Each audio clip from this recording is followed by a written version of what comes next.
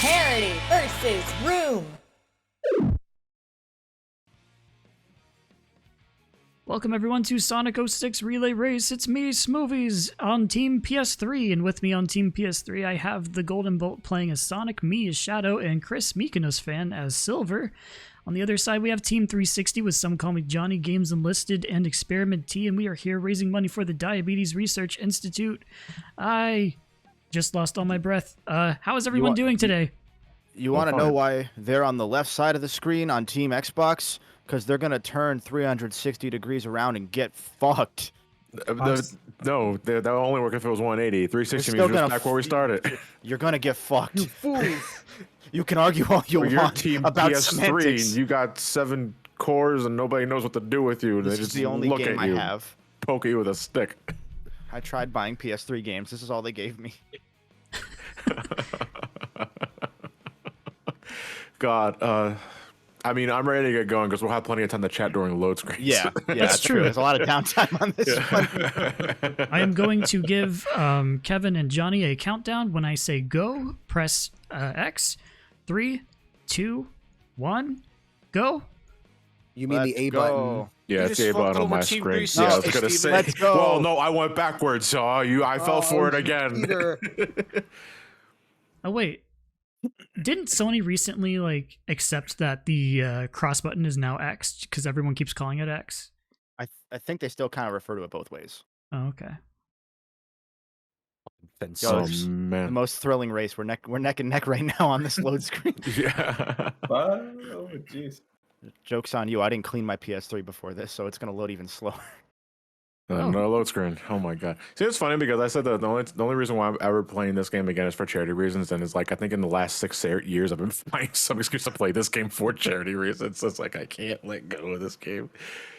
Look, you're only playing the part that you man. like, so it's fine. It's true. like, Yes, it's true. I'm only playing the part that I really care about. And to start this off, I should probably say that obviously after the end of this 06 relay race, we have a little thing called the Great Sonic Debate Speed Round, in which it's going to be a team featuring John, me, and TJ against a team of Chris, Steven, and Clement. And we're going to be going through 5 different mini debates where each of us have to go against a certain topic. And very shortly on Twitter, I will be posting 5 different polls between 2 topics that you guys can vote on. And whichever one gets the most amount of votes on Twitter will be the one that we go for each of those. So I'll be putting them soon. But to give you a quick preview of what those are going to be, we have, let me see. They are going to be Unleashed versus Unweashed, or Sonic, Good or Bad, SatAM versus AOSTH, or Scratch and Grounder versus Orbot and Cubot, Hydrocity versus Hydrocity, or Green Hill versus Green Hill, Open Your Heart versus Live and Learn, or Sonic CD Japanese versus English OST, Movie Sonic versus Game Sonic, or Shadow versus Knuckles. So we're gonna have 5 different little mini debates between those 10 topics. Someone asked if there was game audio. There should be game audio, but we've been on loading screens the entire time. It's not game audio. I was kind of thinking that myself. Who's the main source of audio for the Sonic portion? I should ask. PS3 for all 3. PS3. Okay, then. So you're gonna get a lot more of this. Yeah. You mean nothing? The game audio might also be low, is what people are saying. Okay. Do you guys need me to turn the game audio up? Yeah, I'd say put it up a bit. It doesn't matter for me as long as I can hear my audio. That's all I care. Yeah, you don't need to worry about. Yeah. You don't need to worry about it. Yo, How was that, chat? Is that too loud? Is that good? Fucktails. That's a free V original. It's perfect now, is what they're saying. Better. Awesome. Yeah, I've seen a lot of goods and perfects. Boy, this is gonna be a chill stream. Just you wait. We're gonna make it close. Yeah. Yo, John's got an ad too. Let's go. Yeah, let's go. What is it? What's on my end? What's on my end? It's a banner ad for Banner Freebie. You're gonna watch Freebie, right? You've heard of Freebie? Oh, whoa. The Bob's Burgers movie. Let's go. Oh yeah, that's something I've actually heard of. Yo, how is that movie? There. I haven't seen it, but I heard it's Okay.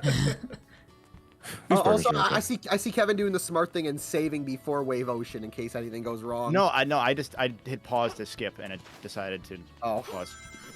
Oh, Yo, so you're not Kevin, doing that's the the right smart thing to thing. do. We're on Wave Ocean. I'm catching up, John. Don't call it a Crosswinds, comeback. go! Also coming to the beach. So how long have we been streaming for? How long was that before we got to actual gameplay on either side? 8 minutes according to my timer. What? No. Johnny's probably been in four Wave post Ocean for a bumper. bit. I mean, Johnny's not even at Wave Ocean yet, Kevin. Yeah. I'm gonna pass his ass. Let's go. He's playing a totally different game. He's Wait, what do you mean you're playing Adventure. Sonic 1? He's Yo, just on the Sonic coast. No, look at the He's playing fucking Project- Twitch he's tag. playing- He's watching the Sonic movie, idiots. He's playing Project 06. I can't wait.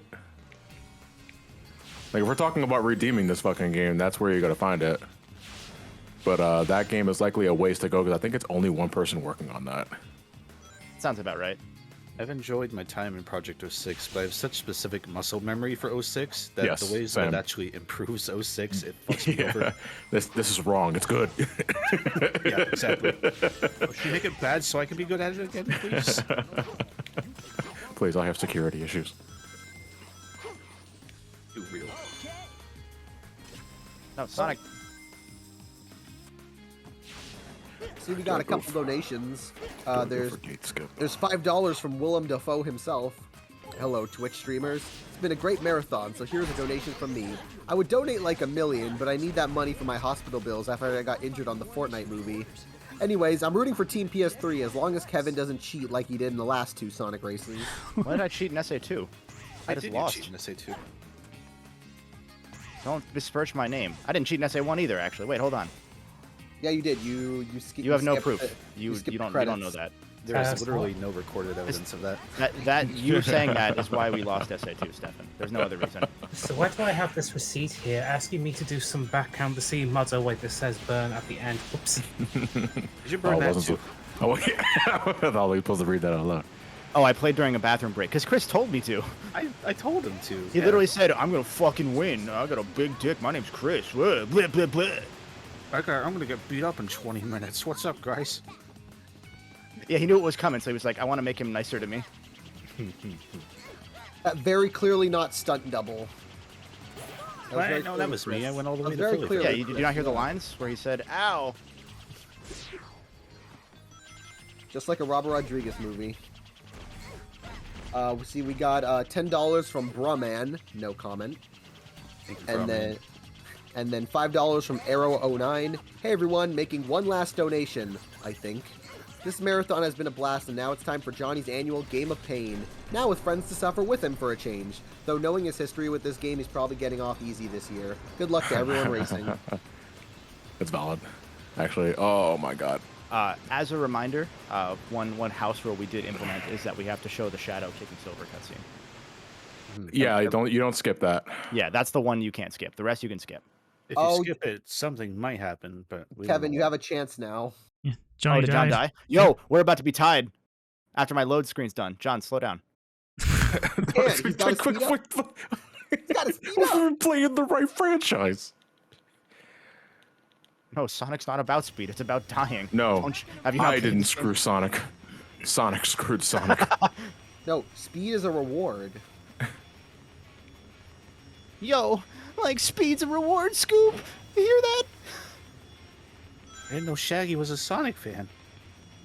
Although I I like laughed my Sonic ass even off when less. Sonic was like the fastest elimination from yesterday's Royal Rumble shenanigans. Was he really? Yeah, I he missed that was. part. Like, and the chat just exploded with "Gotta go fast." That's so good. I caught like the first like 20 minutes and then like the last 5 as we were Yeah. finishing up for setup for SA2. Bruce, that Sonic is bad. Yeah, I was like, he's not a good wrestler at the very least.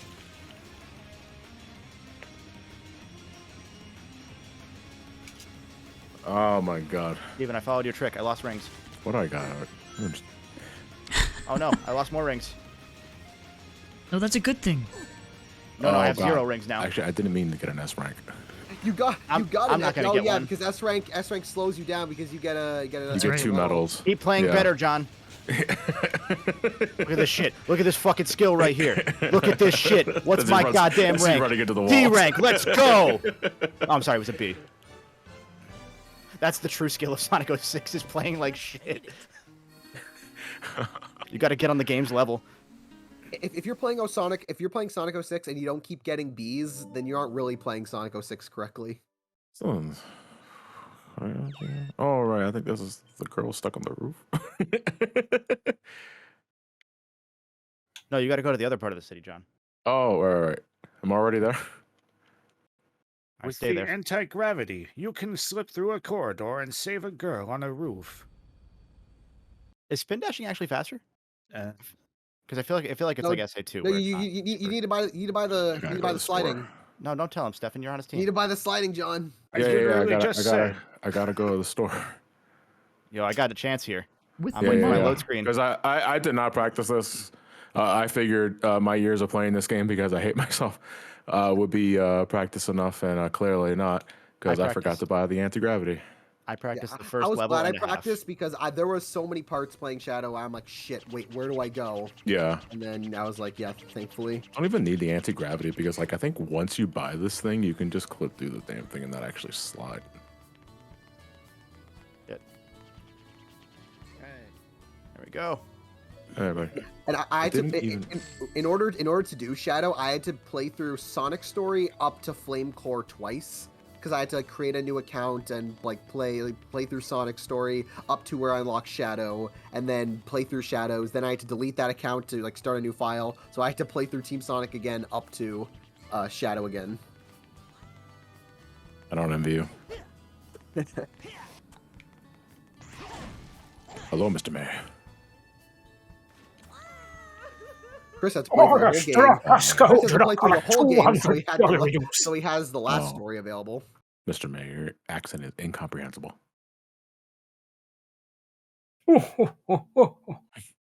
Sounds like a Zelda NPC. Oh, also, Egg Cerberus.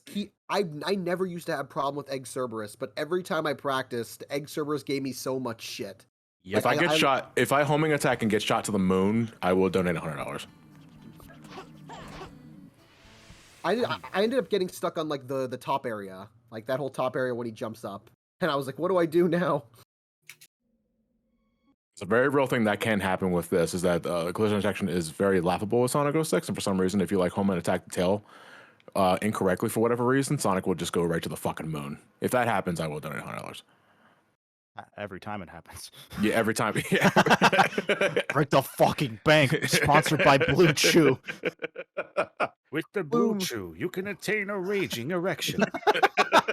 For 4 hours.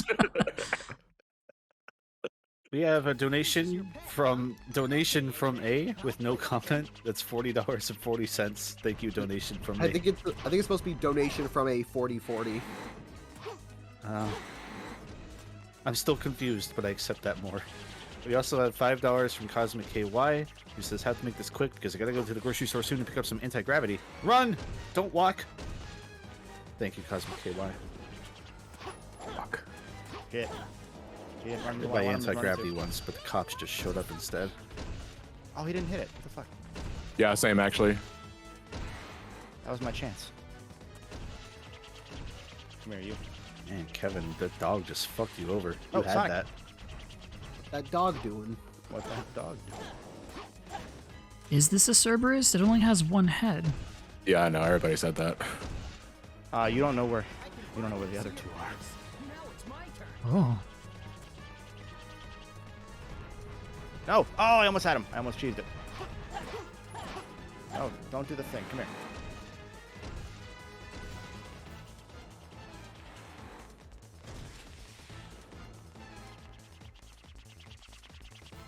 Ah, yes, got him. Oh, Lord. Yeah, charity. Let's go. No. Sonic! That wasn't what I wanted to do. Shit. All right. I had him. I forgot he turns around at the second one. It's okay. I don't envy Shadow, whoever is playing a Shadow, because Egg Cerberus will also just yeet Shadow off of the the model, and you got a homing attack awkwardly back onto the horn. From when I practiced, I had more trouble fighting Cerberus as Sonic than Shadow, but I know there's still probably gonna be some trouble. Yeah, I would argue differently because of the idea that Shadow has is forcibly ejected from the horn, and you just have to awkwardly homing attack back onto it while during a cinematic camera angle.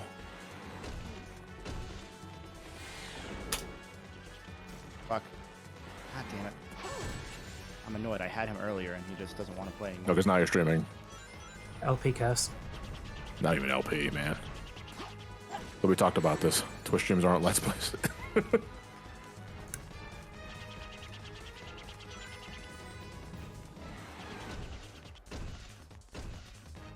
This wasn't like when I did my first recording run of this game this year, and the game crashed no more than 11 times on me. Crash? Were you emulating it? No, I'm running it on the 360. Really? Okay. I don't think I've ever had a hard crash of 06. I've run through a lot of other shit, but I've never had a hard crash. Oh, no, I don't think I have. I've had a lot of hard crashes. The worst one, I think, was in Silver's or Shadow Story. It kept crashing in Flame Core. One of the crashes was so bad, the system completely shut itself off. And I don't know why. I have access to the kernel logs, and I can't make heads or tails of them. I did manage to fix it in the end. I converted the game to God. Oh my god, he's God. God Winner of that. yesterday's Royal Rumble? Yes, winner. You guys, if you haven't already, you should catch the VOD of that. That was a phenomenal hour. Yeah, Elliot and Carol killed it. Yeah, Elliot, I laughing think, threw his voice out, though, because he was yelling his ass off the entire thing.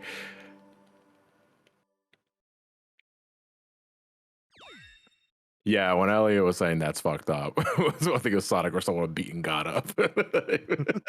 I just love that it ended on God versus Walter White versus Elliot. All right, so Steven's skip strategies are where I'm going to catch back up here now.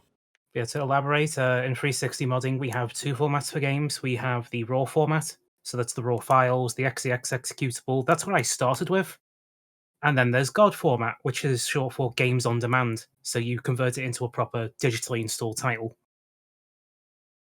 So I took my 06 dump and converted it into a Games on Demand format, and I have no issues since. My 06 dump, you know. Keep your fucking bowel movements off of this chat. This is a Christian live stream. Well, of course. Talk about erections. Didn't you get the memo? God won the Royal Rumble. Of course, I know it's Christian. Why do you think I converted it to God? What are you, fucking stupid? We're all Christians now. Yeah. Christian! Oh, damn, is it already time for the silver fight? Yeah, it is. Oh, fuck. Okay.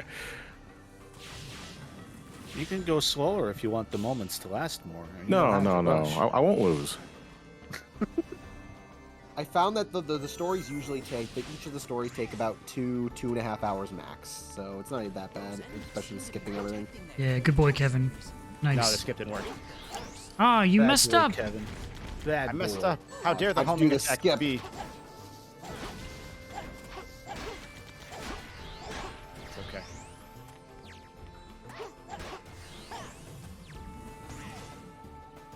I tried, Stephen. Be proud of me. No. We'll have to deliberate on how we feel about you when you're asleep and we're in the kitchen, stressed out and pulling our hair out over you. Mom, Keep having talks with your teachers, but it just doesn't change anything. you're my teachers. This is too real. We I didn't don't say like we were this. good at it. You're the man, problem. God. This is just like home. Yeah. Anyway, we can take you out for ice cream tomorrow. Yo, ice cream! Fucking go. Attaboy. By the way, I haven't made the tweet about it just yet because I don't want to sully the day yet. Because I'm playing this fucking game. But today is my girlfriend Nora's birthday. So if you ever want to wish her a happy birthday, she's probably not watching the stream, and good on her, I get it. If ever want to wish her a happy birthday on here on Twitter, I think she would greatly appreciate that. Sorry, Nora. Sorry, I can't celebrate your birthday because I'm playing this fucking game. Happy cake day, Nora.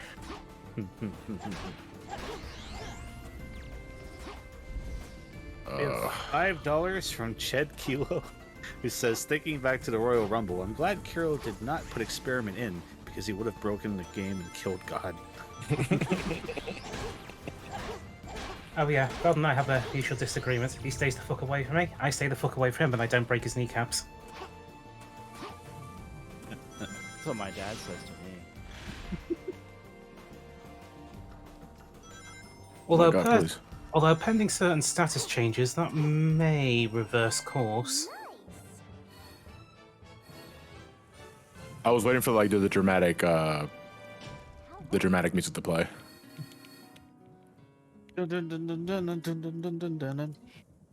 Yeah, sure. Oh fuck! I got another S rank. Doing that. Well, I mean, you kind of have to get an S rank in this one. Yeah.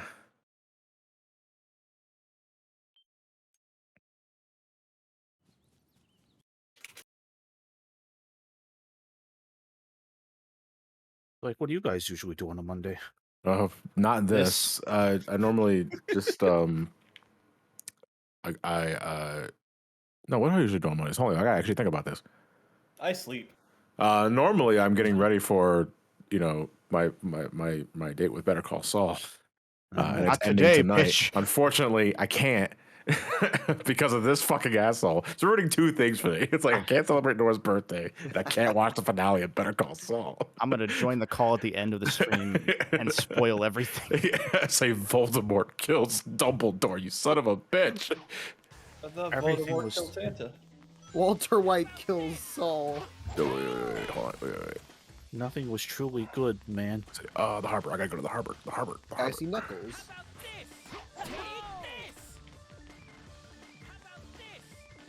Get out of the way. Some security.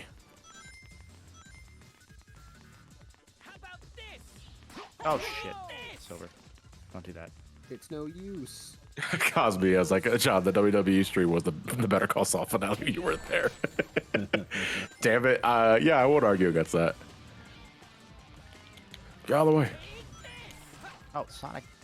Please. The Vulcan cannon shots don't hurt individually, but they will hurt. Just you lying in a bed looking up. It's like, Johnny, it can't hurt you anymore. Hangman's cockpit must be located in the mouth. Why does everybody laugh when I say that? There we go. We have $50.60 from The Legend of Daniel, who says, probably my last donation of the streams. Oh, can I get Johnny as Luigi and Kevin as Watto or Joe Swanson? Do the Richter Dracula speech from Symphony of the Night with Kevin as Richter and Johnny as Dracula. Take a shot. Do we want to put a pin in that until you guys Yeah. are done? Take a shot. Yeah, let's do that when we move over to Shadow. Okay. Look, at least he donated $50. It's fine. Yes, thank you for your donation. But it still goes to the count. That's the second one of this stream, I think, that I've been here for. Probably the third. Was that Dracula's Luigi? Was it? I think so. Okay. Yeah, that's Oh, right. that was Bev Big Head, I think. Yeah, like Right. like oh, it was just replacing Chris with me. It feels like so long ago.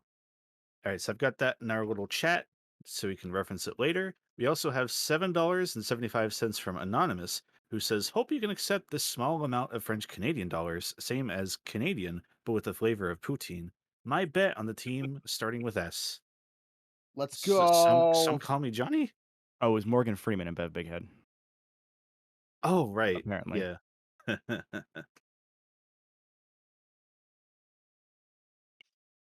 I mean, I can do it whenever. We got so many damn load screens. That's not a bad point also. Yeah. When will our load screens sync up, except for all the time?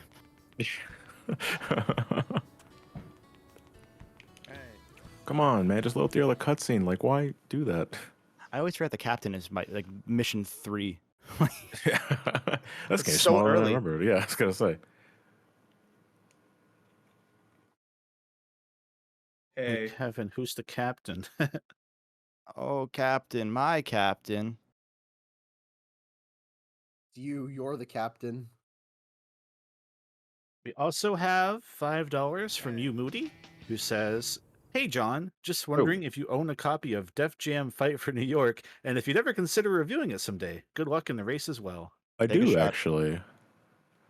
I did not play a whole lot of Fight for New York though. I ended up playing the original Vendetta a lot. I played that a lot with my brother Mark and my dad Steve. If only there was a British guy to scream about the captain. All right. I fucking hate you, Captain. I wish I could beat you to death with a sledgehammer. If that's your definition of screaming, I don't want to know what the hell your fucking livid state of mind is. I mean, you kind of saw it a couple of months ago. Yeah. Let's not give context to that. Yes, let's not. and even then, that was only. And even then, John, that was only a fraction of it. Yeah, I believe it. I believe it. I was only 10% of my anger. Livid experiment is Hotel Marriott. Oh no, that wasn't even livid. That was just slightly annoyed. If I was to go full livid, something wouldn't be alive around me for long. Def Jam Fight for New York is the one where Snoop Dogg is the villain captain. What? Yeah. What? You never played those games? Those games are actually really good. I've never heard of it. Yeah, I've never played those. Snoop Dogg is the villain, though.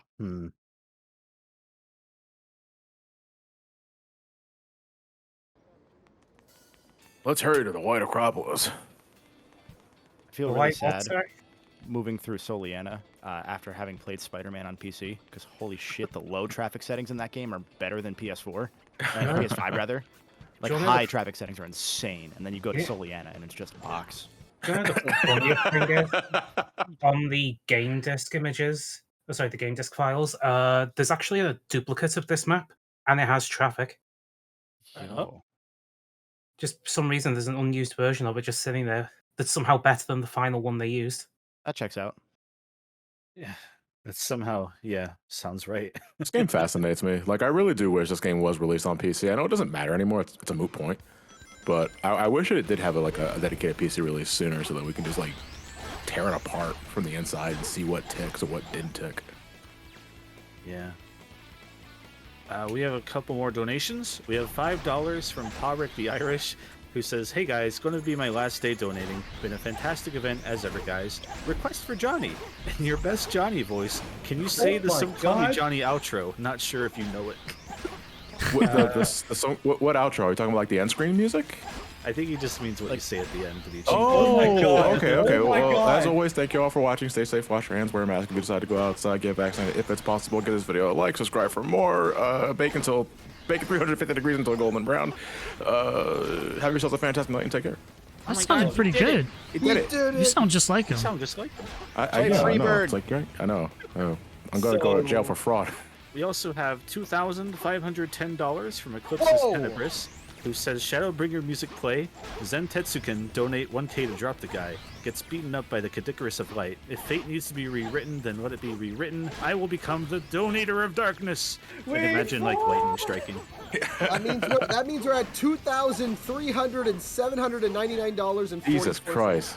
This game brings out the best and worst of people. That means Thank you so Eclipsis much. is now Thank once you. again the highest donor. Everybody They had donated $1,000 beforehand, and now $2,500. They surpassed Plankton's 2,500 donation. Jesus, Mary and Christ. Like, Holy shit. I mean, as long as it benefits, like, the charity, I don't really care. You guys have your dick measuring contest. Your place hiring? Yeah, I would like to get a better job.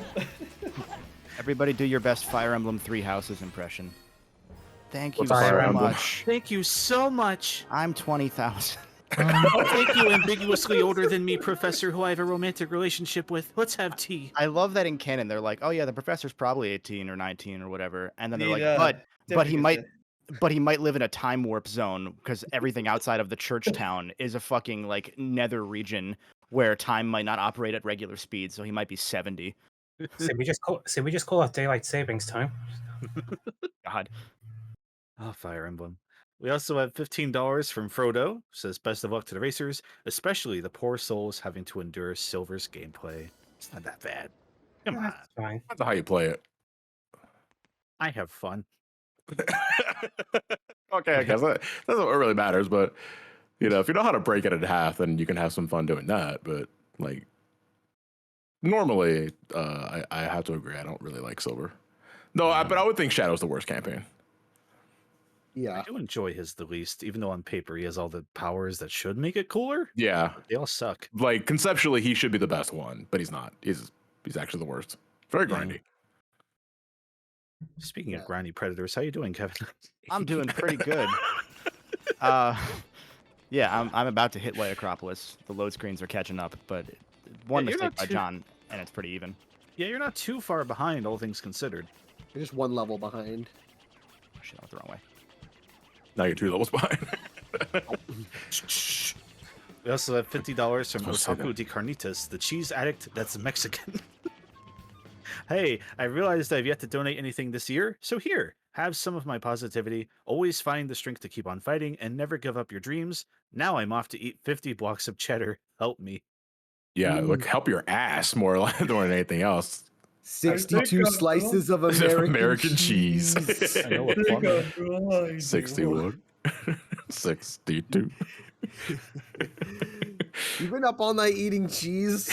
I think I'm blind. Marge, I'd like to be left alone with the sandwich. Are you going to eat it? Yes. Yes. Oh, thank you, Car. Very cool. Fuck this. Keep doing that. Yeah, Crisis City is pretty much you could have like the perfect run or you could have the worst run and you're never gonna know. I had such a good run the other week when I was playing through. I was so many rings, so many points, and I got fucked right at the end and didn't get the S rank. I think what hit you, a cobblestone? Yeah, pretty much. Blinked the wrong way and convulsed. We have to have a separate challenge to see who gets who picks up the most Gamergate points by the end. The crazy even in chat says, "How much to donate to stop Johnny playing for 5 minutes?" John, that's your call. To stop playing for 5 minutes? Yeah. Break 30K. Because I really want to go back and watch a movie with Nora. Why am I here? As a reminder, we are close to passing last year's amount. I think we're within $1,000 of last year's amount from what I could see on screen. No, we're like 3,000 away from last year's. No, from last year's, yeah, because that was 24K. So you're right, yeah. From some parts 26 is our record. Yep, that's so correct. if someone else wants to drop 2,500, I'm just saying that would get us pretty close. Is this as painful as running Sunshine? It depends on what I'm doing in Sunshine. If I'm 100%ing it, then yeah. But you know, normally playing 06 without giving a care about anything else is not the end of the world. And again, I am playing the campaign that I think is the best. 100% Sunshine. 100% Give us 6 06. hours. Yeah, that's going to take a little more than 6 hours. No, do it. It's fine. 6.5.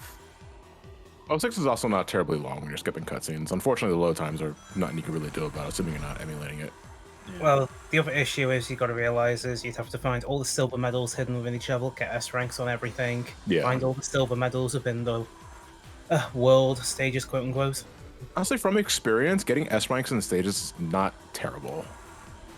It's not the worst. It's just is RNG gonna fuck you over because I know it's gonna fuck everyone over when you get to the bloody fast running section and this godforsaken stage. Yeah. Crisis City is absolute garbage. Yeah. That's why it's a ribbon, because it's fucking garbage. Yeah. If it wasn't for that stuff, like the silver medal hunting would suck still. You'd have to open up a guide and drone through that, but yeah. I mean, it's bad. Like, if it weren't for like the jank physics and the collision detection, like this game would be a lot better. Because I actually think the level design is pretty good. Like for 06's for Sonic's 06 levels, you know, it's just marred by the whole game being held by shoestring and bubblegum, expired bubblegum at that. Oh, what the fuck, Sonic? Why did you not? What? Oh, No. The jump sometimes just doesn't work. Great, Yeah. great. I'm glad that happened. Great.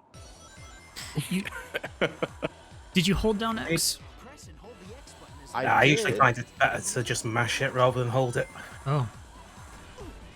You want to hold down I've for like a never second been able to and then figure out release. how to get that white Acropolis jump to work. It's either just it works or it doesn't. Yeah, that's why I just tend to mash it, because 90% of the time it works. I mean, the true way to fix it would be to just hit the power button on your PlayStation 3 and call it a day and have a siesta, but that's me personally.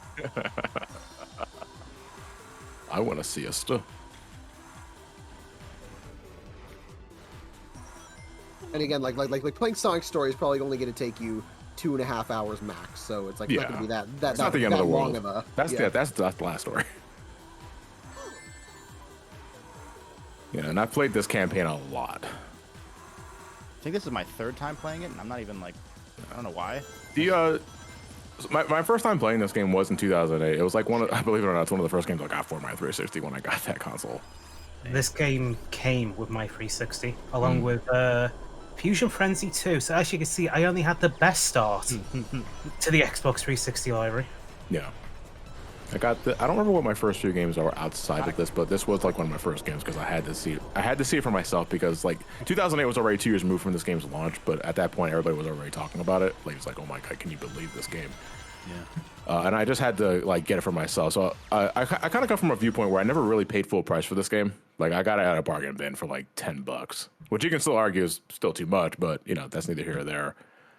If you had paid more, you could have gotten the game to be better. You support the developers. You support used games, don't you? Well, the good news is, if you really want this game now, I think it is available digitally on the Xbox Store again for like less than $5. No, I think it's been delisted. No, it got relisted. It did get relisted. Yeah. It's not Can you play it on Xbox One? Yeah, No, oh, No, I know. That's Yeah, no, part it was- of why we have Team PS3 versus Team 360, because Steven and I didn't want to buy 360s, and it didn't work on Xbox One anyway, so I couldn't even play there. yeah. I was That's like, fair. I've got an Xbox Series X. Come on, cowards. Yeah, I want to see this game run on a Series X. What happens? I've been playing Generations on the Series X, and it's magic. During the day stages, anyway. You mean Unleashed? Yeah. Well, no, Generations also gets boosted on Series X as well. No, because you said day stage specifically after saying Generations. Yeah. Sorry, you know what I mean. Yeah. Unleashed Modern day stages. stages, not I was so confused. Yeah, the modern stages on Generations also get a Alright. massive bump on the Xbox One and Series X. Yeah, Did like anyone else? Oh, go ahead, Go ahead. Seth. No, I want to play a Series X just so I can see how Generations and Unleashed run. Just 'cause I want to see how just my 60 frames. It's like super smooth. I want to see how that looks. It's 60 frames, damn near locked for the most part, and a lot of it gets bumped up to 1080p, if not straight up to 4K. Kevin, I love that you broke open the ice thing, saw it was a silver medal, and then just walked away. Yeah. I was like, oh shit. Grabbed it. No, I don't want that shit. Sacagawea and state dollars, these are worthless. Need the Gamergate. These aren't points. worth the paper they're printed on. It's made out of metal, sir. I said it's not worth the paper it's printed on. Is that the way? No, that's the way. Yeah, sometimes the game just is like, oh, it points you in the wrong direction when it starts.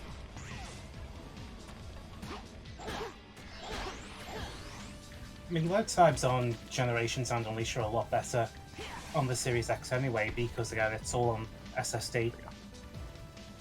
All right, unlock Shadowheart. I'm done. And I Yeah, can my turn. The backwards compatibility emulator does load acceleration as well to speed it up. Because normally you limit yourself to how fast Still the sleeping, like, I emulator still need- bus speed can go, but if you can accelerate it, you can technically increase. So I have to ask, like, is it at this point? Is it better to just replace my 360 with the Series X? Depends on the games you want to run on the Series X. If it can go on the Series S or X, go for it. Yeah. If it can't, I would say just keep a slim 360 around just for those games that's that one I are use. backwards compatible. But if I it have is, I have a matte finish Xbox 360, so I've had this for a while actually. yeah, mine's the last fat model they made, a Jasper unit, Okay. which is the most reliable out of all of them in testing. John, if you completely replace your 360, you won't be able to play 06 anymore. No, I'm not getting. I mean, sure, but at that point, I'm hoping Project 06 is already done. I Not the still genuine article. No, I've played the still- general article more than enough times. as long as he has the physical box for his game on his shelf, that's fine. That's all Yeah. he needs. Like I have the Honestly, game. I don't even have like the first release of 06. I have Platinum Hits. Same. I got the original release right here. I have original release PS3. and I still have my old my 360s from since 2009. I haven't replaced it at all. Yeah. I don't know if that means that it's on the verge of exploding or I just got lucky, but For what? I'm hoping nothing's gonna go wrong with it. How old's that 360? Well, I've had it since 2009. Oh man. Okay, so is it a fat or a slim? It's a fat one. Okay, you might have the exact same revision as mine then. Is it just is it meant to last long? It's because by the Jasper revision, Microsoft deliberately over-engineered it to fix the Red Ring of Death properly. So the board was redesigned, the X clamps were improved, the chip die sizes were shrinked, so more energy efficient, more heat efficient. And it's also the best version if you want to mod the thing. There's no like soft mods for 360, it has to be done via a hard mod. It's down to like just a single wire now with a basic Isn't that called flash modding? Yeah. Or am I thinking of something else? It's called the RGH, which is the reset glitch hack. I know, stupid name, but basically what it does is it uses a wire to force the CPU on boot to reset to a specific point. And then from there you can execute code on boot. You used to need a external mod chip to do it, but within like the last couple of months to a year or so, they've been able to just do it without. So that's what I did. Sonic, no. Sonic, please. Sonic. Yeah, close friends of ours, they have an original Xbox modded. They had that like a while, since before around the time before 360 came out. They've had that modded Xbox for a while, and I remember it was always a thing of whenever we went over to their house, it was like, oh, I was like, wow, like they had like a modded Xbox, so they had a whole bunch of burned and copied games on discs, and one of the discs was like an SNES emulator, so it had like every SNES game you could think of on it. So I was like, wow, that's so cool. I think it was the first time I really like learned about like modding and emulation. I don't know what happened a moment ago, but I got stuck on a specific part of one of the half pipes in Crisis City, and I had no relative control over my stick. So I just slowly had to like push myself over the edge and hope I hit the grind rail. Fuck you, Blue Chew. Goddamn Blue Chew. had no control of my stick. And yeah, I do what you mean by saying it's like open heart surgery, because you technically have to also hook up some test points on the motherboard, so then you can gain access to the internal memory. From there, you dump it, decrypt it, mod it, and then rewrite it back to the console.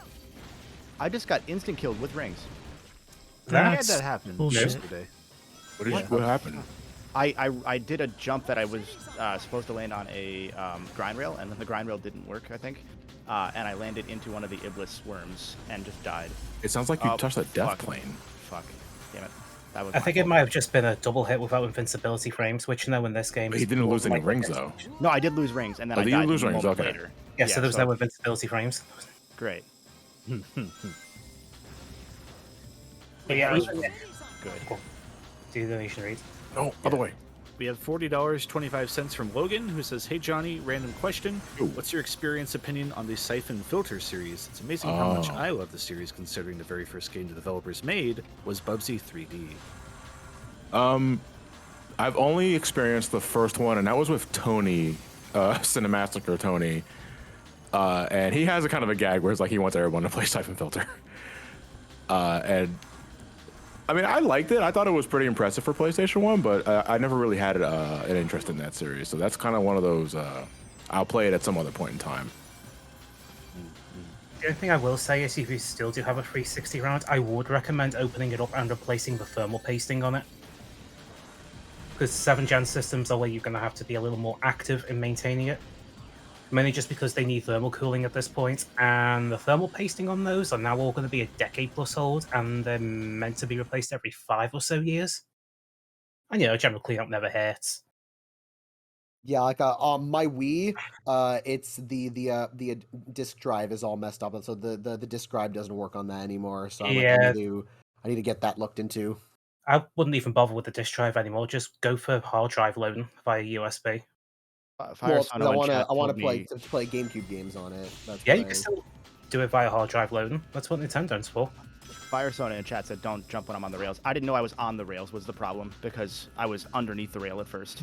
Oh. So, thank you. Because you'll have to swap out the drive anyway, because it's all custom components. There's no easy replacing of a laser or something off of AliExpress or whatever. Steven, is that a homing attack onto the rail when you did that skip in Crisis City? I don't home attack on the rails, no. I just jump from rail to rail. Okay, because oh god, that one just killed me. I just died. Yeah, you're losing light. You're about to game over, so maybe you should be Thank you. careful with your. Yeah, I'm not doing that anyway. I just died that last time that you're just. You did save, right? Yeah. Okay, good. Yeah. Yeah, no, Steven had a trick where you just skip a good chunk of Crisis City, and so I'm just falling through the rail. And then the last time I loaded, that you're probably seeing right now on screen, I just fell through the rail at the start of the level, a la Shadow and White Jungle. Yeah, I saw the fall through the rail thing. So that's okay. Yeah, you're getting some bullshit from this game today. Well, so what was great was when I died at the end of part 1 of Crisis City the first time, I was just about done, and it was just that I got randomly stuck on that one chunk at the end of the half pipe. Otherwise, I would have had it done in the first try. Let me think. For the PS3 side of things, you'll still need to do the whole thermal pasting replacing. The other thing I would do is hack it, mainly so you can do manual control of the fans. Because you want them running at 30% at all times, so it only keeps them down to like 20%. Which, it might sound relatively quiet, but then once the system hits, oh, I don't know, 80 to 90 degrees Fahrenheit, it should be around 40 to 50 speed, not bloody 20, so, you're slowly cooking the damn thing to death. If it's a fat PS3, yeah, good luck keeping that thing alive. Do you remember the specific clip point for this? I The knuckle section? don't remember it. It might just be faster to do the orbs legit. If I die again, I'll do the orbs, because I got time. Johnny cheating? Who? Okay, I got it. We also have $6 from Diamond10, who says, "Hi everyone, glad I'm able to catch this and donate just a little something. Question for everyone: what is your favorite Simpsons joke?" I have not watched it enough to memorize any, so I will pass this. There are so many to pull from. I can't pick one. If we're talking about really simple shit, I call the big one Bitey. It's always one that I go back to. I have to always go with I'm seeing double for Krusties. Mine is not necessarily a joke, just a brilliant moment in the show. What is it? Principal Skinner is at a laundromat, and he's looking at different boxes of detergent that he wants to use, but they're also inside a vending machine. And he's just mulling them over in his mind, and he finally decides, I think today I'll go with bold. And it cracks me up because he's a man standing in a big box, looking at a box filled with smaller boxes. His life is just so boring, and he decides to go with bold. Yeah, I wouldn't be able to pick up that nuance, but yeah, that is actually pretty cool. Favorite Simpsons one? It's got to be the brothers and sisters. Are mortal enemies. Like Englishmen or Scots. Scots, yeah. Or Irishmen or Scots. Or the Japanese and Scots. Or Scots and other Scots. Damn Scots! They ruined Scotland! Well, you Scots really are in the medical bunch. You just made an enemy for life! That's a good one. Like the chat's gonna be out there saying steamed hams. All right, Mr. Burns, what's your first name? I don't know. You killed the zombie Flanders. He was a zombie. He was a zombie? Hired goons. Remember, Alfie's back in Pog form. Where did you get that? It fell off a truck. A truck. Also, it's a pornography store. I was buying pornography. Homer? Who's this Homer? My name is Guy Incognito. Come back, diaper! Hey, Mom! $20. I wanted a peanut. I don't know if it's the beer talk, but you got a butt that won't quit. They got these chewy pretzels, $5? Get out of here. Hello, Smithers. You're quite good at turning me on. I can do this all fucking day. So, see, before I die, Smithers, you'll be buried alongside with me. What are you doing here? Don't panic. What the hell are you doing here? Who the devil are you? Don't panic. Just come up with a good story. My name is Mr. Burns. Don't. My name is Mr. Burns.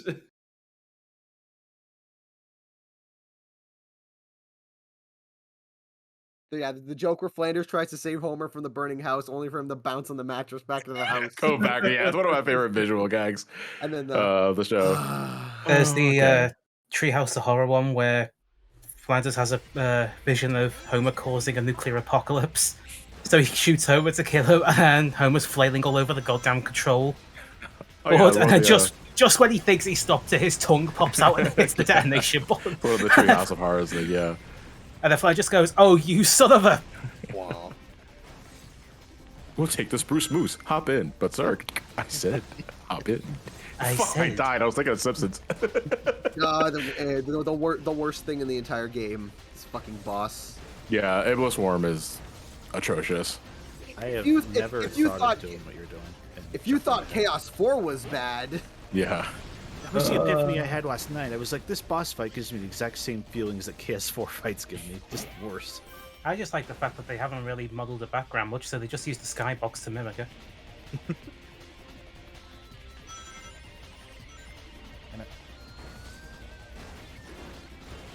We also have $5 from Captain Quark himself. He says, "Greetings, Court Cadets. I wish to give all the congratulations to this charity room. You're all super in my book. And to promote a special contest for Q4's themed crotchetizer, here's an insightful video to give you tips." And they link to, it's the deleted line from my Cratchit 3, I think, where he's talking about that. Beautiful. Thank you, Captain Quark. Thank you, Captain. I only took 2 hits on the Crisis Core Mox speed. Crisis Core, yes. Nice. So I made up for the fact that I fucked up and then the game fucked me before I fucked up. You gotta give me back my floor. My customers walking all over my pipes. Hey, next time, pay your bills. I don't want to. Let's say Crisis Core, Crisis City, whatever, same thing. Crisis Core. Yeah, looking forward to it on I'm excited for Flame City coming out for Final Fantasy next year. What is funny because I'm pretty sure Flame City is already a Sonic City somewhere. Fuck.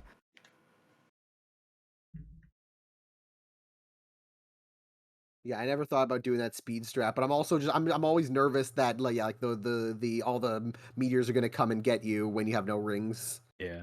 I was hoping John didn't know this strat because when Steven did it, I was like, "What the fuck?" Because like Steven put together like here's how you do well. You greatly underestimate how much. What the fuck? Oh, did it do the thing? Please tell me it did the thing. Did it do the thing? I think it did the thing. Yes! Yes! It did the thing! That Kevin. happens to me all the fucking time on PS3. Kevin, don't touch the controller in this area. No, don't. Just smile, nod, enjoy the scenery, or lack thereof. Sick. It's so Grab pretty yourself a here. nice drink. There will be a moment, however, where you need to resume gameplay, so...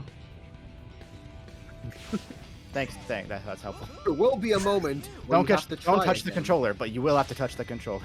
At some point, it's like right around this area where you do actually have to start. really? Yeah, I'm good now. I'm good. Okay. Because I've done... Well, I just didn't want him to be like, "You told me not to touch the controller." Can't believe Steven told Karen not to touch the controller, then he died. Oh no, it did the thing again. Different thing. I told you we should have got more than 3 bullets. No. The speed holes, it makes your car go faster. Johnny, tight lips. Where did they shoot you? I ain't saying nothing. What do we tell the doctor? Tell him to suck a lemon. And we have $5 from Anonymous, who says, "Question for everyone. If Sonic was your best friend but died tragically and you had to personally collect the Chaos Emeralds and then kiss him in front of everyone to revive him, would you?" Yes. No. Pay me? Wait. Then yes. Look, I'll job's go a job, big you on know? the hill. Why would you want Sonic to stay dead? Wait. No, that's even better. Okay, new plan. I'll collect the Chaos Emeralds, go for it, and then just go, haha, no, I have ultimate power, get fucked this world tonight. Damn it. Wait, so You have can't a- they just...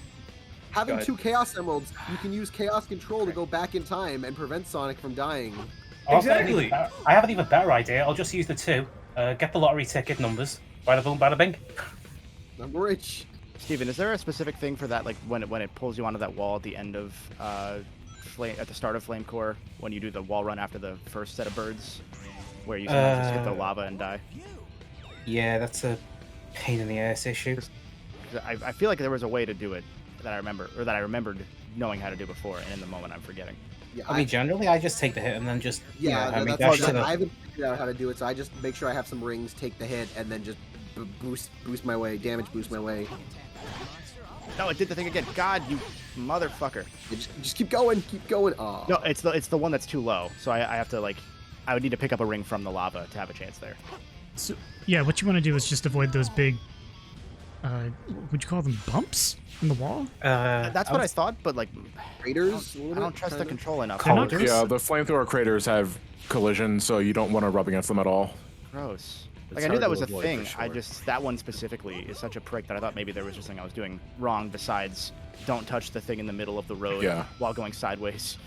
Oh, would you look at that? There's no cream in sight to fix it. Too busy with the cheese. The best character on the show. Ah, yes, the one that just goes chow chow every 10 fucking picoseconds. I am the cheese. Yeah, I am I was making a rock by electric. I am the cheese. The best character on the show. Oh, you I am better than both the salami and the bologna combined. I've never had trouble on Flame Core either. That's the worst part. Stream curse. I held the controller by mistake, but I saved it. Radical Shut up, Sonic. highway. No, the entire stick, dude. Shut up. Now, if I was doing this on a PS3, I'd I'd be better using hurry. I'd be using my Slim with an SSD in it, and plus I overclocks the graphics chip to try and help performance. Because you can do that now on PS3s, you can overclock the GPU. Not by much, but a little extra helps. Just for the love of God, do not do it on the fat models. Oh, I'm gonna game over here. That's okay. I saved. And a reminder that all three characters Gross. are doing this level at the exact same time. Yeah, it's where they kind of converge. Load screen time. Let's go. That's annoying. I think it's supposed to be like Sonic's on one side chasing the train, Shadow's on like the other side trying to. Sonic's chasing Elise's train, Shadow is chasing Eggman's train, and then Those are the Silver's same behind train. Sonic. Yeah, the same they train. are? Oh, Yeah. so they're both attacking the same train. Why are there two trains? And I think Silver's in the back somewhere, just eating a sub sandwich. Sonic is chasing after the train. Shadow's trying to destroy it. Yeah. Yeah. And they don't see each other at all. Yeah, hey, what's going on here? The Chip is two trade theory. Train theory. Don't tell David. Now, to explain this, we're going to have to discuss parallel worlds. I hope you refreshed yourselves on string theory. Oh, god damn it. Oh, At least no. this train is, gotta speed up. Wouldn't the door have been easier? That- these guns I got said mad. funny. NPCs always know. Oh no. Okay. Oh, hey, Verizon. What the fuck? Yo, win an Xbox. Let's go. You can play Yo. this game. Huh? Yo, Xbox Series X. Yeah, I mean, you just phased through the thing. Verizon killed you, John. No, you know what kills us and what will always kill us? Coca-Cola. oh, hell yeah. You guys missed the damn glitch because of Horizon. No, I saw the glitch. Yeah, you just Did you? phased through Okay. That wall. Yeah, you phased through No. that pole. Phil Spencer, is that you? Oh, Spencer, it's all your fault. Oh no, I didn't like that. That was very slow. I can't believe it. We're being haunted by the ghost of Don Matrick. Please, no. I hope so. Otherwise, this would be a ginormous waste of time. Wouldn't the door have been easier? Yeah, that's what your wife said when she came to visit me last night. Swing. Says hi, by the way.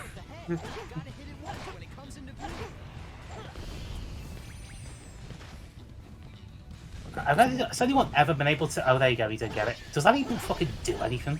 It does, just that there's no graphical animation to it. I'll just play this. No, I think I have it recorded. When I did... FTCR.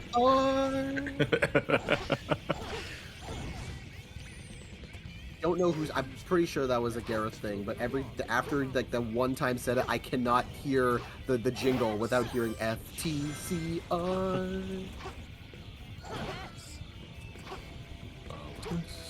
I'm already. Uh, Yeah, it's solely on Tropical Jungles now. yeah, but first, Sonic Adventure 1 callback. Y'all like D104, right? Oh, the Egg Genesis. Completely forgot about this guy. To be fair, so does the rest of existence.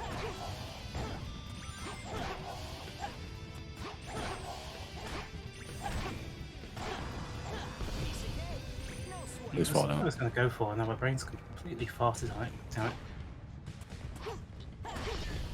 Oh, Sonic. Okay, that's fine. Well, the worst is replaying this goddamn stage and having the bounce bracelet trying to get through that one tunnel. Yeah, fighting this guy with the bounce bracelet's always fun. Like, you get onto the top and you just bounce bracelet him.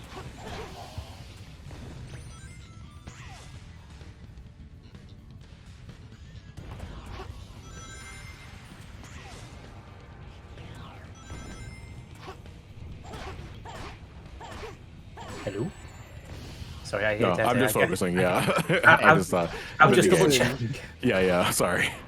I don't want to pressure anyone, but we're only $6,079.31 for making John stop playing for 5 minutes. Yeah, just for 5 minutes. That's enough for like 2 load screens, so we can catch up. Oh, I remember now. See there at the end of the train section there, where you jump onto the train. On one of my recordings I did for this earlier in the year, Sonic missed the jump point, died, and flew right into the tunnel. But because it passed the thing, it counted as a clear. God.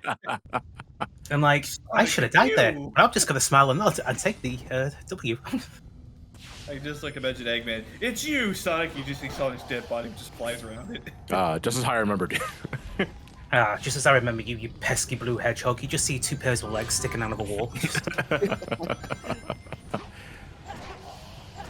Learn, Steven. Be proud of me. I'm not your watching. strats? I'm playing Shadow right now. I'm practicing. Oh, that's right. Oh, Wait, can you practice Shadow without... I'm on a different save file. Okay.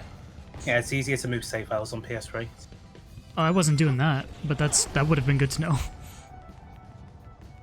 Yeah, you just copy it to a USB stick. And then when you're ready to switch over to the stream thing, copy it back over. Bada boom, bada bing. and also if you just don't save. Well, I'm playing on a complete file. I'm just doing levels. Oh, you just know that. So then it's fine. I think the advantage I have for being on 360 is that saving is instantaneous, as opposed on the PS3 where you have to like choose your file, I think, every single time. Yeah, Sony mandates it that every developer has to go through the XMB kernel for saving. On 360, at first, it was you can do it however you want. They might have changed that later on. I'm not 100. I think it's like just at the very beginning of the game. It's like select the storage save unit, and then that's it. Yeah, pretty much. I just got the Sonic Adventure character select screen going in my mind when you said that, Stefan. Select a storage unit. Select a storage unit. Choose your character. Why couldn't The Let's other- get him. The other issue with the PS3 is they couldn't do a full game install at the time because Sony had this weird mandate of, okay, you can install your data to the hard drive to try and alleviate load times. Oh, but here's the problem, we're only going to let you do 4 gigabytes. Oh, Christ alive. That's nothing. Yeah, have you ever wondered why Metal Gear Solid 4 has to install between each chapter? That's why. Because it has to remove the 4 gig of the previous chapter and reinstall the next chapter's 4 gig worth. Okay, guess I'm not going down. Jeez, that explains a wicked like load times. And it took them until like maybe just after 2009, 2010, they removed that restriction and went, yeah, if you just want to install all of it, go ahead. I see we got $5 from Oralat. Heyo, had some spare cash and wanted to drop something in before the charity ended. But I was also wondering, what version of 06 are each of y'all playing? Playing John on and my 360. team are we're playing 360 and they're playing PS3. And then $5 from Blah6. I remembered back to Tails' Adventure and how Tails fit well with the Metroidvania. I want to ask what game genre you think would fit best with the following Sonic characters: Amy, Blaze, and Marine. Beat 'em up, open world, and pirate for me, though beat 'em up would apply to every Sonic character. Yeah. Somebody made a mock-up of a Sonic fighting game in lieu of like TMNT. Oh, I see. And- I saw that. Yeah. I want that so bad. I think I'll play that instantly. I think a quote unquote horror mystery with Amy would be kind of fun. That'd be nice. Do with like the paranormal, like give her like some ties to like her Days of Tarot reading. Oh yeah. Oh, hey, I follow. think you can do something with that. I mean, there's the start of the story right there. Tarot card reading gone wrong. Yeah. Ooh. Yeah, considering IEW and Origins now finally referenced it officially, it's like, oh, now it's fresh in people's mind. You hear me, Sega? Hire us. Yeah, they're What watching. And yet- about PUBG I- Consider I- it. Consider demand it a good payments. omen. Oh my! I love that book. Tarot card reading at 3 a.m. Yeah. What would be a good game for Blaze? Something that demonstrates her fiery prowess. I would say Fireman Simulator. no, firefighter simulator. Yeah, sure. There's no water. She just like twiddles her fingers and the fire goes away. It's basically like a Fire Force game. It's like she uses her fire to fight fire demons. Yeah, make it a running gun. She no, uses fire powers. Or no, an arena fighting game. We already have that. It's called Sonic Battle. Oh, true. Well, better one.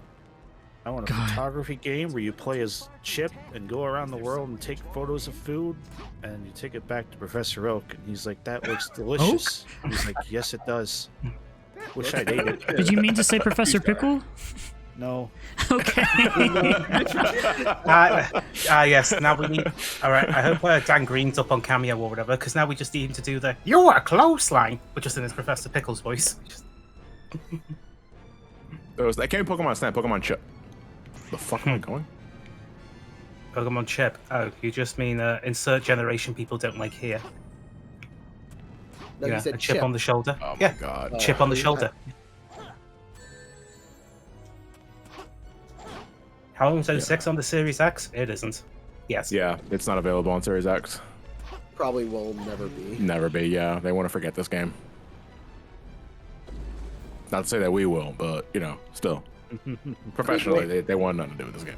Yeah, I mean, there was that joke in that speed round question thing with Azuka, and then it ends with the whole thing like, oh, and I have about like 50 more questions to ask you about 06, and he just gets up and leaves. Yeah, to quickly answer a question in chat, yeah, for MGS4, they did patch the game so you can install the whole thing at once after Sony lifted the 4 gig mandate. This game's older than most Sonic fans. It's true. Not wrong. I mean, you got to realize now the Dreamcast era of games can legally drink. I think though it's interesting to consider because we've had a significant amount of like dead air between like load screens and all that, because I think it goes without saying like this game is over 16 years old at this point. I can double check that. Just about. Fuck, where am I going? Oh, Wave Ocean, right? Head to the way. Agent John. This game is pretty much like the dead horse of the Sonic community. Like, it's been beaten to hell and back. Oh shit. Like multiple times. So like there's really nothing new or interesting to bring to the table in discussion about what went wrong and that sort of shit. Yeah. You know, every crevice of this game's development behind the scenes and its execution has been covered in some form or fashion by many people throughout the last 16 years. So yeah. This was released on November 14th, 2006. So yes. Let's see, 3 months it'll be 16. Yeah. People get on to like the new age people on YouTube or whatever, and like people sharing their opinions who kind of like the game and express that. Right. And people are like, oh, now people are saying 06 is good, and like I get that emotion. Yeah. But it's at least refreshing to have someone come to the table and be like, there are things I enjoy about this, and here they are, as opposed to like, well, this game's bad. It's a poopy dog shit. Yeah, they're poop on it. The younger generation now have the benefit of not being marred by perspective, and can just go in with a fresh set of eyes, and maybe they've only experienced 1 or 2 other Sonic games. You know, they don't have to worry about like those obnoxious 06 haters like breathing down their neck. And I, for the record, I don't think this game is good at all. But I don't care if you like it. If that makes any sense to some people. Like, if you like this game, I don't care. You continue to play it. You know? I will, John. I will. Okay, fine. At this point for me, it's just a guilty pleasure because this was my first 360 game, so it has that little title attended to it. Oh my god! I feel like the limit basically comes when like, how are you acting like when you're talking about how you like the game? Is like if you're doing it as a way to be like oh, you're being an asshole about it, or you're being a way like, oh, I like this game and it's so much better than this other thing that you like. And it's like, and then it's like, you're just grasping at straws. It becomes just a popular opinion. Did a YouTuber give it to you? Welcome to my Sonic God. 06 disassembly, where we'll spend the next 18 hours Shit. disassembling this game's every texel to say what was good and what was wrong. Like, favorite, subscribe, hit the bell, and forget your sleep medication. If I say personally that this game is better than this game, and you get angry about that, I don't care. But I'm not gonna go out of my way to say to your face that, nah, that game is not good, this game is better. Like maybe 10, 12 years ago I'd be that kind of person, but not anymore. Is Not this a hot that's take to say 06 is better than Secret Rings? That's not a hard comparison, honestly. No, not really. I mean, I would agree, because I don't like Secret Rings. I feel like the answer is there are things that Secret Rings does better than 06, and there are things that 06 does better than Secret Rings. Yeah. I think that's the answer. Secret Rings is more consistent at the very least, but it doesn't mean anything when I absolutely hate of the main fundamental aspect of of the game, and that's the controls. Yep. Yeah. If I do not like the controls, I will not going to enjoy the game at all. The level you just is like a those badass thing. Yeah. If they Well, 33k rings, time to get the moon jump. if they ever make another game where you have to thrust the control forward to do a home attack, I'm going to scream. In fact, why wait? Are So I you got to the thrusting third already? phase. The final boss his physically hurts to do. Like I was like I was tired of doing that, just constantly pumping it up and down. It's like, god damn it. Yeah. So I I was got just to the thinking third about phase next of the Iblis Worm. Steven, I forget what your trick was, because I know he goes to the middle at that point. Is it better to just wait there instead of like going for the purple boy? You want to go for the purple boy. Okay, because I died to one of his attacks there, and it made me scared. And You just have- remember on the last one is when he comes running out to smash his head into the platforms. Yeah, I just Yeah, don't he like did- not having a ring for that. Yeah, So he I does might- his own where he has his own we're up to something moment. I might Yeah. play it safe and just let him do the long phase on the fourth phase rather. 'Cause That might be a wise I thing. died on before- I died on the last phase already once, and I'm getting unlucky. Yeah, I'd rather just play it safe at that point. Firestone on the chat. I haven't played Secret Rings, so I can't legally say I don't like it. So illegally, I don't like it. Illegally. Actually, Good there's shit. always debate about like people having opinions over things they haven't experienced. So it's like call that an illegal opinion. Yeah. You see, there's a perfect image from Super Paper Mario that sorts that, which is just the text of, I love going onto image boards and complaining about games I haven't played. At the same time, I would argue that if you can get a pretty good idea of what it looks like from like watching a long play or some other shit, then I'd say don't waste your time. But I would always encourage folks to play it themselves if it's within reasonability. Particularly if you're going to go online and complain or argue Yes. with other people about it. I think that's Yes. the line. Yeah, You know? Yeah, and I think definitely the arguing with people is the big thing. Yeah. Like, if you're gonna be one of those people who like searches quote tweets endlessly just to find people who've like you've never had like any reason to like encounter with them, it's like, okay, now you're literally just doing that for your own satisfaction. It's like there's no reason for that. The Ricky Gervais approach then. Yeah. Oh, Gervais. See, but I don't know what's worse is an opinion on say a Sonic game or like actually immoral shit. It's like if you're going crazy over something that's like doesn't actually matter or something that is like irreparably terrible, it's like I don't know what's like. I feel like technically the other one's worse because it's like, yeah, we just don't want that kind of shit to hear from anybody. And also we got $5 from Spyzario. Possibly my last donation of the year. One thing I enjoyed from last year was Kevin's Ratchet and Clank chatter during Sunshine and the Angela no. conundrum. The reason she doesn't appear again because she canonically said fuck. Hope she comes back, but at least people ship her with Rivet. Party at the Roxy table, y'all. So here's a fun story because you now have experience with this, John. So I can share these with you without spoiling later games. Sure. So the reason that she functionally never comes back is that they rewrote her character 4 times during Going Commando, and they hated how man. she came out. So they said, let's just never try because she was going to be in 3, and they said, let's never try that again. Oh, you're because it talking was- Angela. Yeah, Okay, the other okay. Lombax. Okay. And so that was a whole thing of like they wanted to bring her back, but then they realized, wait, no, she was awful to write for because we couldn't make her likable because Yeah. she's the villain for the first third of the story. And so they just that's why Ratchet does the James Bond new girlfriend every game I see. Okay. in PS2 era. Makes sense. Which I do think is kind of funny because I've never heard people like complain about Angela. Like it's the reason why people keep asking where Angela is, because I think people do like her, and I feel like I never hear anybody talk about the fact that she was a bad guy at the beginning because He literally killed people. Yeah, Those Yeah, people she did died. kill people. That's true. Like Yeah. she killed her coworkers. I mean there are characters in fan bases that people love who have done significantly worse than her. So Yeah, like Walter White. Yeah. Where's Walter White? White at Ratchet and Clank? Why does his wife want him to stop doing illegal things? I don't Why get doesn't he have a tail? Why doesn't he have a tail anymore? Clank, we gotta cook. I mean, doesn't technically Ratchet murder people? I mean, he technically commits murder. He kills, but he doesn't kill his coworkers that didn't do anything. Yeah. He does it in a moral way, so it's okay. He's a jerk, but he's not a scumbag. Yeah.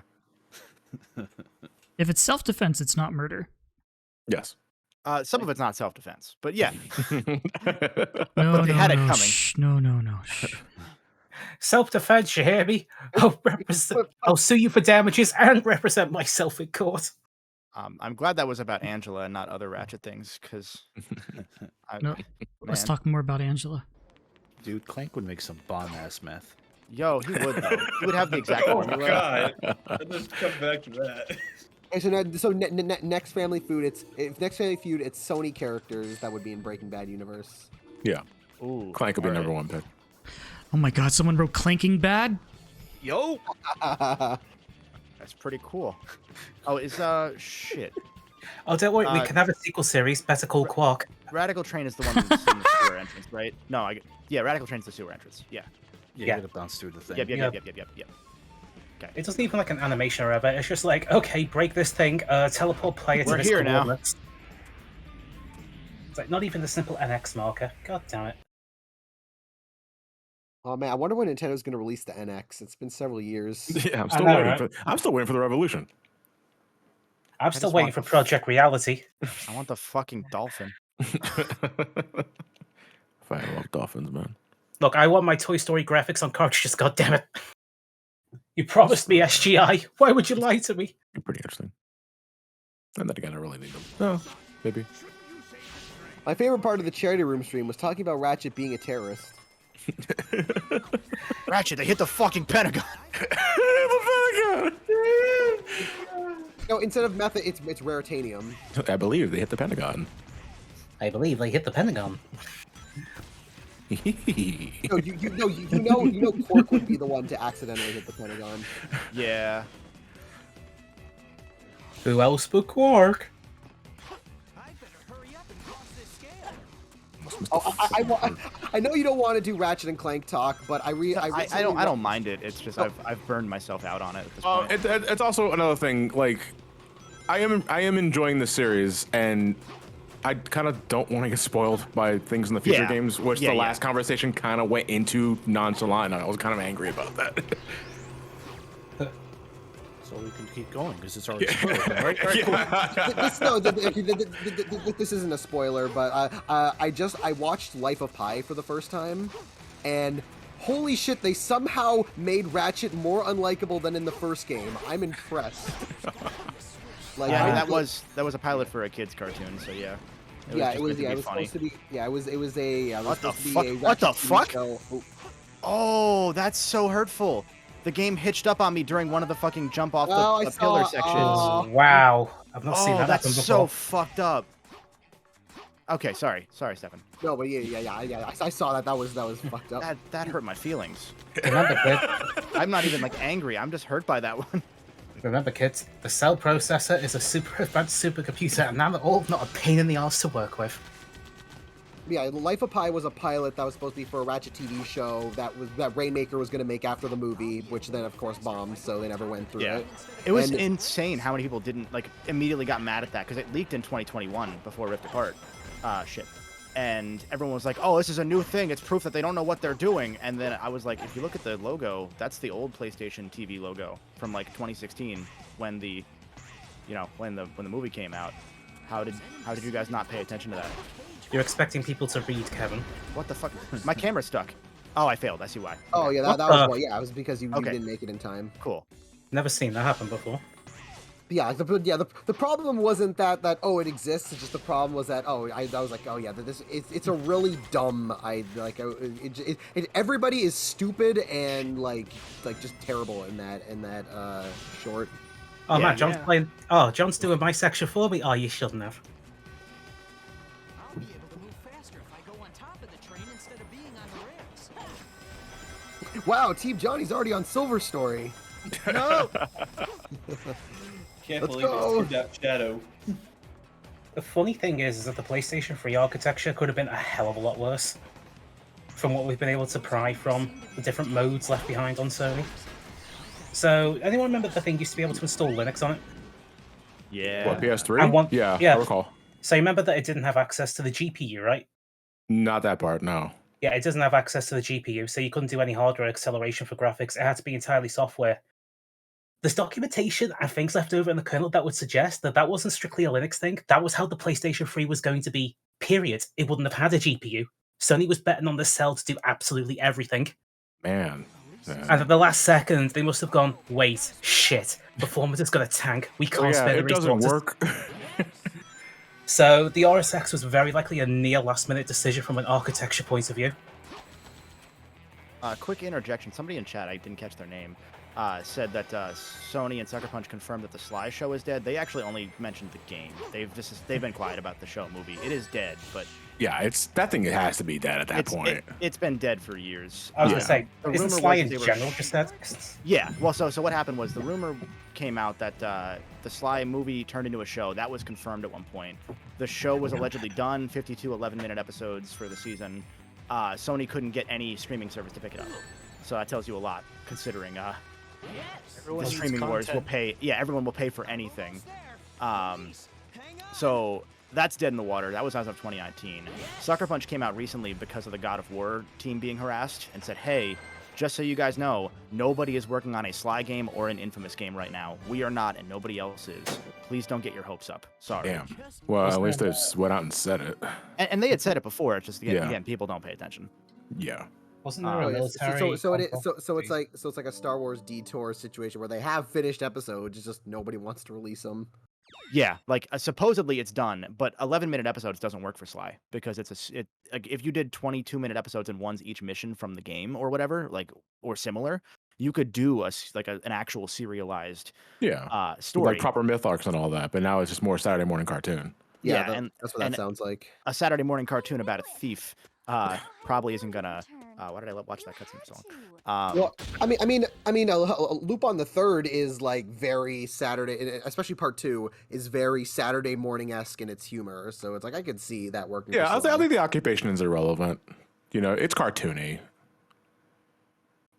And he only steals from the bad guys. Very Robin Hood-esque. Yeah, as long as the jokes work, I think that was all that matters. But of course, we don't know. Yeah, we have no idea. Yes. The problem is to do anything Sly, you need to reboot it because there wasn't a big Sly audience to begin with, and they're all 25 or 30 now. So, like, there's just not a market there unless you can specifically turn the now slightly larger than it was on PS3 Ratchet and Clank market, which got bigger thanks to the movie that everyone hates. Unless you can turn that audience into Sly fans, it's not gonna happen. Like you're just gonna have another game that sells like 300,000 copies and dies. To answer someone's just question, like the thing fell, and it's just like, okay, guess I'll die. In chat, yeah, the US military used to have a cluster network of PlayStation 3s running Linux just because it was cheaper at the time than just getting actual supercomputers. I think MIT also did it, as well as Stanford University for their Folding a Home project. They weren't too happy when Linux got removed. We also have ourselves $5 from Shard. Hey guys, Shard here for my second to last donation. The final one will most likely be this Saturday. But thanks to all of you for what you've done, and I can't wait to see what you guys have in store for next year. I can't wait for the Sonic debate as well. Go Team John, and see you guys Saturday. Thank you. Thank you very much. Thank you, except for the last part. What the fuck, Sonic? No! God damn it. Luck is not on my side today. I didn't die. I just fell. Right now, $20 from King Jackal. Great job on the race and charity so far, guys. I know a lot of donators have asked for voice stuff. But would you guys mind doing a read of the what the fuck are you talking about Jesse meme with Ratchet as Jesse and Clank as Walter? I don't think any of us have a Ratchet or a Clank. Yeah. I mean, how does Clank sound? Like a high-pitched robot. He's British. So sort of like this, kind of. Slightly higher, though. Oh, I can't do a Clank. Yeah, I don't think any of us have a Ratchet or a Clank. Like, that's... All right, BRB, I'm gonna go kidnap James Arnold Taylor. Put a pin in that, and we can do something with fucking figure that out. Luigi and Joe Swanson or Hank Hill or something. We'll figure it out. Bobby, we have to cook.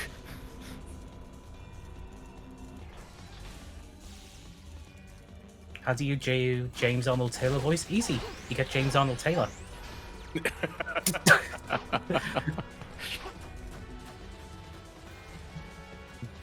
Way smarter, not harder.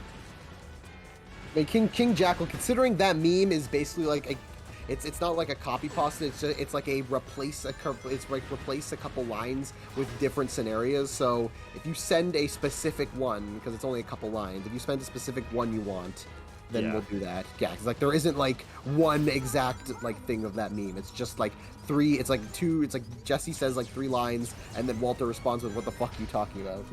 And to be clear, you can send it in chat. We're not asking for another. Yeah. I mean, unless you want. Want to give us extra $5 for that? We won't judge. I mean, hey, we're only $40 away from 24K. Chris and my buddy in chat, Brody, said, "Fucking, if you want to get a hold of James Arnold Taylor, just DM him on Parler." Oh, God. That was a trip. Whoa. That was a fun week. Yeah. Shame it's over.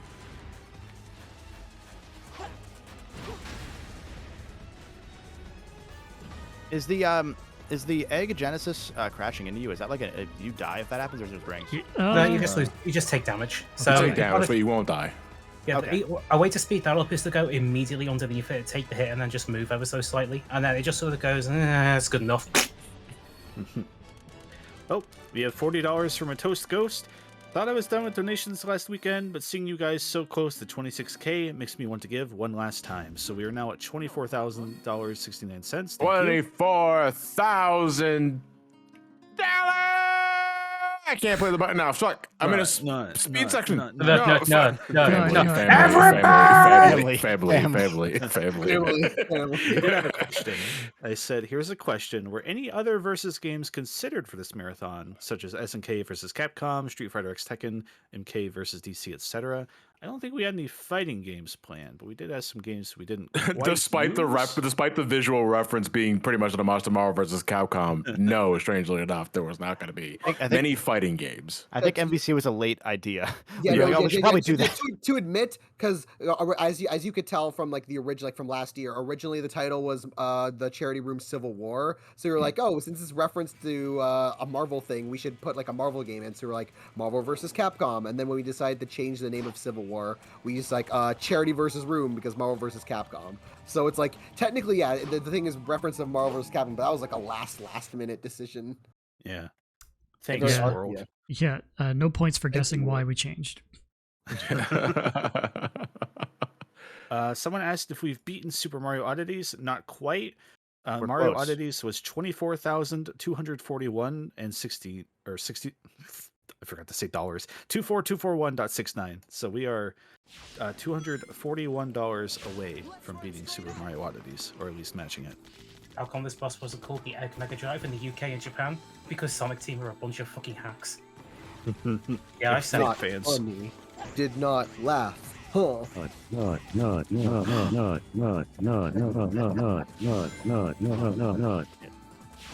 you go. It's a little late on that. Everybody. And it's just really quiet. Everybody. Crazy Even says, I just want to know if Johnny brought Smoovies more milk. No. well, we did get milk. Unfortunately, in the era, we kind of realized it was actually almond milk. Oops. No. I'm allergic to almonds. Give me some. Are you playing the Charity Room alone? No, I'm with my boys.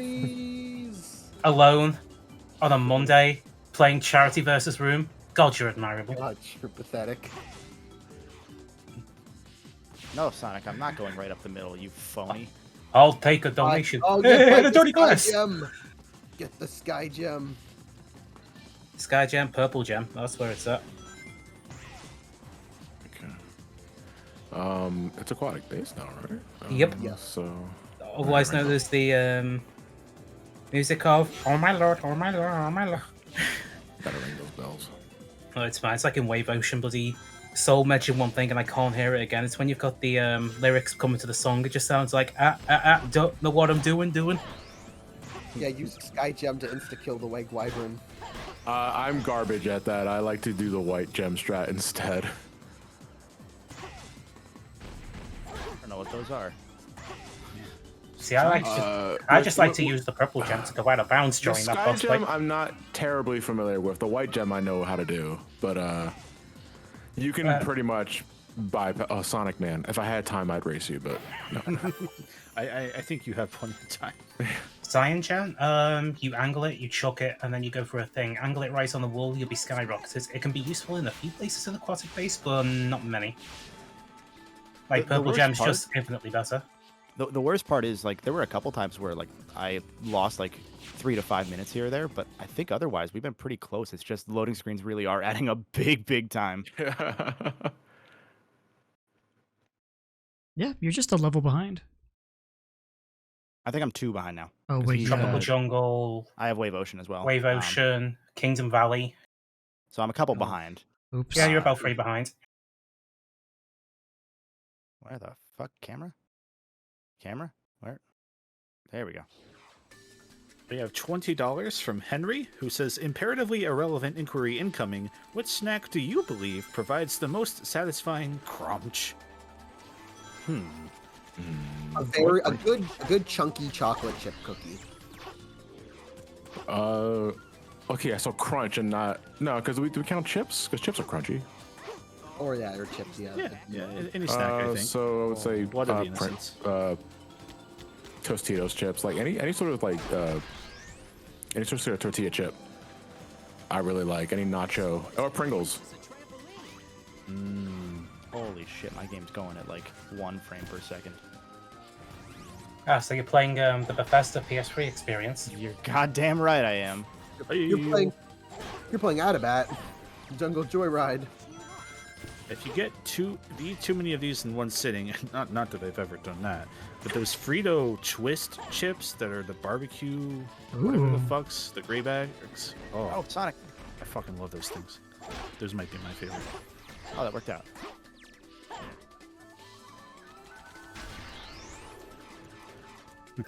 Malco Brackwinnie asked, what was the intended practical gameplay function of the purple gem's shrinking mechanic? That is a good question. I've never actually stopped to think about that. He would go inside Shadow's ass and then expand and explode. Hey! Shadow's Sonic. plan. That feels good. It looks like I can shrink myself and enter the anal region. Shadow says, "Oh my god, I'm gay?" I can move at the speed of sounding. My headcanon pretzels is that have a all nice the Sonic clean characters are gay. Sorry, what? Someone says the pretzels have a nice clean crunch. Sorry, the Yeah, I would say juxtaposition pretzels of, are like, crunchy. Yeah. The pretzel thing and Sonic being in Shadow's ass. That was a Back and forth. Tails, you want some pretzels from in here? Sonic, I don't like Dreams Collection anymore. They've got cheese inside of them. What was the point of Tails Wave Ocean again? Like, I know there's not one, but like, You're looking for Elise's location with for Eggman. great. Yeah. It's very important. Gotta kill that enemy, unfortunately. There you go. Interesting idea you want me to do there, game, but hear me out. I think if the Sonic meter worked as intended, the purple gem was mainly just a double jump. Why you shrink, I have no fucking clue. On the bright side, though, the way I see it is, oh hey, it's a moon jump code officially in the video game. Annotate.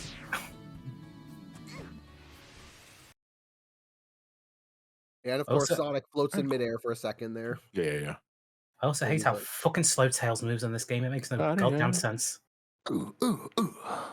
Someone's fucking the speakers again. Look, I told you, get off the Rolands. They're not yours. And now nice. I don't want pretzels anymore. What the fuck? Whoa, X-Men's mechs are everywhere! Like there, and only there. Huh, that's a little more specific than what we were anticipating, really. That's not everywhere, that's in specific locations. I thought you were supposed to be Mr. 300 plus IQ, you stupid kid. I didn't say that. You said that. Stop projecting your image of perfection on me. The only perfect thing here will be a pair of slippers. Linen. No, Sonic, not the chancleto. What's that? Hippity hoppity, it's time to get the chanclety. You fucking died. Jesus Christ, dude. I agree. Shaman was losing her shit in this game. I say that because every parent used the same voice for Tails in the one Pokemon movie that had Shaman in it. Was it Lisa Ortiz? No, it was Amy Pellant. Oh, was okay. Yeah, she uses the exact same voice for Tails she does for Shaman. Oh, Tails? Tails, why are you going up? Tails. Tails. Tails. There we go. God, Sonic, you are You ran into the same issue. used condom, man. Oh? Only lightly used. I didn't come. Saving it for later. If you use it twice, it saves energy. Oh, I died. I'm doing my part for the environment. Just Might put just him be in the easy. dishwasher. Oh, I did it again. Why did that make it bad for me? Yeah, it might just be easier to snipe the fucker. There you go. Yeah. What the fuck? Yeah, Anyway. right. Okay, that's new. Real good. Sonic 06, the game that just keeps on giving, now available for you for $5 from the Xbox Game Store. Oh, what the fuck? That's a lot of money. Or you can donate $5 to Yeah, charity. I was like, please get to the charity instead. This is why we have to keep playing this game, though. There's always something new to see. That's what I'm telling myself, at least. We're gonna find a fucking rainbow coin in this game at some point. Oh, Shade's gonna be amazed. Shade really is a pretty adamant about the rainbow coins in DK64. Like he's gonna be like, I'm still not gonna pick it up. He still hasn't to this day. I'm on direct orders to break his kneecaps if he ever doesn't. We can wait. Floor woke up to remember it had to be somewhere. Oh, a meeting in 5 minutes. Make it quick. In 5 minutes, this place is becoming a Starbucks.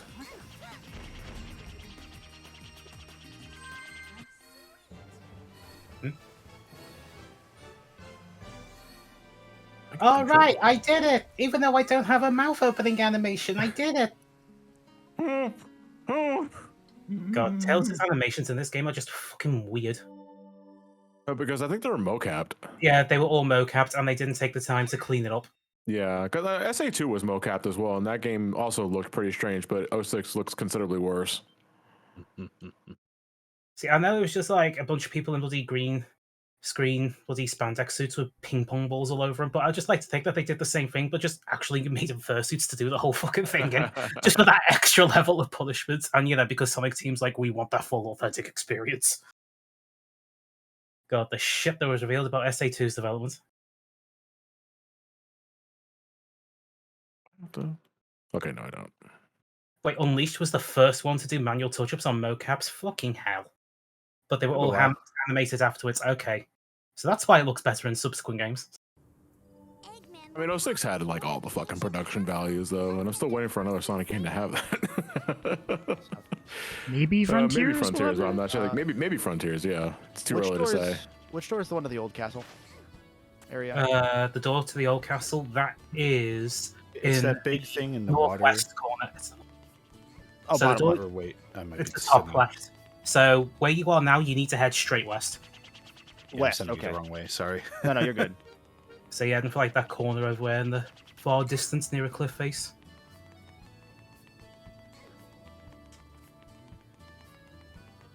In the little write up I had, we had written southeast. I think it's southwest.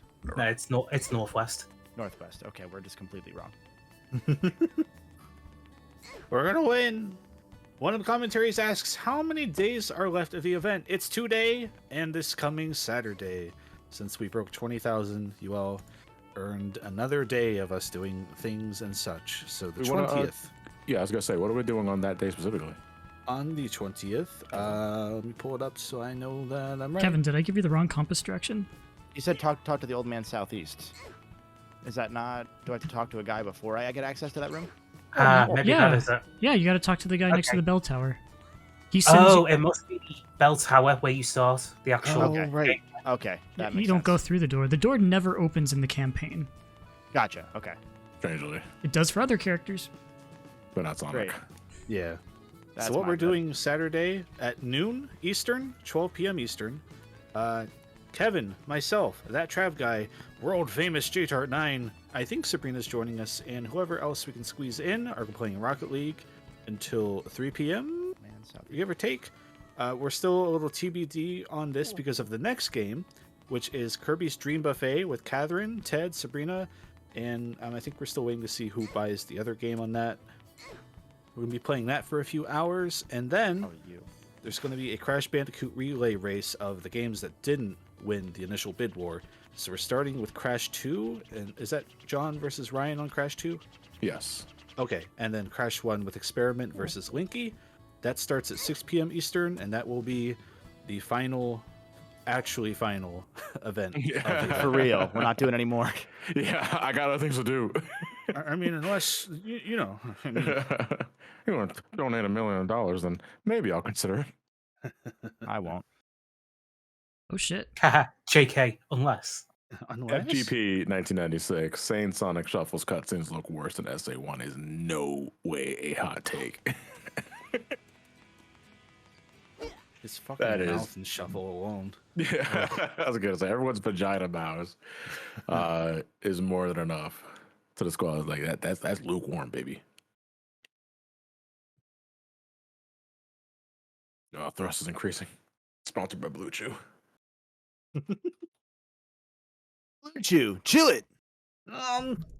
I've chewed so much. Oh. I don't have that on my board. Shit. Okay, Chris has gotten deceptively good at it. Okay. Okay. Vilma 1511 asks, "What is a take anyway? A verb? It's like an opinion, but shorter, I Yeah. guess." Whoa. And It's the Linko. this one. And then it's the one behind me. So if you have a board on this bloody boss fight at the end of the story, you can use the purple gem and go to the platform where they do the results screen Shit. because it's all Yeah. solid. It's- Like Let's where is it? Is it over there? Yeah, and the way in the far back where you can see the cockpit of the ship itself. You can. Yeah. It takes about like a minute, but you can moon jump over there. No. The interesting thing is that behind that part, there is no collision, but there's a surprising amount of detail the player never sees. Oh man, I fucking love how RNG this section is. I fucking hate this fight. It's like, I hit the thing. No, you didn't. No, I you hit the thing. No, you didn't. There we go. This is nothing. Yeah, just like your taxes from last year. I filed them properly. Oh, why you? Sure it is. Oh, and to let everybody know that the tweet is now up, featuring all of the choices that you can put in and vote for on Twitter of what we will be debating against later tonight. Hey, John, I've always wondered something about the egg wyvern fight. Can you test something out for me? What? What happens if you just hold right on the stick, like several times? Just Give me a forever? second. I'll try. Okay. That's death. Yo. I went back with the purple gem. Oh, you piece of shit. You gave me hope. God damn it. My favorite thing, aka not favorite thing about the Egg Wyvern fight, is that you run him into the falling things to hurt him, and then you'll just watch him fly around and crash through 3 and not get hurt. It doesn't count if Sonic's not on it. It's because Sonic's got spikes. So his These don't spikes hurt go. the same when you're not here. Will you remember me? Fall? I mean, it's summer right now. Did you have to check your fucking calendar? Fucking idiot. Oh yeah, I forgot that the cockpit just launches random ass missiles at you. Yeah. It looks like Eggman's cockpit.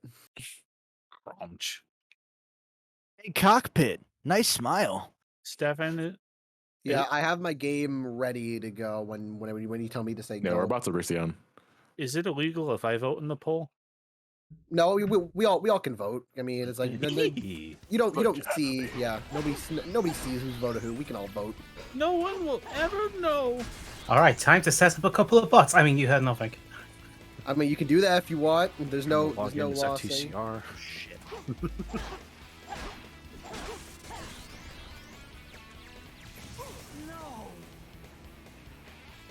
I forget. There's no cheese for the courage test, right? It's just you gotta just kill him. No, you just Okay. got to do it legit, unfortunately. Just don't die. Yeah. And then you get the guys like, not good enough.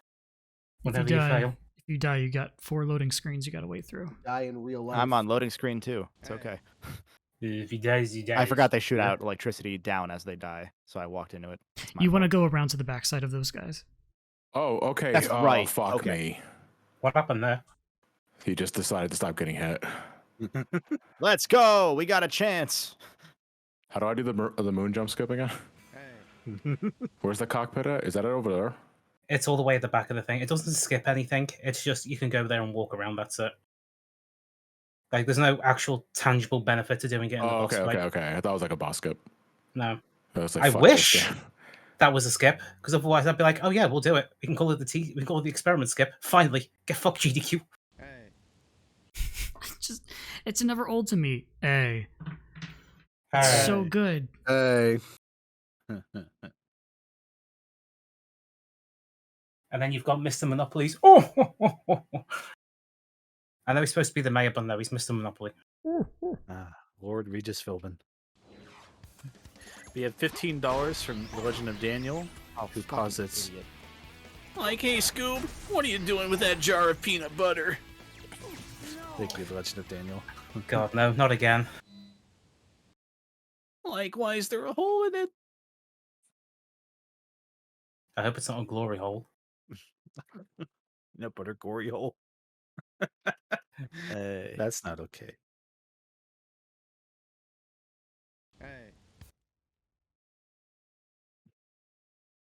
Our Killer 926 says Johnny can come back. Yeah, baby, come back. I think he said I can come back when John died, so it's only fair. And yeah, he did technically die, so your little trick kind of worked, I guess? Question mark.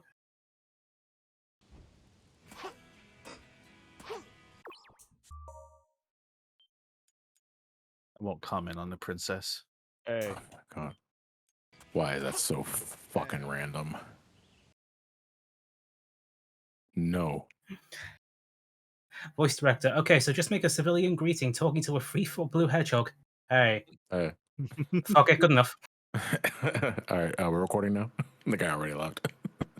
Do we have the gun agent guy here? Get the gun guy agent in here, please. All right, here's the line. Go for it. Agent Shadow. What? Sorry, I forgot my reading glasses. Wait, go to the Wave Ocean? What? Oh, what the fuck is that? It's just Wave Ocean, you deaf bastard.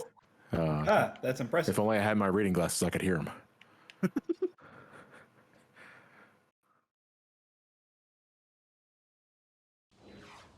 So how the fuck is Sonic patrolling the Cerebus in this thing? Yes. You asked too many questions. Fuck you, that counts.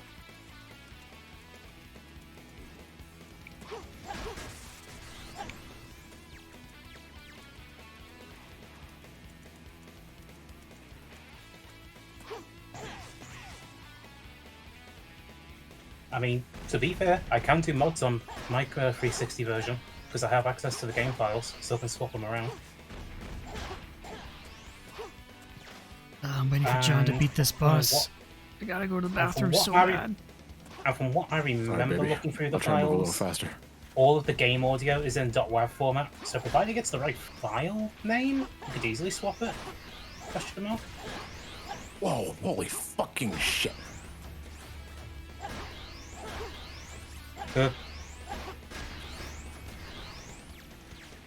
Watch out, he's up too. I don't care anymore. What is he up to? I don't know. I don't even know. He's up Watch to out! something. Watch out, he's doing hot takes on Twitter. Alert! Alert! Arcutus ass.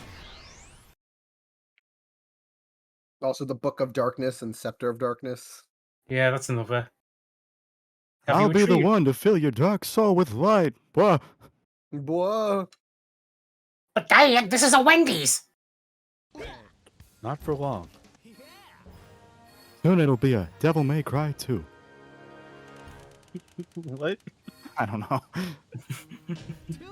If you got time to cook with coal, you better run.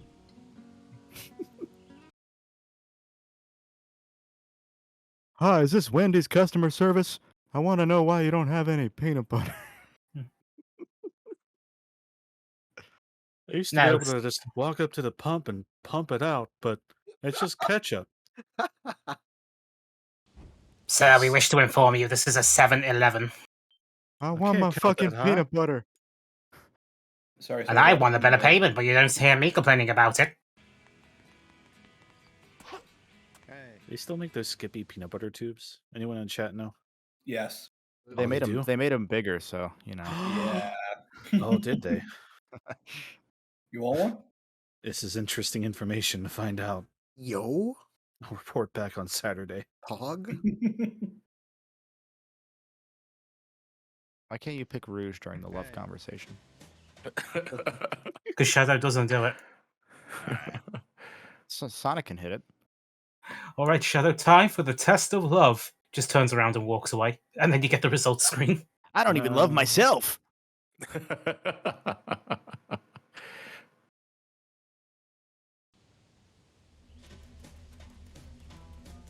Why can't you pick Eggman in the test of love as Cosmic Kawaii? That's game. Oh my god, he did Tell it! me when the press go. Oh, I guess you can go now if you want. Yeah. I pressed Shadow. Yo, I'm nice playing achievement, Sean. Shadow. Did Release me. You Fuck, can I release just ranked it again. Nice. Damn. Gotta rescue the captured agent. Good. I gave you some breathing room. Don't lose it. Like the breathing room with the load screens. Hold your breath. John, get the fuck out of here. No, not yet. What? I gotta do that. I gotta do the donation reading first off. Oh, Oh, yeah. yes, we have $20 from Flame Chocobo. Before we do that, because this is an FF14 question. Oh, okay. For sure. those of you that have played FF14, what's your favorite job in the game? My favorite would have to be Warrior because I'm a sucker for wielding axes. Yeah. Warrior is my favorite job in the game. Just all across the board. If we're gonna break it down by category, my favorite tank is Warrior. Dark Knight's a close second. Favorite DPS is Melee as a monk, and my favorite healer is Sage. Paladin is tank. Curious. Machinist is DPS. Side up with Reaper now as melee DPS. And for healer, Astrologian. I like stars. I hope you don't like cards though. They constantly get changed every patch. I cycle. like stories. I love refrigerators. I love refrigerators. I love refrigerators. Yeah, I did catch myself saying favorite DPS is Melee, Firestarter. I was like, what the fuck does that mean? I like everybody. Anyway, all right. So let me do that donation reading. What was it? It was the Dracula intro. Yeah. Where I was Luigi. That's Dracula. Chris, can you do a Swanson? I'm in Milk Kingdom Valley with 1 life. If I find the thing again, yeah.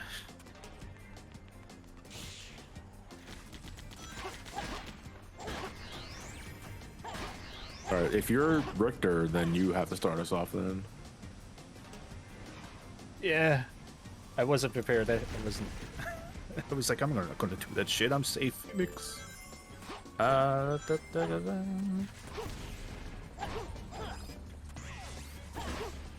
Okay, and I'm Richter.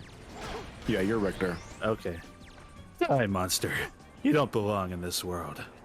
It is not by my hand that I am once again given flesh. I was called here by humans who wish to pay me tribute. Tribute. You steal men's souls and make them your slaves. Perhaps the same could be said of all paisanos. Your words are as empty as your soul. Mankind, ill, needs a savior such as you. What is a man? A miserable little pile like a rodeo potato. But enough talk. Gabagoo.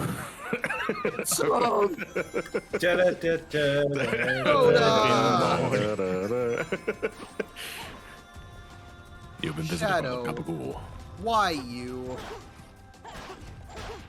Probably. Was there any other? Yeah, there was That one was- more. There was one the more. the Jesse and Walter. Oh, the Jesse meme. thing. Okay. That was a Ratchet. What you and Clank, got? so I would say pick 2.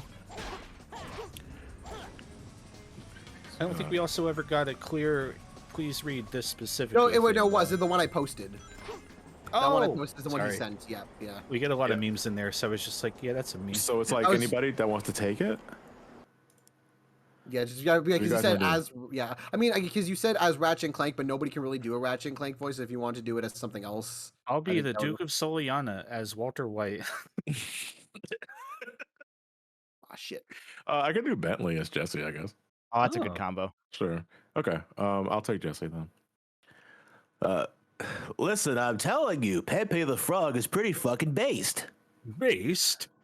Yeah, based as fuck. Based on what? Based, like, you know, only in the libs. Jesse, what the fuck are you talking about? Press the square button to make me understand. That's funny.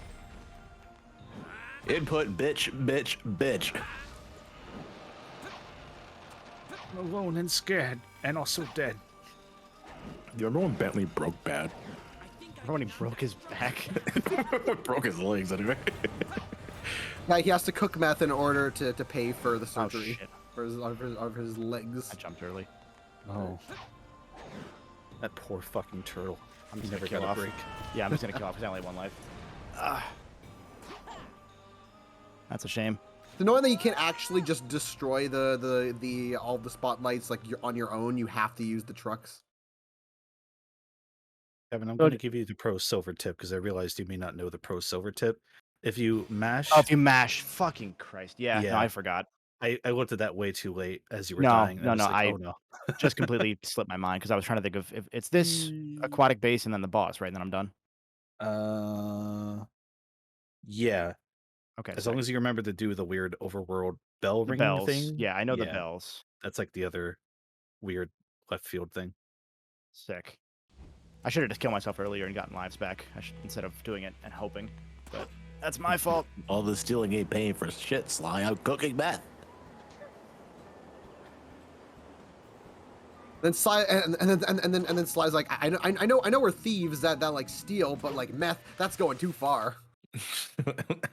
There's a difference between a criminal and a bad guy. Thank I've you, only Mike. watched season 1, so that's all I know from Better Thank Call you, Saul. Mike. Thank you, Mike. Bentley, put your dick away, Bentley. Put your dick away, Bentley. I'm not Rouge, sucking what are you your doing? Dick, Bentley. Rouge! This isn't a by yourself, handsome. This is a season 1 non-spoiler moment from Saul, but Chris started watching and he sent me a message yesterday like, "Oh yeah, I'm never gonna get the fucking the toilet moaning out of my head," and I was like, "What the fuck are you talking about?" I like that show goes so many places that I forgot that there's a section with a weird sexual toilet. Yeah. You're so big, Chandler. Keep going. Fill me up, Chandler. God. Yeah, my buddy Ben's not here, but he has that entire toilet on his soundboard. Oh no! It's this damn dog again. Pele? Really? Yeah, what? Oh man, Share brain cell. I wish I knew how to mod because I want to play as Pele.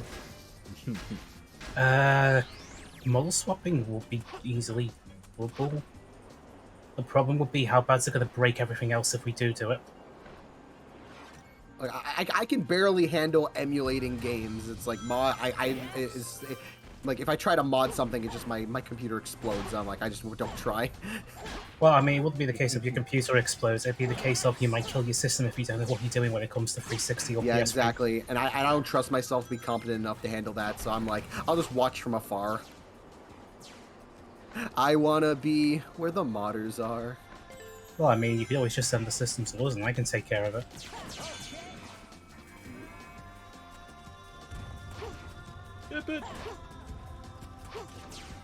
Bam. Looks like that armor's gone. Now it's my turn. But you're the only one doing anything here. I said it's my turn. Hold me down and tell me I matter. I know, Rouge. We'll take the space colony arc. Hop in. Shadow, that's just a model. I said, hop in. In. Now so this is the toilet in question from Better Call Saul. For context, it is an invention of a father that wanted to make a toilet that is supposed to like positively reinforce a kid for being properly potty trained. But he doesn't quite understand how suggestive the voice sounds.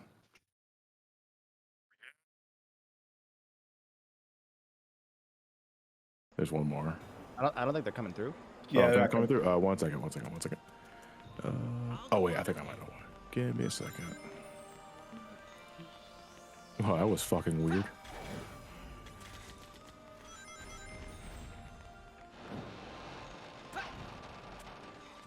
Oh, wait, you guys keep talking until I get it fixed, because I don't want to. Yes. No worries. I don't know how I long had this is nothing going to say.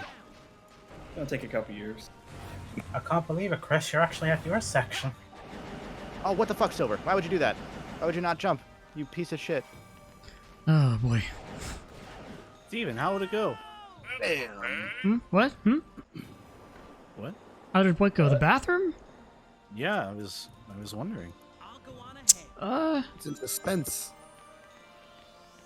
It was fine. Yeah. How was the toilet paper? Was it quilted?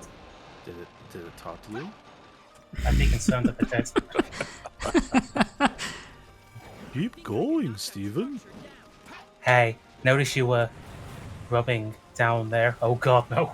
You're so good.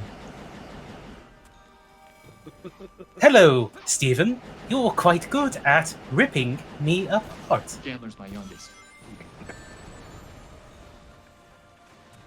Yeah, I guess the plugin's not working. I heard Chandler's my youngest. Yeah, that's Oh, all I okay, heard. okay, that too. is working then, yeah. Oopsie. Probably just need to crank it up. I can't do that without blowing my ears out. Blow him out, Chandler.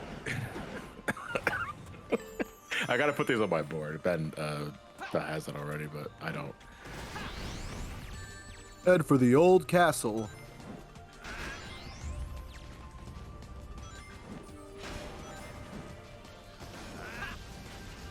Every time I hear it, I hear Hank Hill having a heated encounter with Chandler from Friends. With the poop, you can go to the toilet. For real? Without the poop, you are not allowed near the toilet. Trust me. Oh, fucking frick. Why did I do I'm legally not allowed at 7-Eleven. I want to know the story of why. No. We don't No, need you that. don't. What? They call me the Cleveland Steamer. Hey. Despite the fact that I'm from Cincinnati. It's kind of weird.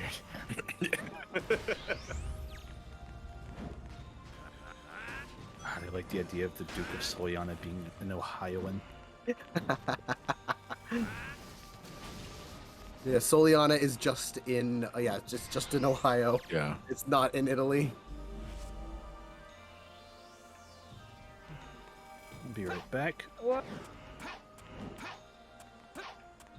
Oh yeah, I remember when I first was practicing, this part screwed me up because I'm like, where am I supposed to go?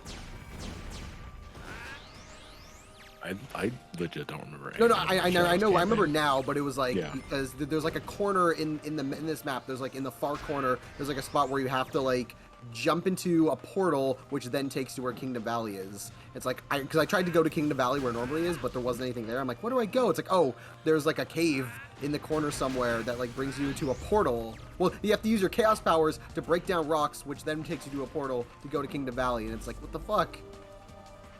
I legit don't remember anything about Shadow's campaign outside of like him riding a couple of vehicles. Is it in here? No. What are you looking for? The You're thing? climbing a few rocks, like steps. Yeah. Like, So think if you that's what you're hook, doing. yeah, if you have that old lady thing, if you hook the left of the wall and follow it around, it'll Yeah, take you to it. I know where because I saw it on the map. It's over here. Yep, here. Using the chaos powers. I remember when Shadow kicked Silver in Shadow Story. Literally all you need to remember. Yoink. There we go. All right, the chaos powers. That's such an underwhelming mechanic in this game. I'm more likely to kill you than help you. Yeah, I don't understand it. Like, I know, like, maybe the idea was them to just have, like, Shadow's chaos powers from Shadow the Hedgehog, but it's like, what a downgrade. It's like, I can tell it's supposed to be kind of like they're trying to do chaos punishment, where he's, like, teleporting from, like, person to person, but it's like, it just get programmed wrong. Yeah, again, Shadow should have been the best character in the game, I think, if things were properly implemented. As is, he's terribly dull.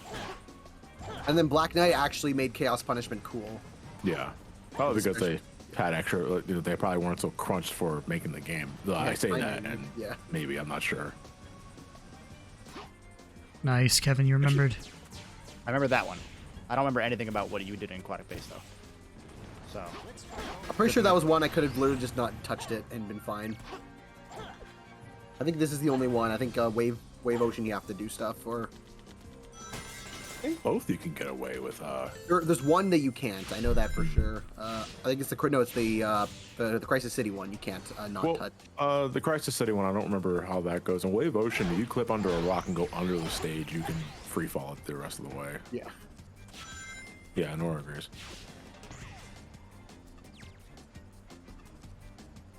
So for chat's reference, my personal goal, since we're on PS3 versus 360, was to keep this first wave within 20 minutes of John's finishing, because there was no way we're going to finish first unless he catastrophically fucked up.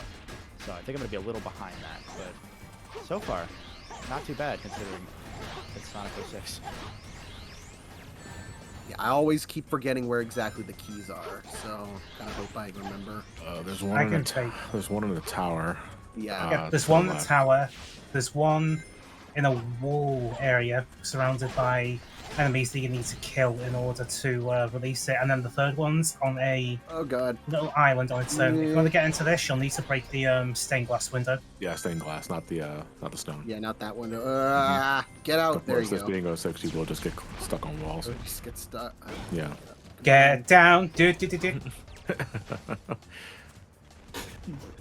think it's over here. Yep, there it is. Alright, but I'm gonna go dip off the rest of the day. You guys take care. Alright, thanks. Oh yeah. Okay. Have a good night, like you. We were only $100 away from passing last year's total, by the way. Awesome.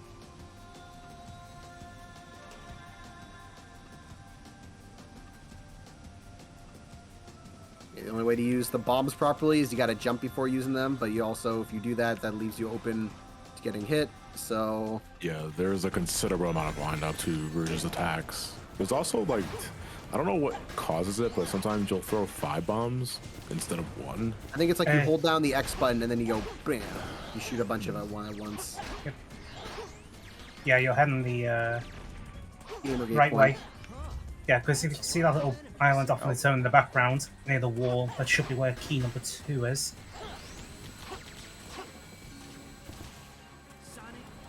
Yep, that's where key 2 is. Fine, I'll do the first person.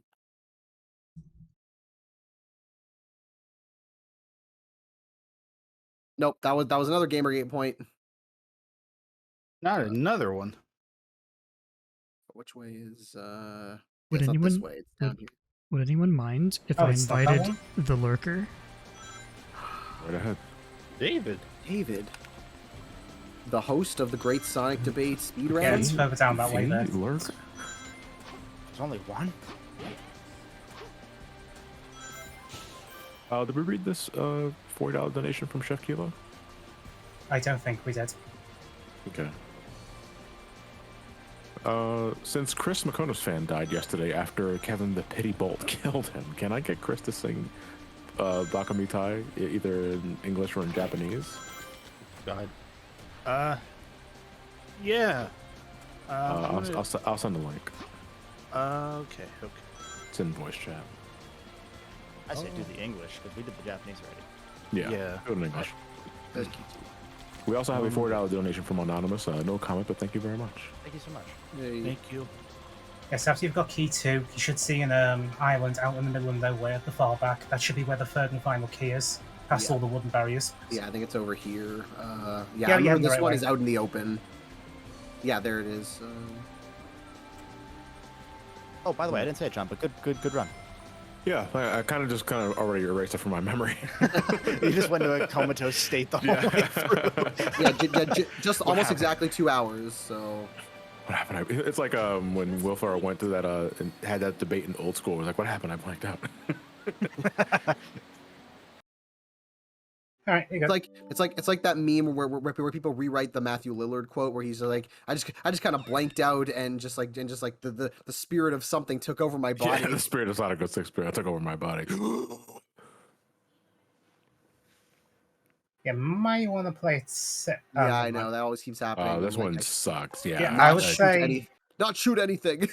Oh, shoots everything from a even if you don't shoot distance. anything, the enemy projectiles will knock them down. And they so just fall on their own anyway. Yeah, you are better off sniping from a distance and just taking your time. Stay away. Yeah, I just got to turn around because I saw that coming down. And I'm like, nope.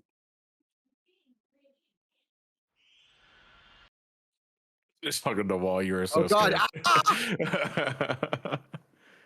That still didn't help. Smack. Just stay far away. Keep doing that. Look at these magnificent physics. It just goes brant. Do I need to talk to anybody before I ring the bells, or I can just ring the bells first? I can just ring them first. You can just ring the the bells. Yeah. Yeah, they just gotta give you hints. That's right. Bong. You know how to ring a bell, don't you?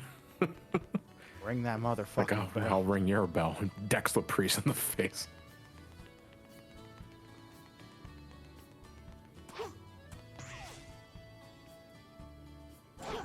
One.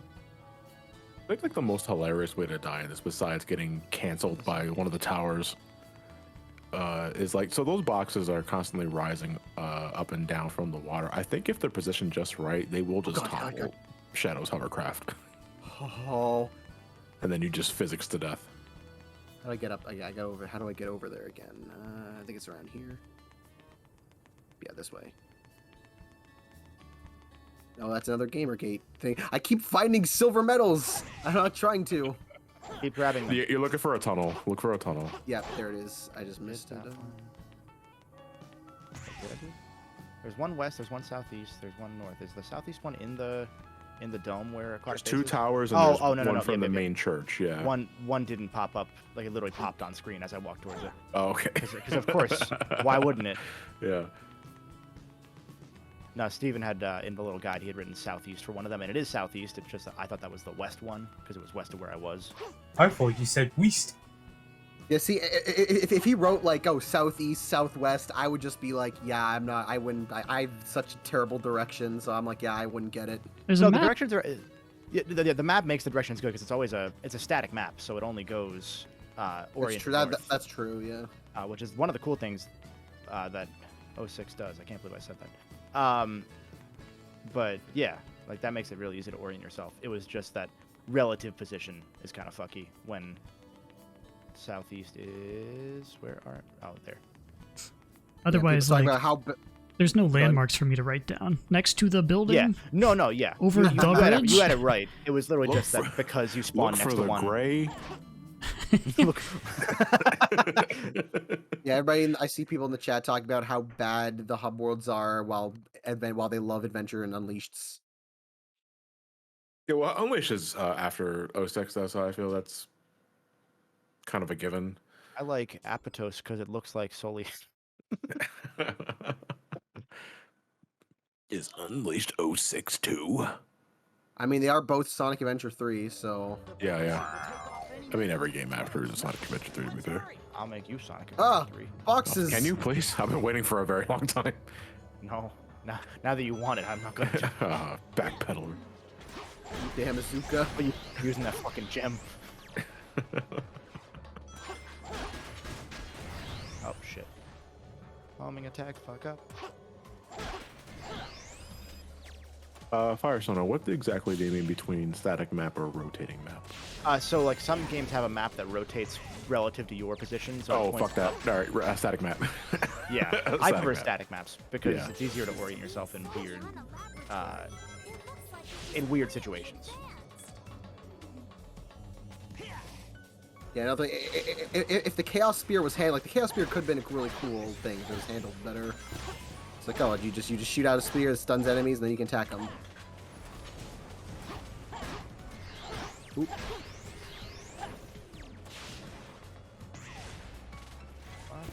And also, damn, this is second shadow level, and it's over 8 minutes.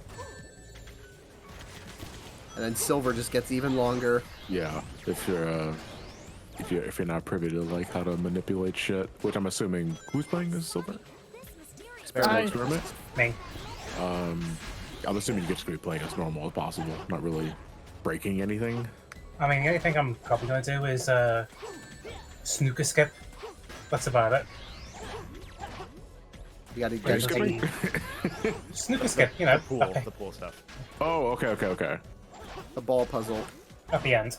Snooker? Yeah, that's what it's called in the UK. Snooker. SNOOKER. Well, I'll be. The Brits have done it again. Hurtful. And you know, it's easier to memorize. Alliteration. Let me show up. Or is there a? Oh, he was blending in with the background. How dare you color coordinate? Nice. Yeah, you can just run by a bunch of stuff. Yeah, I forgot you can skip most of the stuff in a lot of the earlier parts of this level.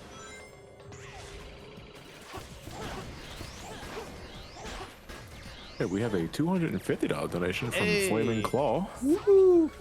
Shadow Story in 06 is one of the most Kino experiences in the Sonic series, and I'll stand by that till I die. Congratulations on raising so much money for charity. All nicely done. All right, so I'll go to Kino.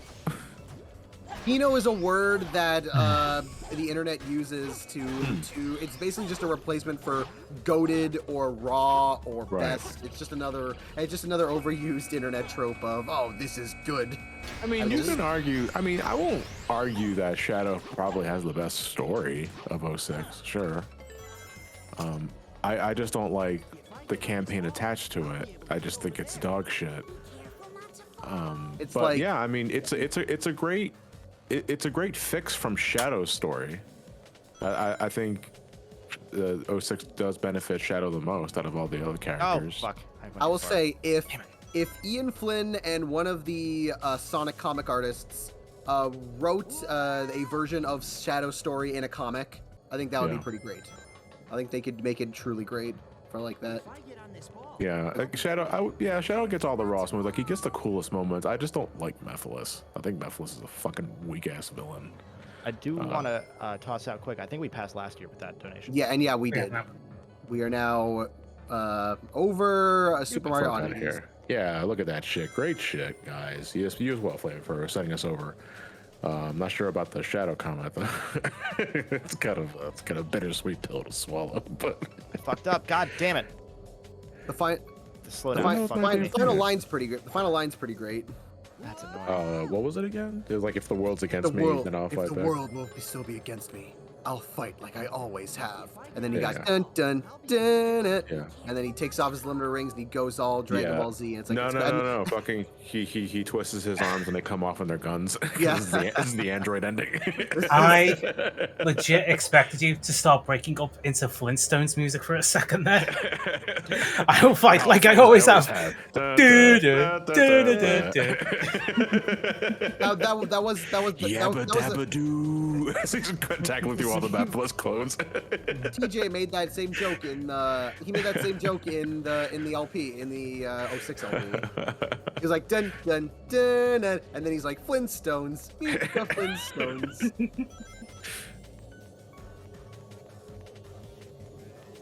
And then it just explodes. What? It's my car. No, worse. It'll go right to your thighs. And then and then explode. they'll blow up. So for clarification, the grand total we have on the donation tracker right now, that is the most we've ever raised for any event, right? Yes, that is All-time high, 2020's record. That's all-time high. Okay, you guys have already done more than enough, but I'd be very fucking curious to see if we can break that total before. I guess we're giving ourselves to the end of Saturday. Saturday would be Yeah, the final. but the fact that we passed last year's event, that's great. Yeah. I mean, like we again, money was tight for everyone this year, so we expected that it would be a lower year, and you guys always just exceed every expectation we ever have, and it's just incredible. There was also a little concern about breaking it into 2 weekends. We weren't sure exactly how that was going to pan out, given that people just lose interest by the second weekend.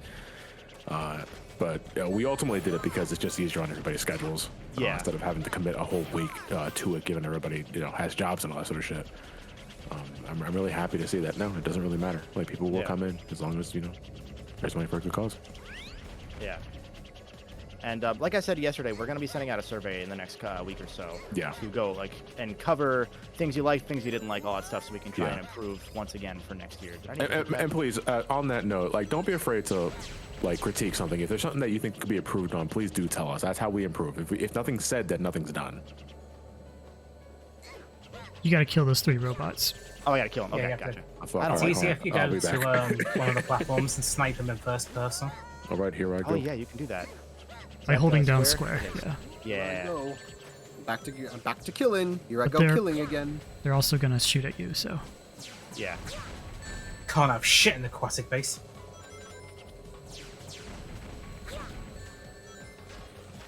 Please, Tails. Personally, I just fly around and hope I hit them. I'm just paranoid about falling to my death here. But personally, I'm curious with the chat though, since we're technically, at the tail end of this event. Like, what were some of your highlights for this whole thing? Personally, I would like to hear what you guys say about that. Try to aim for that big carbon rod in the middle as well. That'll gravitate them. Oh, Shadow. okay. Gotcha. Shadow, what are you doing? Shadow. I'm seeing a lot of love for the Family Feud segment. The Mario Kart especially. Oh my god. Mario Kart. That was a surprise funny. Do the route again, Kevin. Yeah. Do the route again. Yep. I got stuck on slowdown there. The Royal Rumble is also a highlight for me as well. Yeah. I didn't think Shrek was going to be that big. He was so fucking huge. He was gargantuan. I was like, I didn't know you could make him 9'12" in I those was games. just like, this dude is rocking the Mabel skeleton. Like, what the fuck? We found the missing link at last. It's a lower door. It's a lower door. Lower door. Okay. Yeah. Going to make counter on that stage. Oh, I remember this part. There's a weird invisible wall there that you gotta jump around. Is this just a kill door? Yeah, kill all the enemies. John almost getting the charity band with the muzzle mod for 14. And then it should be a lower door that you have to open. Oh my god, I had such a wide-eye realization when I realized I still got that mod installed. I need to get the fuck out of here. I can't believe it. You put both Riku into Final Fantasy XIV. What a chat.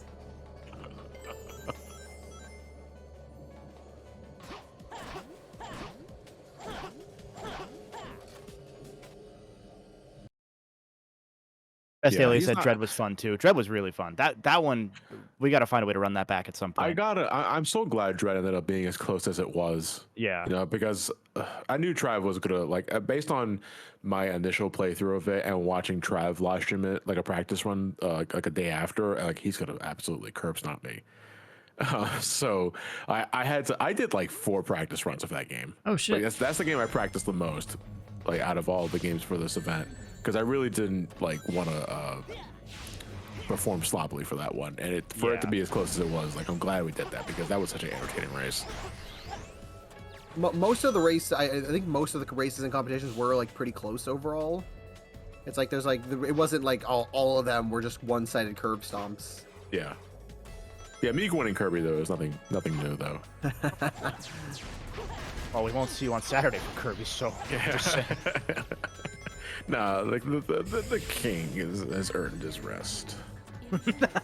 Although I am interested in the Crash 2 relay, because I know Ryan loves Crash 2 as much as I do. My favorite was that when we were planning that one, here's some behind the scenes stuff for chat. We were planning that one and it was like, hey Ryan, do you want to, are you free this day to join us for that since we're putting it together? And he said, yeah, I'll do Crash 2. And I was like, all right, Lincoln, you got Crash 1. Yeah, it's like there wasn't even a discussion.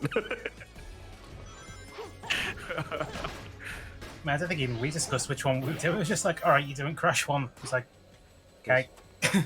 Yeah, out of all the things that I competed against, I think I'm 4-1. The only one I lost was Dread. I mean, if we're counting the Smash tournament, fucking J-Tart whipped the shit out of me.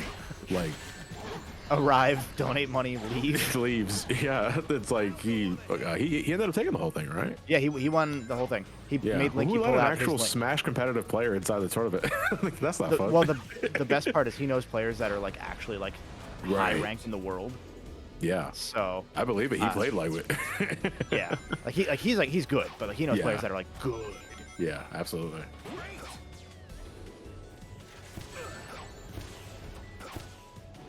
It Yeah, worked so out I well. would agree. I really enjoyed the Ghouls and Ghost race too.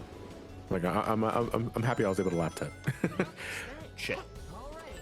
Fucked that up. I knew it as soon as I jumped. I knew it. The Link to the Past race. I'm glad some people enjoyed that. Oh yeah, I unfortunately couldn't catch most of that because I was in the middle of doing something else. But how did that end up going? Did you both of you finish? Yeah, pretty close actually. Oh man. Yeah, I saw a lot of people really like that randomizer one. I saw I was looking at a bit of it during editing. It was like, yeah, I loved all like the little edits that you did and like all the extra custom stuff that you threw in. That was really cool. Thank you. How long did that take you to do for just to reiterate? My stuff, I've been researching it for most of the year. It took a week to implement. Greg's, I blitzed it an entire day. At the cost of my hand. Get a ring, Kevin. There you go. Yep. Oh god. As soon as I got hit, I grabbed one. And then after that, we did a quick demo of the BS Zelda sequel. I found that on cart at Too Many Games, and I know they've been in carts before, but that was one I always wanted to pick up. So I was like really happy that I found one for pretty cheap. Yeah, we based on the older ROM hacks, not the complete MSU one version. Yeah. Which is fine. I realized at Too Many Games that like I don't really have much I want to collect as far as games go anymore. Like I'm not kinda anymore. Like I have a few. I had to figure out what it was I wanted to collect, and it was like, okay, oh hello. So I was like, oh I'll finish off collecting at least one of all the Zelda games, not necessarily every copy of each one. And so I saw BS Zelda, and I was like, oh there we go, that counts. I'm at a point in my life where, like, I'm pretty content with my shelf of games and all that sort of thing. Like, I'm more about collecting models and figurines now than I am, you know, enhancing the shells, because everybody's got those and everybody's got figures, to be fair. But nowadays it's more about getting as many things as I can into a hard drive. Yeah, like trying to see if I can play it on a PC more than just like trying to like dust off the old like retro console. Not to say that there's not merit in that, because Nora and I got these new bookshelves and we feng shuied the fuck out of the living room afterwards, and now we got the old CRT next to the HD TV, and she's been deliberately using it with the PlayStation 2 and all that, you know, because it's just a way to play those games, sure. But you know, I'm now more than ever as I get older, I look back at all my games, it's like, why do I have all this shit? Especially when like there are some that like you know that you're never gonna play again, and you just have them, and you could easily just make that money back if you it's wanted just to window get rid of them. dressing. It's just window dressing for my videos. Yeah. The joys of digitizing your entire PS2 library. Yeah. And I do have to thank again Experiment for that, because that's something I'm going to touch on. So the Ratchet Deadlock video will be going up later this week, assuming nothing happens to my editor or anything like that. But I'm going to be going a little bit into that in the beginning of the video, because one point of notice that I got from the last one was the amount of slowdown I was experiencing in Up Your Arsenal. And folks were saying, that you shouldn't be experiencing that much slowdown. I was like, what's going on there? And it's like, I think it has something to do with the settings I had on the HDD I had on the PlayStation 2, because I play the games now directly off of the HDD that Experiment supplied me with. And there are two toggles you have to set to on if you want some games to run correctly. Up Your Arsenal doesn't require those toggles to be on, but I should have had them on anyway. And if I did, I probably wouldn't have as much slowdown as I did. However, that's not it's not a bad thing because I did go and say in the video that I didn't mind the slowdown because of how much action there was on the screen. I kind of liked, the Matrix-S feeling it gave me. Yeah. But I did practice caution for You're supposed to home attack when he does that. Sorry. Yeah, I made sure those that's things. right. I dodged. Yeah. I made sure those things were toggled on, and I didn't get nearly as much slowdown. Although it was still there, because I think at some point you just can't help it. It is PlayStation 2. Yeah. One of the cool things about Deadlocked was always 3 doesn't really often slow down if you play it off disc, barring disc scratches, etc. Deadlocked has a specific mission. You already played it. The end zone mission. Yes. That one is like essentially intended to slow the game down. Yeah, and I'd imagine. It's so satisfying. Yeah. So we do have fail safe if it's needed. I did put older builds of Opal on there. Okay, we'll have to. If it ever needs to come to that, then I'll hit you up. Yeah, I'm at a point in my life now where if I can find a means to like convert a console to at least run different consoles, I will gladly do that. I've said it time and time again, but the Wii U is now essentially my GameCube. The Wii U is the ultimate emulation console. Yeah. Not that I do that or anything. Yeah, I really need to figure out if there's an easy way that I could like mod my Wii U, because I'd love to like mod it so I could play GameCube games on it. It's not that bad. You gotta step into my office. Yeah. You can just DM experiment whenever you want. It's actually not that complicated. Hopefully, because I tried figuring out how. I mean, I had trouble figuring out how to copy Dreamcast games. Now I'm like, if I have trouble with Dreamcast games, I'm like scared how I'm gonna figure out anything else. So wasn't it Saturn? With what? Wasn't it Saturn games you had issues with, or am I thinking of Ross? No, I think you're thinking of someone else. Yeah, it must have been Ross. I will say also, the good thing with PS2 stuff specifically is as long as you can get Ratchet and maybe Driver to run, most games are going to be fine. Like generally, like there's a few other stragglers that are weird, but like those are the ones that are just absolutely, just can't. You just can't. They took them forever to get those games to emulate well. It's been a nice process though. I got things to say about Deadlocked, but it's been a blast experiencing these games. Finally. So the trouble with PlayStation 2 stuff is generally the tight timing requirements between the emotion engine and graphics synthesizer from an emulation perspective. From a coding perspective, your biggest problems are going to be IO and the DMAC controller, because they bottleneck everything. Why are these not counting as hits? And lately, anyway, the thing I'm mainly I like to buy now is comics and manga. Like that's pretty much what been my like big collecting thing of just like, oh, if I'm at like those kind of stores, I'm always looking for those. Like even like I think the last times I went to TMG, it's like I bought a bunch of games, but I found a couple booths that had like manga and comics in there, and I got stuff from there because I'm like, yeah, that's what I like. And they're probably like most of the time far cheaper. So Kevin, do you remember my trick that I told you in the video? I don't. When you're flying around with him, don't do left and right, just do up and down. Okay, I see. I thought I hit him. I hit 3 different ones there, and it just didn't. It's not counting them. You had the head has to specifically hit them, not the Oh, I was wings, saying like the clip of not the wing, I back. see. Okay. Yeah. Yeah. Just a weird collision thing. That makes sense. Someone asked in chat if they missed the innuendo in Deadlocked. At a certain point, they were like, "Hey, maybe we want to not make all of the games we make on our resumes something about butts." Like, that's pretty much why they like they still have some innuendo in all of them, but like they stop being so crass because hey, that's funny, but maybe as these people turn 30 and 35 years old, they're like, hey, we don't like college humor anymore. It starts to lose steam after. I don't even think like the age of it is relevant. It's a done bit. Yeah, like at a certain point it wears out, and especially when you're like, hey, the PS3 games, and again, I'm not gonna spoil anything.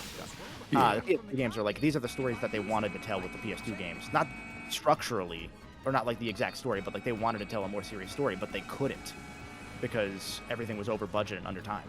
Yeah. Like they had on Ratchet 3, they budgeted for half the animation time they ended up using. Like they budgeted for an hour, they had almost 2 of cinematics. Fucking hell. I mean, it's also a thing of like, it's like, oh, they're like, oh, we want it to tone down like all of the dirty humor, but then afterwards they did full frontal assault and also ripped apart is pretty like that's pretty obvious. So yeah, like, I mean those are there for the ones that want it. Ow. Like if Deadlock is supposed to be innuendo, I don't see it. It's not. It's just there. Because that was meant to be the arc one. Is there a homing attack option on this part? I forget. Yeah, you home attack the hands and the head. Okay. Like Egg Viper. I think is Wolverine set to come out before or after Spider-Man 2? After. They don't even have a. I think they said tentatively maybe 2024, but I would be shocked. Yeah, because I remember they said there's another 2023 is what they wanted Spider-Man 2 to come out. Yeah, I think there's another Ratchet probably. They made a CGI teaser for that, and it hasn't even that wasn't even. It was like a pitch basically. I think it started production, but Yeah. I think they pitched it because they wanted like an and one more sort of thing. Okay. My theory is that there's either going to be maybe not the next big Ratchet game that follows Rift Apart, but like a Rivet game. I think they might just eat the backlash and do a Rivet game, or something. I mean, like it is. I mean, Rivet straight up has like plushes at Walmart that I see. So it's like Rivet. Yeah. I mean, like it's not like they're like, oh, they're ashamed of Rivet. It's like they very clearly put in their own Rivets. So everyone who's sane is like, oh, she's one of the highlights of that game. Ooh. Don't listen to the vocal minority, folks. Yeah. Damn right. I know. I'm a Sonic fan. Oh, poor Ratchet.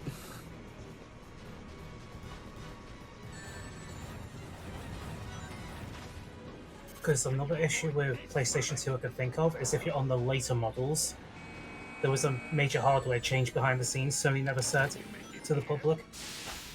Because at that point, I'd say around 2006, 2007, they stopped manufacturing the PlayStation 1 altogether. So that meant, oh, we're not going to manufacture the IOP/PS1 CPU for PS2s either. Yeah. So what are we going to replace it with? Well, we're using PowerPC code on the PS3. Do you want to just backport that to our little custom chip, slap that on the PS2 and call it a day? Yeah, sure. The last attack was a homing attack, right? Yep. I'm trying to blank. Yeah. Yep. Okay. Just want to make sure. One last time bomb. So they implemented what's called Decard into the last slim PS2s. The problem is that not only affects PlayStation 1 compatibility for the worse, it affects PS2 compatibility as well. Is that a Blade Runner reference? On to you, Steven. Yep. Like, Klonoa 2 is a good example. That game will just fail to detect controllers or memory cards sometimes. And our best guess is it's however much of a hack job they did for the IOP code. Beyond Good and Evil can crash, but to be fair, you should be playing that on other platforms. PS2 is the worst version. What did I end up at? There's a few others I can't think off the top of my head. 235? I'll take 235. That's not bad. Here we go. How does it feel, Kevin? I feel nothing. No, I'm all things considered, I'm pretty happy with that. That's all, actually. That's the tweet. Can Come chat? on, Steven, you can speedrun this. Can chat tell me if the game sounds like it's at a good level? Or? Yeah. I'll keep an eye on. Here, I'll listen to it too. Thanks. That sounds fine. Good. We have $5 from Nordic Zai, who says, "You mean Deadlocked isn't a CBT joke?" It's yeah, that was one. I don't know if you went into detail on it, John, because there was some stuff that like no one really knew for a while. Like we had basic heads and tails of like what was going on with it, but that game was actually going to be first a twisted I metal did game. read it like it was supposed to be a racing game. Yeah. It was and because the Jack X came out. It wasn't even came out. It was they had just pitched it, so they both pitched the same game at the same time. And they didn't one want being to, a like, racer. they didn't want to step on toes and shit. Yep. Yeah. One was a racer, and then Deadlock was going to be a twisted metal kind of game. Yeah. And they just settled on another. And then they said they were going to do Halo. They're going to do an open world Halo game. That's why the worlds are so open in Deadlocked. Because they were trying to do a Halo-style mission-based structure, but the problem was that they couldn't get PS2 pathfinding within the Ratchet engine structure feasibly, let alone when they added co-op, because that game has full co-op, and that's why everything's sharper. Literally, the game is edgier because they had to limit the polygons they used so they could get the game to run co-op. For the game's detriment, I feel that's actually a critique I have with Ratchet's model. I don't like how angular it is. That's fair. His animation also considerably more limited. Yeah. With PlayStation 2, the GPU side of things is designed to be an absolute polygon cruncher. The problem is, you include any form of texturing or filtering, that number just falls to the bottom, basically. Yeah. Yeah. I believe it. Best Daily said they didn't know about the Halo thing. So no one knew about the Halo thing. I will take not credit for that, but I spoke to one of the designers that worked on Deadlocked before he got moved over to Resistance, and he chatted with me about that, and it was like they had never really fully outlined, oh yeah, there was a Halo element in there, which is why it's so open. And that's why the that game's car is called the Puma, because of the Red vs. Blue joke. Yeah. It's the Puma instead of a Warthog. Yeah, I think in the back of the, scrubbing through some of my footage now, I do get a Halo vibe from it. Yeah, because when I saw, because the first thing I thought of was Smash TV. Like, I just thought, you know what? Yeah. Insomniac really liked Smash TV, and I brought up like Paul Verhoeven twice already in reviewing these games. And one thing I did like Deadlock about its presentation was that they brought back like the snippy, like dark humor that I thought Up Your Arsenal was missing. Yeah. However, my biggest point of contention, you guys are getting like the early versus video here, I guess. Spoilers. Spoiler warning. But the Deadlock only has one joke, and they run it to the ground. And I think the game's biggest mistake was giving us those fucking announcers. Really? Because I hated them. I absolutely hated them. Okay. Yeah, they got one joke, and you hear them all the damn time. There was only one time where the dude made me laugh, like genuinely, is when I was exploring around the arena. It's like, oh, what is he looking for? What's he looking for? Oh, it's just a pair of bolts, and that's it. Like, it's supposed to make fun of you trying to explore an area in a game that doesn't want you to explore. Yeah, and it calls you out on that. Yeah, that's fair. But, I always found that charming, but I also like that was like a thing I played as a kid, so I can definitely see coming in later and being like, yeah, there's a lot of that. Did I fucking miss one? God damn it! I always liked the like some of Dallas's lines, like remember kids, don't try this at home. Go to a friend's house. Yeah. That like those always pop me. I heard that like 6-7 times though, like during the game. Like if they it's were only like it's only a 5-hour game too. Yeah, it's a pretty short game, and maybe because I was going through it pretty fast because I already got the experience of the 3 games under my belt. Yeah. They got really repetitive really fast. Yeah. And after a while, I was like, the charm is gone. Yeah. No, I can see that. They had a decent enough variety that I never like actively noticed it until more recent playthroughs. But by then, I'm just like, oh, I love hearing like say the thing, Bart. Yeah. He's gotta say Juanita. He says Juanita weird. Yeah. Fucking that's like 10 jokes in that game. Like, come on, guys. Yeah. But yeah, no, that's fair. I also only have I like the shift in tone though. Like I thought it was interesting to see like where can a darker Ratchet game go. It's just that I don't think things are as memorable as they could. Like I didn't like Gleeman Vox at all. It's like such a fucking forgettable villain. That should have been voiced by Danny DeVito. God. The fun other side thing about Deadlocked was that originally they were going to have Ace be a Lombax, which is why there's so much story with him. Right. But then they were like, wait, why would we do that on the last PS2 game no one's going to play? When we could do that with the PS3 storyline, which is just great. Even better is then that Deadlocked outsold every Sly game. So it was like it's still like not combined, but everyone individually. Like Sly 2 is like like the 1.82 million copies. Deadlock's like 2-ish million. Yeah. But it's like, man, you can see why the other ones died. Like Ratchet just kind of people keep playing them. It had that thing, and like Jack sales died off. Like, for no matter what I say about Deadlocked, and I have a number of things to say. Like overall, my experience was still positive. Like it's still a great game. I still enjoyed playing it. Although for the life of me, I thought they got rid of the.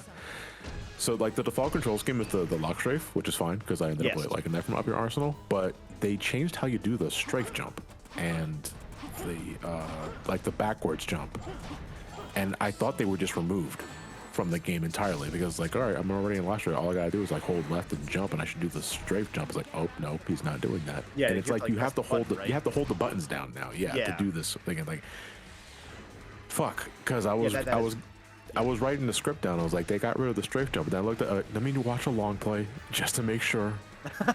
And I see the dude doing it. I was like, oh, wait, how the hell do you do that? And then I found out, oh, because they changed how you do it. I think that's probably a holdover if I had to guess, because if you play third person, you have to hold the button, hold the L1 to like do strafing to then go into strafe jump. I think that might have been a mistake. I never even I don't play lock strafe except for Deadlocked, but I'm so used to holding the strafe button anyway. Yeah. That I don't think I ever noticed that.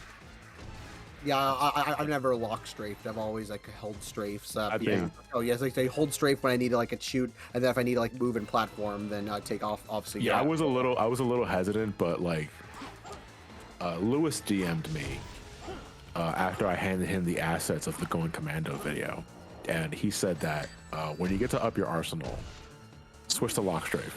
It's the first game to do it, but they still treated it experimental, but I think you'd like it. So I was a little hesitant at first. I was like, all right, well, Lewis told me to try this. Let me give it a shot. And I was like, oh, wait, this is so much fucking better. Yeah. Yeah, because that's where it becomes shooter platformer instead of platformer. Yeah, shooter. exactly. Like, 3 is really where that hits. And they kind of go back and forth from there. But what I was going to end up saying was, like, that's the thing with, like, even, like, Deadlock or any of the others is there's no bad Ratchet game. They're all mid. You know, they're all at least mid. And they're all relatively, like, I always call them, like, B+ games. Every single one is, like, a B+ game to me. Because if you look at them functionally, like, there's a reason these games get the review scores they do, and it's because they're all the fucking same. But they're all good. So... Yeah. Oh shit! YouTube comments was right. No, not this time. Not this time. I mean, yeah. I mean, you can technically say that, Nick. But Lewis was the first one to DM me after I gave him the assets because he was the first one to tell me that. He was the first YouTube commenter. Yeah, he was the first one. Technically, yeah. He was the first one to tell me. So it's Yeah, like everybody afterwards is irrelevant. No, the Ratchet game is, and when they're all good, none of them will None be. of them are. Yeah. Brandon in chat pointed out that Ant Dude doesn't like Rift Apart. He came up to me at too many games and he goes, "Yo, Rift Apart's fucking mid." That was the first thing he said to me in October last year. I should probably pick that up on my PS5 that I got a couple of months back. It's very good. Do I need to play any of the prior games beforehand? No, it's what they did was the most impressive thing about Rift Apart, and again, I'm keeping this vague here, is that it had to appeal to 4 or 5 different audiences at once. It ran into the Sonic problem, where there's so many different fan bases, but it did it. It pulled it off because you can play up until Crack in Time and understand everything and like say, oh, the last real game was 11 years ago. They've been gone for 11 years. Or you can play Nexus, the last canonical Ratchet game, and say, oh, they've been retired for 8 years. Or you can have come from the PS4 game and know nothing other than that Ratchet and Clank exist. And you can say, oh, well, because they open with like, oh, we've been retired for a long time. All that stuff. Then you have to appeal to kids, because most of the players that are in the target audience for a Ratchet and Clank game were not alive when the last Ratchet and Clank game, the mainline one, came out. Let alone, I mean, even PS4, a lot of fans weren't alive when that came out. People that would buy the new Ratchet games. They've always been marketed towards 7-year-old kids, as much as we like to think we're the audience. And so they were able to appeal to all of those audiences and give like meat for the fans that like the PS2 stuff, for fans that like the PS3, like lore, all that stuff, while making a game that, and this is my soapbox that I stand on with Rift Apart, is every Ratchet game for a while in the PS2 days was cynical, and that's what a lot of people always point to, is like, that game, like these games are cynical, and they do cynical corporate humor so well, and they do it better than almost anybody else. But now everything's cynical, and I kind of like that Ratchet is now the thing that's just wholesome. Like, they made Rift Apart a purely 100% wholesome game. So it's the new, not like counterculture, because it's not that in that sense, you know what I mean? But it's like, it's the counterbalance to what we are experiencing as people, you know, like especially when kids like are so hyper distracted nowadays, because phones, like, imagine if we grew up with phones, with smartphones, with social media, with TikTok, we'd be fucking wrecks. And so I think that for the world being cynical, for there to be a Ratchet game that is purely non-cynical is more impressive to me than if they just kept doing what they had done with the first 4 Ratchet games or Sunset Overdrive. Yeah, honestly, if you wanted Ratchet and Clank to be as cynical as it was in the PS2 era, in today's climate, you'd have to get overly political, and that is a different kind of humor. Compared to like poking fun at capitalism and consumerism. Yeah, because like we're now at the point where there are like 12 companies, so Gadgetron exists. You know? Exactly, absolutely. Not saying it can't be done, but I don't think that's where they want to take the franchise, and I don't want them to go that way. Yeah, and like a lot of the people that are still at the studio are like 40 now. They have kids. They like that's part of why Rivet exists. Is the game the creative director who hadn't worked on a Ratchet game prior said, you know, I want a game my daughter can play and like look up to somebody and like maybe we can introduce a female Ratchet, because that's exactly the kind of game that would be able to use that. And so they fucking did, and Rivet's awesome. Yeah, someone don't be mentioned weird in chat, yeah, I got my PlayStation 5 for less than $100. Basically brand new in box. Oh yeah, that's right. I remember you mentioned that. Yeah, you got lucky. Because police auctions are a wonderful thing. I mean, they basically did. It was just auction, yeah. It was just like, it's a Sony brand media center, and I thought, great, I could turn that into a network attached storage unit for myself. It came with a black bin bag. It was complete in box, and I went, oh cool, wow, this thing must be fucking huge. How many hard drives can it fit? And it's just, hi, I'm a boxed PS5 that's basically brand new. And it's just, yeah, I ain't saying no to that, because I have a PS5 now. Sucker! I'll keep things vague, because I've been avoiding Ratchet discussion for different reasons than John. Sorry if we spoiled anything, by the way, earlier. I don't know that we did, but if you didn't mention any spoilers. Okay, no, because I know you mentioned earlier another conversation at some point, and I didn't realize. It was like last week when a donation comment asked us about like our thoughts on like the PS3 era. I was like, I didn't play any of those games. Oh, okay, I got you. Yeah, because I've been trying to be vague because I don't want to fuck with that's fine. your videos. But someone asked about Rivet's design having changed over time. That is a thing that happened. It's questionable. Look, I'll just watch my fucking video on it. I go into that shit. Yeah. Like, it's easier that way. You'll kill an hour or two of your time. I don't plug myself often, but if you want to learn about that shit, I talk about all of it. It's great background noise. It's a lot of things of let's just say old men trying to figure out how to do things like for women, and then the women being like, just let us do, we know what we're doing, and then it turns out, oh, the women do know what they're doing. Well, so actually that's actually wrong. Like they do, but that scenario. Be careful with your choice. Someone clip that shit.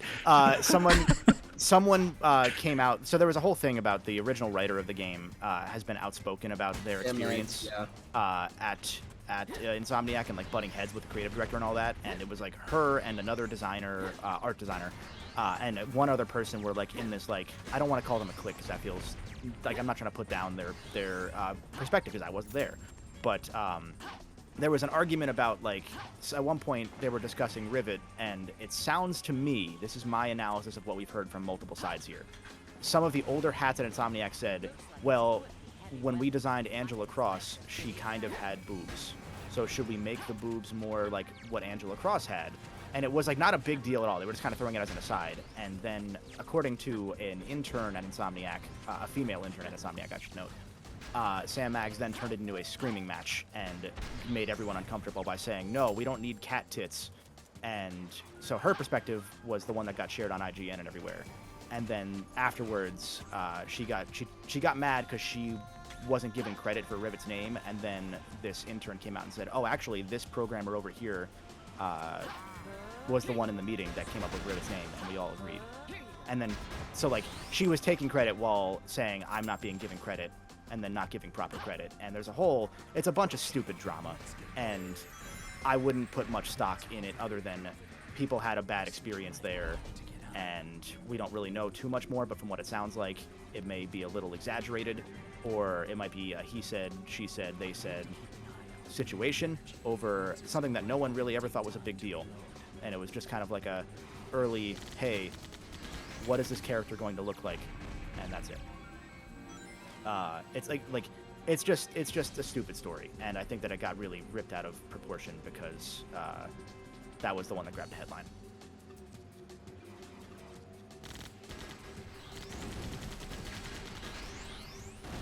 That sounds like a very fun time.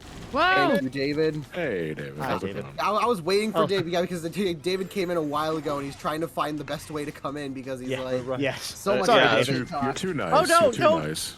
Oh, well, you're just going and going, and I'm enjoying Sonic, listening. But with Ratchet. I know, it's very confusing because when you haven't been playing Sonic, I feel like I've forced Sonic in, and now that Sonic's here, you're like, no. We'll talk about some other shit. Right, Sonic's had his time in the sun. He's got to. I will say last thing about Insomniac Ratchet stuff before we move on for hopefully good. Someone asked if Insomniac does the Snow Beast Award anymore. As far as I know, they still do. As of Spider-Man PS4, they still do. And the winner was Screwball. The Screwball Challenge just thank won the God. award. And I think it was the game director that had won the award for Screwball. They posted a tweet about it at one point. I can't find it anymore, but that was a thing. Yeah. Screwball specifically in in general, but like specifically in the DLC is really bad. Like it's fine in the main game, but those DLC missions are god. Yeah. So like I don't think I've been able to platinum the game specifically because of those DLC missions. Like I'm missing like a couple of you got to get a complete 100% of all those missions. I'm like, I can't. They're too annoying. Oh, that's weird. I thought, from what I remember when I got my platinum, they have just enough that you only need to get silver in most of them and then a couple golds overall. But I also only platinumed PS4 and then made a save file at Uncle Ben's grave and then transferred it to PS5 and then got the platinum on Uncle Ben's grave. Which is the only footage I ever show of Spider-Man in my videos, is specifically the platinum trophy popping while I'm taking a selfie at his grave. That said, we do have a couple donations. Did we read Mordecai's one? Yeah, we did. Okay. So we have $20 from Joanne Alamos, a.k.a. Joyalma. Hey, from Guam. Loving the streams and been cooking listening to previous ones. Singyang miso, lumpia, panko mushrooms, etc. Will this be archived on YouTube? Yes, it will. Can I get a shout out to Runa for graduating, Danny N, Bello, Desi, Rico. Cheers to Cheese Squad. Also, Switch raffle, please. Thank you so much. And yes, like I said, we are archiving all these on YouTube. Some of them are already up. Thank you. Yep. And thankfully, I figured out the smart way of, I can just export streams from Twitch right to YouTube. So most of those are already like right up there. So just gonna do a couple like tweaking on trimming out the beginning, the beginning portions, and then they can be ready to go. And then I just need to actually export and edit a couple of the races so they can be synced up. I'm excited for you to have to edit SA2. Oh, that's right. The 5 bumpers. That was so weird because once I fixed the issue of the frame rate, I couldn't capture the game anymore, so I had to capture the window separately in OBS. That's what fucked us up for the last 5 minutes when I was setting up, is I couldn't get the game to show up. I missed the entire beginning of that, but by the time I turned it on, I'm like, oh, you're just playing Sonic Adventure 2. You're having a great time. I don't understand why everyone's talking about the bumper. It's because it's Sonic? He's got bumpers? He's got bumpers? Yeah. Look, I don't understand. It's esoteric. We had a bunch of independent tech issues that popped up one after the other as we started streaming. Right, so basically a Sonic game. That lasted for the first half an hour. Of yeah. Chat were champs. They were. I think everyone hung out the whole way. No one dipped. So we're very thankful for that. Oh, Steven, Cosmic Kai says you might be able to catch up. Yo. I accidentally got an S though, so maybe not. Oh, rip. Oh no, you lost 5 seconds. Once Chris and Steven had told me their times, like I said, my goal was to try and stay within 20 of John. I think I ended up 35 behind, so not great. But I figured there was enough room that we could pull it back and embarrass you guys. I redeemed myself for SA2. That's all I wanted. Oh yeah, I hate this because you got to be like, it's so bad timing. Damn it! Hey asks how many Gamergate points we've collected so far. Let me see. I'm about to get another one right here. Let's go. Air horn. Steven does have to be careful because he's gotten all the S ranks in this game, so it's pretty second nature for him to just get them over and over again. That's a lot of time. It does. I made a whole ass video of here's exactly how you should do each of the Sonic stages, and it was so fucking detailed, and I was just blown away the times I watched it. I've only ever gotten all the gold medals in Sonic's campaign. That's about it. That sounds like a stream series when you hit a sub goal. I couldn't be bothered. I just do not like Silver or Shadow as much as I did fair. Sonic. Yeah. Because you've done that with what? You've done it with SA1, with Heroes 2. I've done everything on Sonic Adventure and Sonic Adventure 2 and Heroes, yeah. And Heroes. Yeah. What about Shadow? Idiot Orbs, I was gonna say Casinopolis Knights table. No, actually. I love work. I love that you did that, Chris. I still love that video. It is a good video. But yeah, have you gotten all A ranks in Shadow and then played Not yet. Super Shadow's Hard next in the Expert? docket later, but not now. No, not actually. Fuck you. Who said that? John. I hate Did you that. do this erroneous weird thing? Wouldn't the door have been easier? Haven't you ever? Have you played Sonic Eraser for 24 hours straight? Look, Let's Josh. go. Boy, have I. Did you convince all your loved ones to do two-player versus on that puzzle? Did you play Sega Sonic Bros with them? Did you say love? Oh yeah. So I want to get him to shut up. Quiet you. Uh, I gotta fight Silver now, which means I have to watch the next cutscene after this. Don't hurt me. Well, only up to the kicking part, at least. Okay, Kevin, do we watch the whole cutscene or only up to the kicking part? To the kick. Okay. So, cut mid kick. Yeah, as soon as the kick happens, that's fair. Honestly, if both shadows do it, I think we can skip it during Silver, as long as one person's done it. I think that's fair. I'm about to show it now soon. Yeah. So That way, if Steven skips it, Chris can do it. how about this? This will end it. that is when Silver dies, right? Not Shadow? now. That is when Silver dies, yeah. Right. He gets a traumatic brain injury, and Shadow's like, and that's why he goes back in time, because if he Get leaves the ratioed. body, it's like, Get there's no way- ratioed. Minor spelling mistake.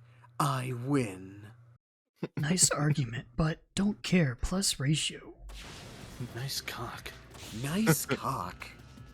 I was so this is a dumb No! story. I was updating Damn my it. phone I'm yesterday because I got a new phone because my old one's starting to shit the bed. Yeah. And Oh fuck. so I transferred everything, and I was trying to transfer all my text over, but I was like, oh, I'm bad about adding people to my contacts sometimes. So I was like adding people to contacts to make sure they transfer, and just in case the messages don't. You know how phones are. And so I went through and I'm like, who's this number here? And I read the text. It's like, hi, this is Sergeant from the U.S. military. I'm here recruiting. Like those texts that you sometimes get. Sure. And I just sent back ratio. Get shit on.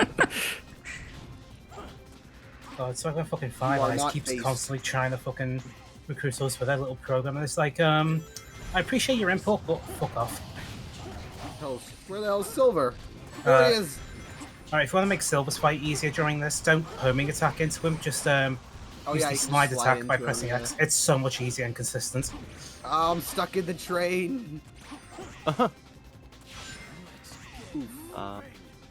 Run away. have you ever been stuck in a train in real It's because life? I have the audio down low, so I can't hear him go, how about this? So it's like I have to try to... I fixed that.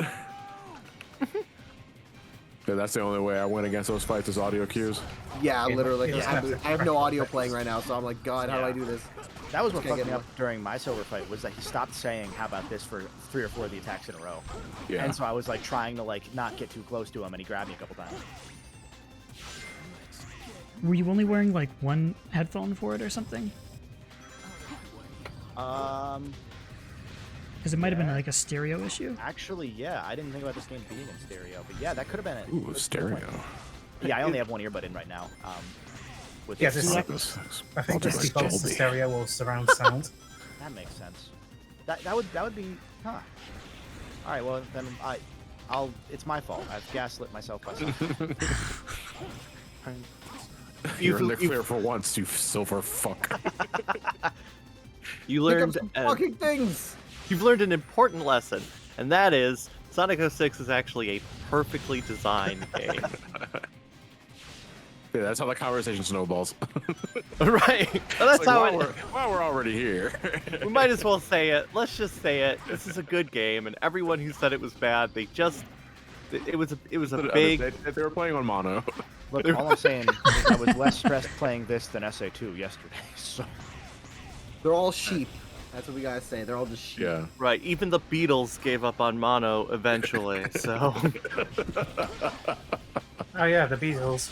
Those guys, my granddad decked in the face once because he was trying to hit on my grandmother. Fun times. what? What? Yeah. Beat Back balls. in back, this Like is, all 4 back of before them? they were big. No, the name's escaping me. Fuck. Chaos. John Control.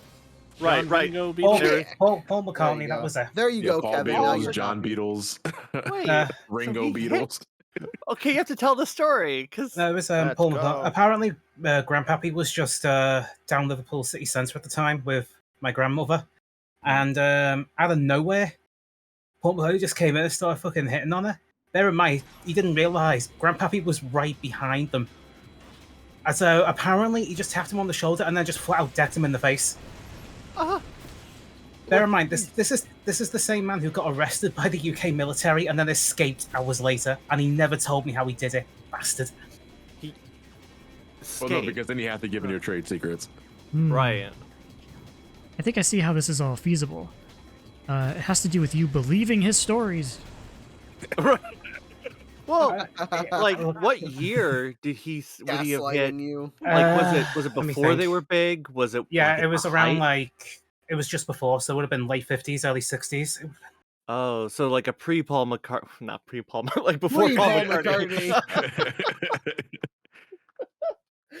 Okay, I guess it could be like he was just one of those that just didn't take anyone's shit.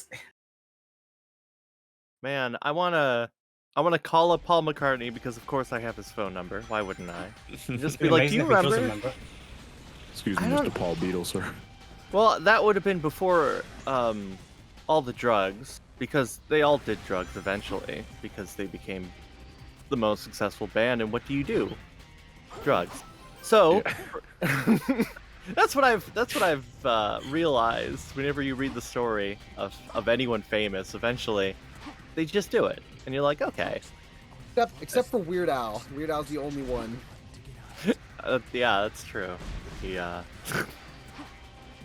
Weird Al. According to who? Weird Al? Weird Al. Whoa. Well, maybe we'll find out the shocking truth in the upcoming biopic starring Daniel Radcliffe. Oh yeah. Well, he made that a whole joke that there was a behind the Weird Al thing that came out in I think the 90s, and the whole joke was that his whole story is so boring because he never did drugs or didn't get any controversies or anything. So it's like, how do you tell a story about me? It's like, it's all boring. Oh yeah, I remember there was one of the bumpers is like, oh, and then my next album didn't go platinum, it only went gold, and he's crying, and it's like, oh, oh, mister.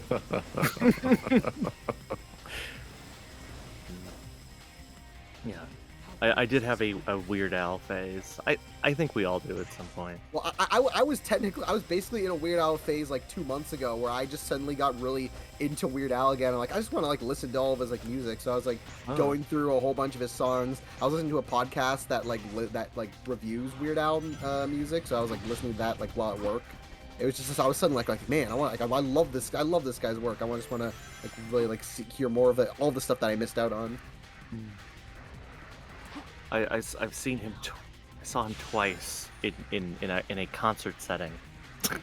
he is performing in Toronto, but I missed out on getting tickets. I think it's in a few weeks. I'm damn, I wanted to go, but I missed out on getting tickets. The first time I saw him, it was free because it's like, hey guys, there's free concerts, and I stumbled in. Well, I didn't stumble in. I guess the girl I was dating at the time was like, we must see Weird Al, and I went, oh, okay. But it was free, so I went, I guess I'll just spend money on concessions. Was this during your time at Inkstop? No, this is pre-Inkstop. So I was broke. That's what I was. Right, because after I graduated college, I went, yes, what do I do now? And the world said, well, you don't want to work, right? And I went, I guess. Right. So when I was finishing up college, I got my first job, and I was a person. I worked in the back room at a Macy's. That's what I did. I stocked shoes, which was very exciting. And then after that, I was unemployed for a little while because it was only seasonal, and then I started working at Inkstop. And then the Legend of David. Yep. Revealed. That's true. So if you need to know my employment history, okay. So first, right. So it's Macy's. Resume.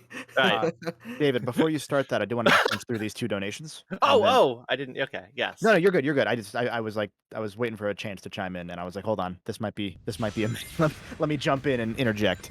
So we have $5 from Mordecai, who says, when is the Shadow shoot race? Maybe Shadow basketball? Yeah, well, fuck Chris. Hit him with the fuck Chris.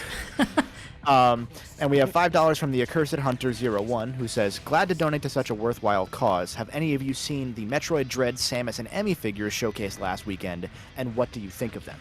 those the Figma statues? I think. I you might think be so. Referring to. I mean, they're good. I might get both depending on how much they are. Knowing Figma, they might be $70 a pop, but Yeah. yeah, I'm all for more Metro memorabilia. What's I didn't see Figma? him yet. I'll have to look him up now. Figma boss. Got him. So that puts us currently at $24,420.69. Later. So yeah, we're still got a couple hours left today. Obviously for the leg 3 of the Sonic Adventure race, Sonic Adventure 3, Sonic 06 race. Let's go. As these two, Steven and Stefan, go head to head in Shadow. I don't know how far behind Steven is currently. I started off 4 levels behind. Now I'm 2 levels behind. Yo. Where's he right now at? Flame core. Flame core. Oh damn! So he is actually getting pretty close. Whoa, you're shadowing. You're in the shadow, but Got the him. shadow's getting smaller. The sun is rising. Soon it'll be noon, and there will be no shadow. It's high noon. Sonic, get in my ass. Experiment. Okay, so it's Blue Chew. Flame Core, Iblis, then the Rouge thing, Mephiles fight, Radical Train, and then Silver and then Aquatic Base. Yeah. Hell yeah. So yeah, sorry, Dave. I don't want to cut you off, but Oh, that's okay. I think I was just. You're just saying his resume. Give us Right, your because- resume now. I did want to hear that. Oh, right, my before you resume. do Yeah. your I hate to be that guy. I am going to stop for a bit because it's Nora's birthday and I want to watch Yes, go the rest go of the have- movie with her. Yes, go ahead. Go have fun. I'll be back later. Have fun, John. Have fun. Enjoy life. Are we hiring David? David, do you want to work for FTCR? Give us your resume. David, we can Okay. subcontract you as my editor for Chris. We are. I'll pay Ted less. That way I can pay you. Wait. That was what it was, right? It was you, Steven, and Ted were like, oh, well, you could subcontract and I'll pay you to edit his videos. I think we eventually got to the point where I was like, what if you just paid me 25% of what you pay me and I edit? Just talk yourself down. It's better than talking yourself out. That's true. No, I'm very like that. If you're good at something, do it for free. Accept that. Don't die for free. I put out. Yeah, he does. I put out and Okay, you pull in. Oh. Oh no. Oh, yeah. Okay. So we keep jumping over you, David. Please. Go ahead. Right. Because my resume isn't that super exciting, like in terms of normal jobs. Like I said, it was right. So I went to school. I got a 4-year degree. It's a bachelor's degree. It's a bachelor's degree in English. That means I know words. It's hanging on the wall of my father's house. I don't even have it with me. That's good. Oh, do I need to ask for that back? I don't know. Maybe. I feel like a lot of places don't ever ask to see it, though. Like, oh, could you just send me the physical one? And you're Oh, like, oh, what? I don't have it. it did it. It Oh. did that. It did that stupid glitch. Oh, I'm glad I'm not the only one that runs into that stupid fucking thing. Fine. I did graduate Aquatic Base from is done. high school before I graduated from college. Just so you know. Okay, I figured, but yes. Right. I guess. Well, you know, because like when you first get out of school, it's like, oh, I guess I should put like what I did in high school on my resume. But then when you're in your 30s, you're like, I should really not have that there anymore because it's so outdated. Let me delete this. No, I kept my drama club time on my resume. Don't worry. Oh, well, you know, there was that that brief moment in time because I feel like I mentioned it before. I was my senior class president. Oh yes. Yes, which does make things look good early, but then eventually you're like, oh yeah, I was senior class president. And they're like, great, you're an adult now. None of this matters, and I'm like, I know, but but it was really cool at the time. I made someone very upset at me. They bitched out their girlfriend because I won. Man. Which, I mean, Right. isn't a good thing to do. But also, it was a Yeah, secret now I'm girlfriend. considering not hiring you. You make people cry for your own selfish profit. But okay, keep going. Yeah, well, We might right, have a hit no. on here. Right. No, it was someone who was also running and he wanted to win because he had the perfect high school resume. So but I make my other candidates cry. I made him cry, and I guess he was secretly dating a girl who I had a secret crush on when I was Her name was Elise, and she was not allowed to cry. I need to save the archaeologist now. No, She Elise knows was where the Book of Darkness is. Elise was the woman I started dating, and then played 06, and then we broke up not that soon after. Oh, okay. Yes, you always got. That's also on my resume. I list once dated Elise, other version, and they're like, we don't understand. Yes, and Yes, and right. So I got an English degree. Then I had a seasonal job at Macy's and went, yeah, stocking shoes. And they went, wow, you sure stock shoes. Should we keep you on? And I said, I would like that. And they went, oh, would you like to sell shoes? And I went, I would like that. And then they went, well, too bad because we're not hiring. And I went, oh, well, because at that point I was just like, I need a check. And I guess at the time I thought Macy's would pay well because they did commission, like, oh, you get extra for shoes you sell. And I went, that sounds good, I guess. Of course, no, it would have been terrible. So reminds me of my Kmart days where they're like, if you can sell our fucking what's it called, warranty, if you can sell a warranty, you get a bit of commission. And I was like, oh my god, this is my natural ability, talking coherently and convincing people of things. I do that so well. I sold a fridge warranty, and my next paycheck had like $3 on it, and I was like, yo, fuck this place. And then it closed down. All right. How many Kmarts exist still? Few 20 in the America. They're still functioning in like Australia, but here in the States, I think there's only 3 left. Okay. I used to live near a regional headquarters of a Kmart. Wow. I know, because I would leave the house, be like, where do I want to go? I want to go down. I need to remember where the fountain is. Right. I know where it is. Yeah, I'm pretty sure I know where it is, but it's in the southwest corner. I keep getting lost in this area, so that's why I'm always like, Remember, it's near where Sonic Man can spawn. No, I guess. Exactly I guess No, it wasn't Oh, sorry, Sonic. I went. Oh, it wasn't the regional headquarters. It was the actual headquarters. I used to live right near it, and I would drive by it and be like, "There it is! It says Kmart." It doesn't. The brand invigorated you? No. You might be the first person at Kmart's ever invigorated. I mean, I like the name of it, like Kmart. Yeah, it's just right in your face. I do want to interject one more time briefly here. We have a $20 donation from Alex Aptos, who says, congrats on a super successful charity event. I've had a blast watching these streams, and you're all doing an awesome job. Thank you so much. Thank you for donating and tuning in and having fun with us. Damn it. Thank you. It's the other bell tower you need. Yeah. Yeah, I know we said it before, but I think I can speak for all of us when it's like, well, I'm just blown away by this year's event and everyone's generosity once again. I mean, this is the same place I went last time. That's fine. Just keep going. Go across the big bridge. Damn it.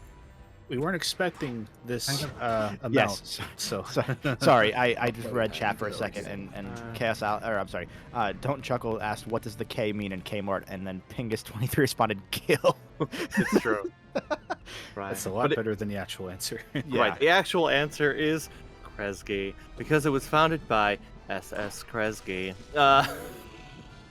Kresge. You know, he was a great guy. Do you ever go like out to lunch with him? He was a party animal, especially founded back the corporation in 1889. So no. Oh well, it you just got to go back in time and hang out with him, and you'll see why Kmart. It's time to go to the Wave Ocean. The Wave Ocean. Wave. Oh man, right. So you're heading to Wave Ocean, and Mr. Smooth is punching one of Iblis. In the game. There's a few Iblises. Is this 2? Isn't this technically 1? Yeah, because I think the whole thing was supposed to be that Silver kills the Iblis Phase 2, and then this is like the version of Iblis that's like respawning. So this is like phase 1, and then it becomes Okay. It's like the larval form of Iblis. Hold on. Does Sonic see Silver before or after this? Before. Because they see him in between Crisis City and Flame Core. Okay, so then this should technically be phase 2 because Silver. Well, no, because I think the idea was that Silver fights Flame, so he defeats it, but like Iblis keeps regenerating, so it's in the larval state because it's regenerating. Okay, so I guess it's. Yeah. Let's go to the wiki. Iblis. Phase. This would be phase 1 in terms of its states that it has. Yeah. Yeah, exactly. Well, shit, it's phase 2 in terms of like fighting, like in terms of chronology fighting, but yeah, in terms of design. An easy way to remember it would be this is Cell by default, and then Silver's first fight is Imperfect Cell, and his last fight is Perfect Cell. Yeah, I'm Iblis. I'm here now. I mean, like, I always thought, like, it's like Mephiles. Mephiles phase 1 is when you fight the first Shadow, then phase 2 is when you fight Omega, and then phase 3 is the final one. But, like, technically the game considers it just Mephiles phase 1 and Mephiles phase 2. Also, I could be wrong, but I think in game they refer to the Iblis fight because they refer to like them as in phases. I think because there's a mode where you can fight the bosses, and I think believe if you hold the A button, you can speed that thing up a little quicker. And in that mode, the one that Steven just beat, they refer to apparently as phase 2.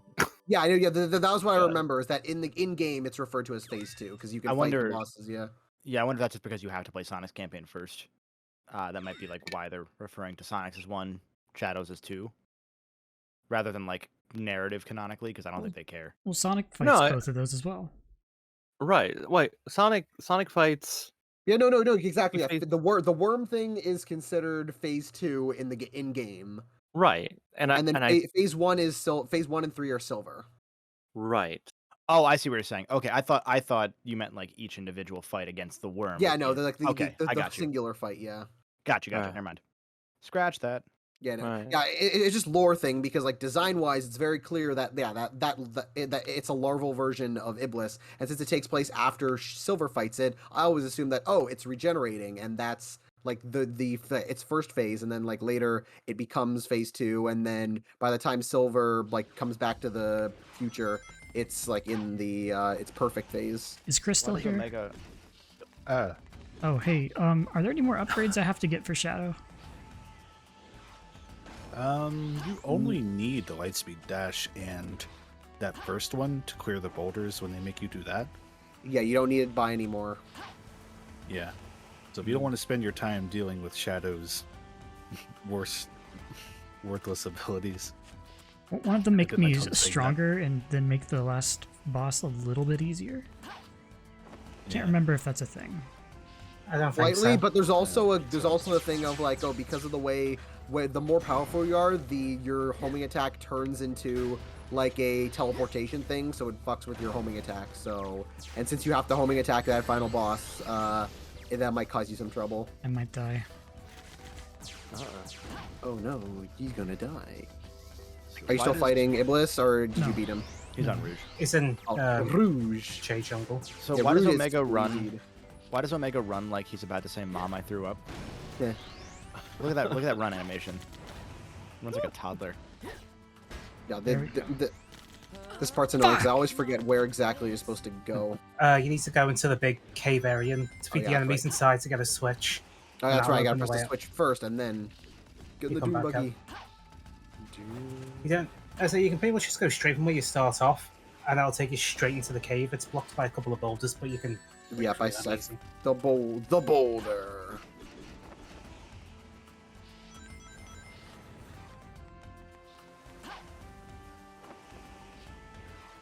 See, all you gotta do is kill all the enemies in there.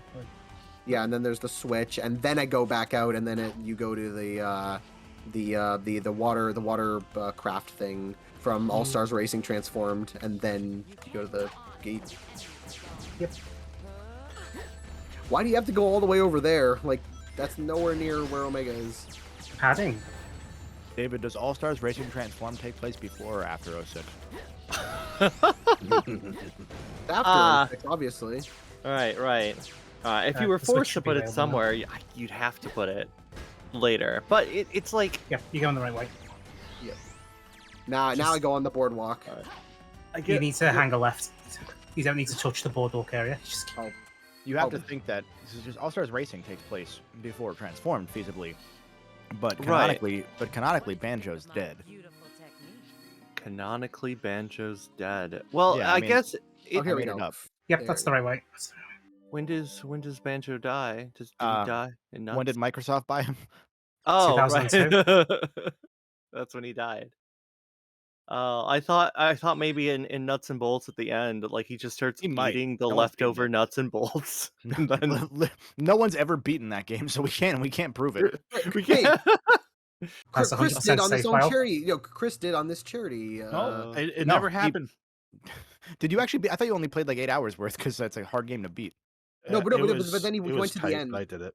Yeah, and then he went. Well, he still went to the end, and he The- beat the final boss. And There's a did post everything. credits that you didn't show where Banjo gets murdered. Kevin, you're, Yes. Oh, Kevin, you're crackling, by the way. I'm crackling. Yeah. If you yeah. get all the TT trophies, there's a secret ending where Banjo just pulls his trousers down and gives up. I don't know why he does that, but I think he just goes back to being a normal bear at that point. Shadow Shoot takes place after Shadow the Hedgehog the game.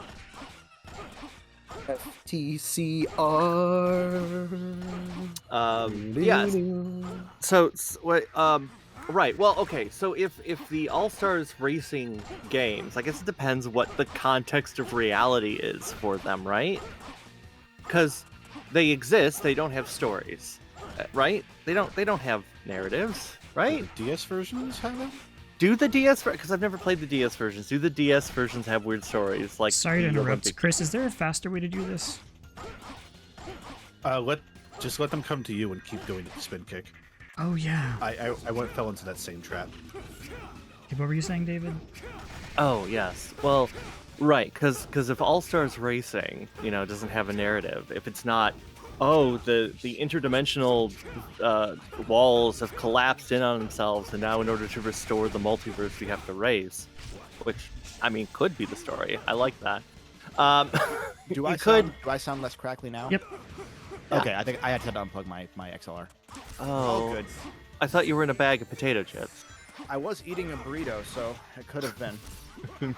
You just nestle in there like a cat. You're like, yeah.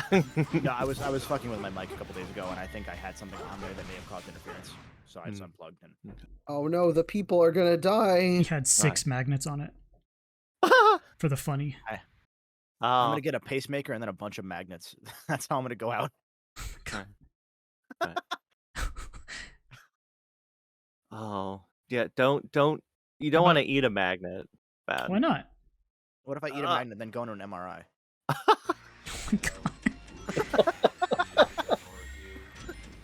I'll be like Banjo. I'll die in the post credits by way of eating metal. Wait, so why is Banjo canonically dead? I made it up. Oh, okay. Source, dude, trust me. Okay. Right. So if All Stars Race. Okay. Briefly, So I broke David for just a second. I'm proud of myself. Source, your mother. Prove me. I did Duke Nukem, not Shadow. Prove me wrong, woke moralists. Prove me wrong, woke moralists. We'll see who cancels who.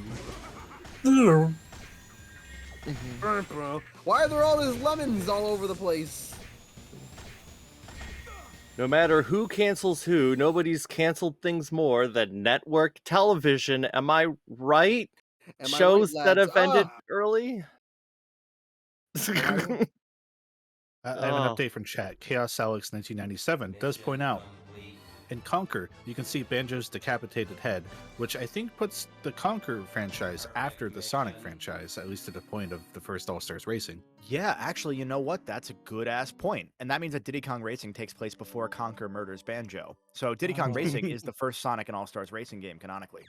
Right. So would I I mean, with the original Conquer that was retooled, 12 Tales or whatever. Wait, no, not 12. What's it called? Live and Conquer's? Reloaded on Xbox.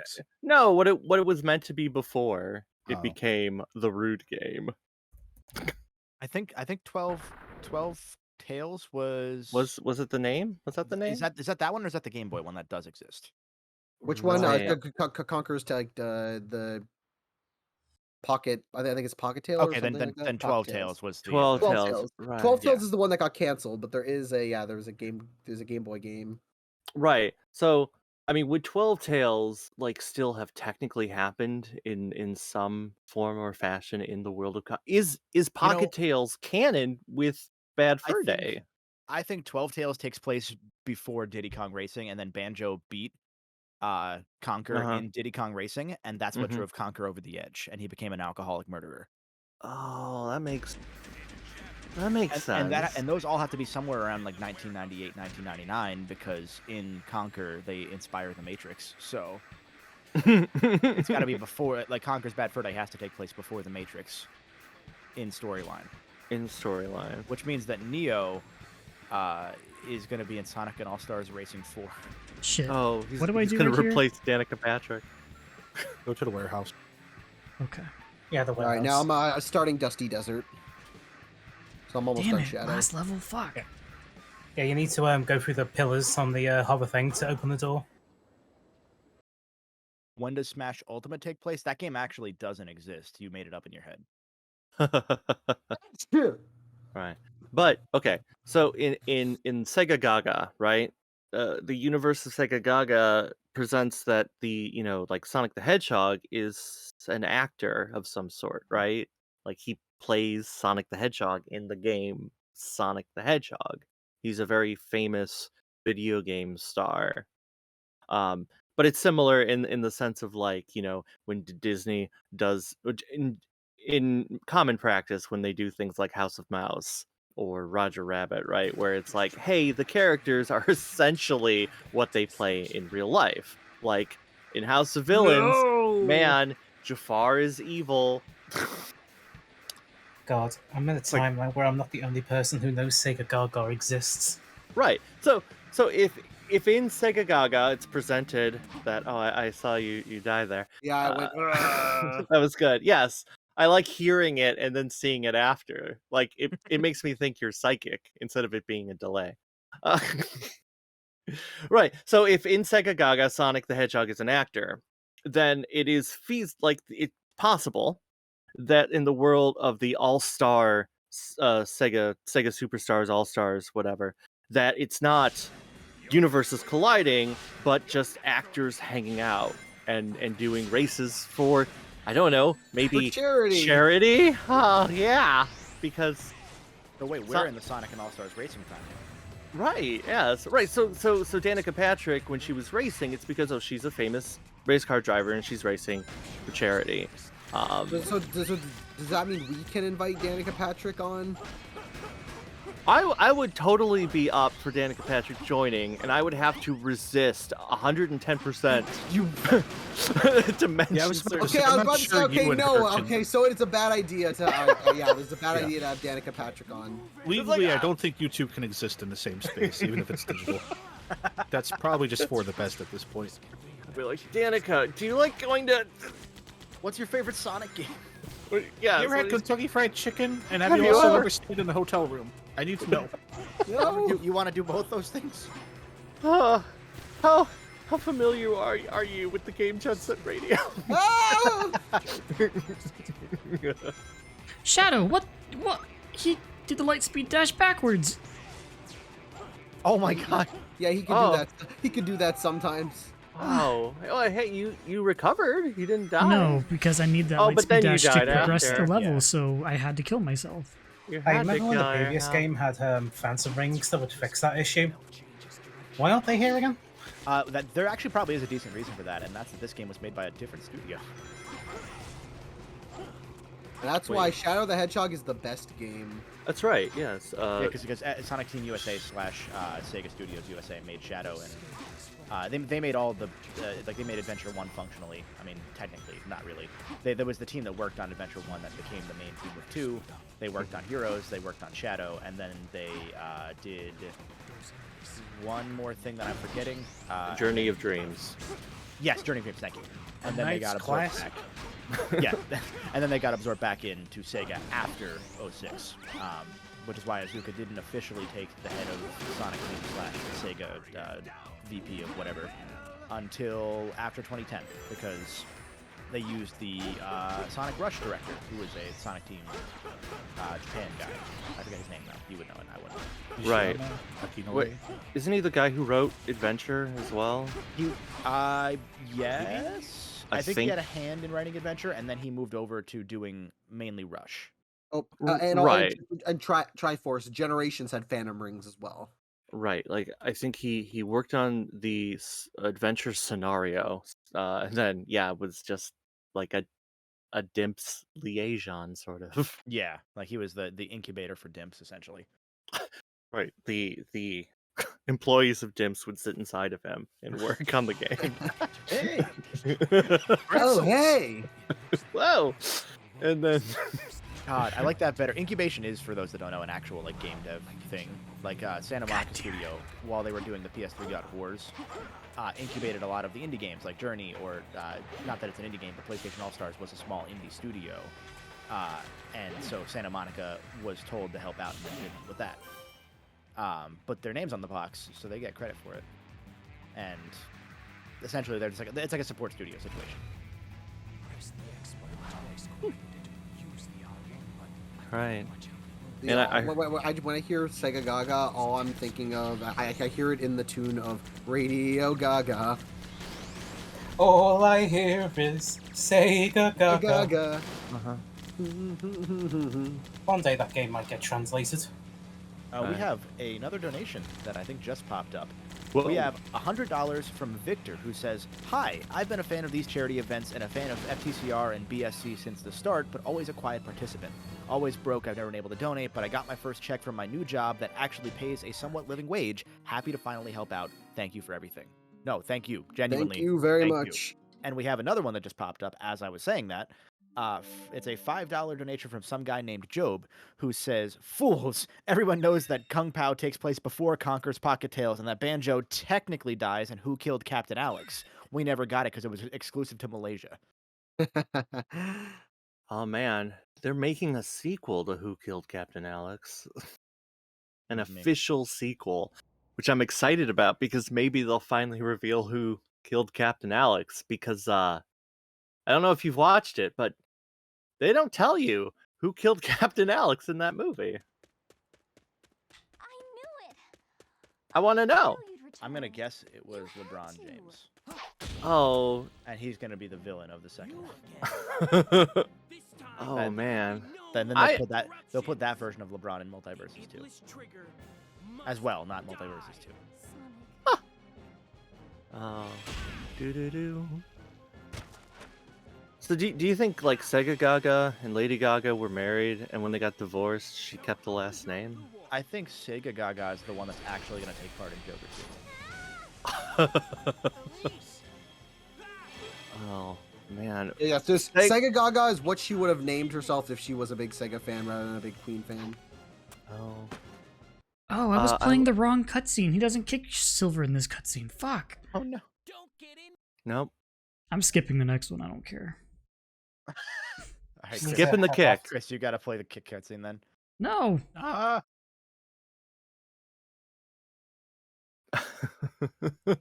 Steven, run faster. Right. All you gotta do is hit the go fast button. Omega's done it. Come on, let's get it over with. You can't expend your chaos gauge to run faster instead of using Shadow's abilities. I don't know why you haven't been doing that. Sorry? Is that really a thing? No. Oh. Source. I made your mom. Grandpa? It was in a dream. I equipped Omega with a fleshlight because I'm lonely. Oh man, you don't think Eggman ever... Damn it! I tried to get the ring, but it's behind the... I do think Eggman ever. Oh He no. absolutely did. At a point, he stopped making his robots animals. So I mean, draw your own conclusions. Maybe he just got lonely after a while. I don't have an Eggman, but I would. I'll do it. We can get Mike in, right? I don't Come think he'll on. say. I don't think he'll say Don't what I actually- want him to say. I wanna there are know- only two. There are only two sexes. The one I did with your mom, and the one I did with your dad. Dun, dun, dun. I mean that is true. It sure is. Yep. Orbot Man. goes in the pink. Cubot goes in the stink. Oh no. Wait, but if they're with Eggman, what is his pink? Based Belly button. and red pilled. We're Oh. gonna find out. Yeah, that's the post credits of Sonic 06. All right. Oh man, we don't. Okay, so like, if Eggman is supposed to have kids, does he already have them, or is it coming? It's like an Elon Musk situation. Like they're all just getting themselves legally disowned, and they don't want to associate. Oh, right. So then I guess that's why at the end, like, something happens with the bloodline, and Eggman Negative is just completely out of his mind. And Yeah, he's is, upset. He's upset. He's like, we could have been great. He's all clear. They're all clearly clones anyway. I don't. Okay, there you go. I don't know. I think it Let's might be a go. case. What a perfect freeze frame to load on. You know how, like, in television sitcoms, because they don't want to pay for another actor, they just get one person to play, like, oh, you're going to play your own father or mother or cousin. I mean, it could just be a situation like that, right? Like, it's Okay. just I just beat Dusty Desert, so I'm about to do the final boss. So experiment, get ready. Yep, booting the system up. Take longer. yeah. I blame You got, Kevin. what, two missions left? Steven is on Act 6. He has saved the archaeologist, wave ocean, destroy enemies invading from the desert, Dusty Desert, Methless Phase 2 left. So a good bit. Oh, you're further behind than I was again. Huh? No, I'm Same. not. No, I was only 2 he's missions closer. behind. Look, he's closer to me than No, you. I was only no, 2 dude. When when you beat the game, I was only 2 missions. Evan, be nice to your team. No, you were I not. was only 2 missions behind. Jeppo1457 has a question for you, Steven. Does Are that you a question Yakuza fan? involve me saying that Kevin was half a game behind? No, I just want to know if you were a Yakuza fan. No, I'm not, but I got a little bit through Zero, and I really enjoyed the story, but I am so bad at that type of gameplay that I just couldn't beat it. But if tell you Chris that. were to ever stream it, I would love to watch it so I can absorb the story. That's right. That's my response to that. Drowned in darkness. You can stream it on the internet. I would have been nice to my team. He started it first. No! Yeah, he blamed me. Whatever, anyway. I would like to stream Yakuza, but the fact that it's so text heavy means that I'd just be sitting there for half of everything, basically. And I don't know how fun that is to watch. Because I had a thought for a while, I wanted to do it for charity. I was like, what if every year I played through one of the Yakuza games? But I was like, that's a lot of story. Would I skip it? Is it worth it at that point? Probably not. How many people want to watch those games be played anyway? Maybe not for charity, but definitely on the Yeah. Mykonos channel. That was the issue I had when when I first played Yakuza Kiwami, which was the first one I played. It was like right when it came out. It was me, Chris, and one of our buddies, Patrick. Yes. We were just hanging out on Discord, and like it was like, oh, I'm finally gonna play these games. I have an excuse. The new one's out, etc. And I realized as soon as the stream was done that I had absorbed almost nothing of the story because, while it's hard to read text while talking to people and trying to be entertaining.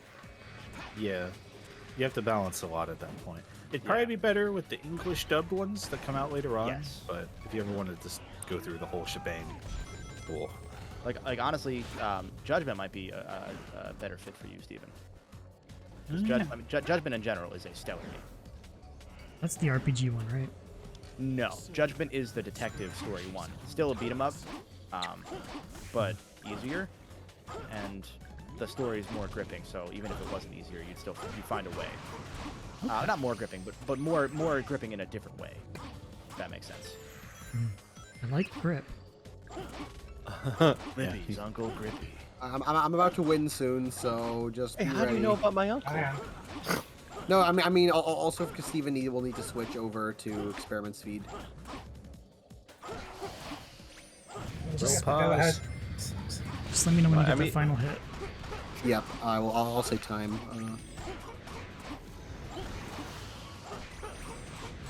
Oh man, the Pokemon theme is playing, and time. Want me to get going then, or? Hang on. Gonna And, wait to see it. There it is. Go ahead, experiment. Alright, off again. and here we go. Take your time.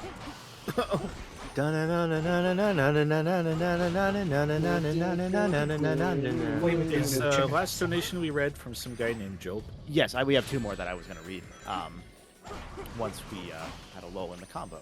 So we have $5 from Hobo Joe, who says, "Hey y'all, congrats on hitting the bonus days. David, forgive for pulling out an old wound, but whatever happened with Big's fishing adventure? Keep up the good work." We need an official response, David. You can't keep dodging the question. This is a call-out post. Money This is on is the a- line now. Oh, yeah, you're right. I mean, this is a call-out post. You know, Should we just officially say we should look. No, it's not canceled? It's not canceled. See, here's the thing. Right? It's When it's you have a lot been- of people working for free on something in their spare time, and life gets in the Yeah. way, it Life- gets hard to keep dedicating to that. Right. Yeah. So a lot of life got in the way, unfortunately. It seemed in a very concentrated way where it was just like we have to pull back. And even when we were like, okay, now we've got the time, the answer was no, we don't have the time. If I could do everything myself, I would finish it. But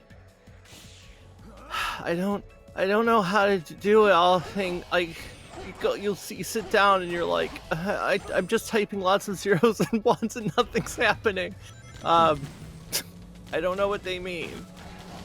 I type go to 10 and it will go to 10. But the idea is that at some point it will be finished. You know,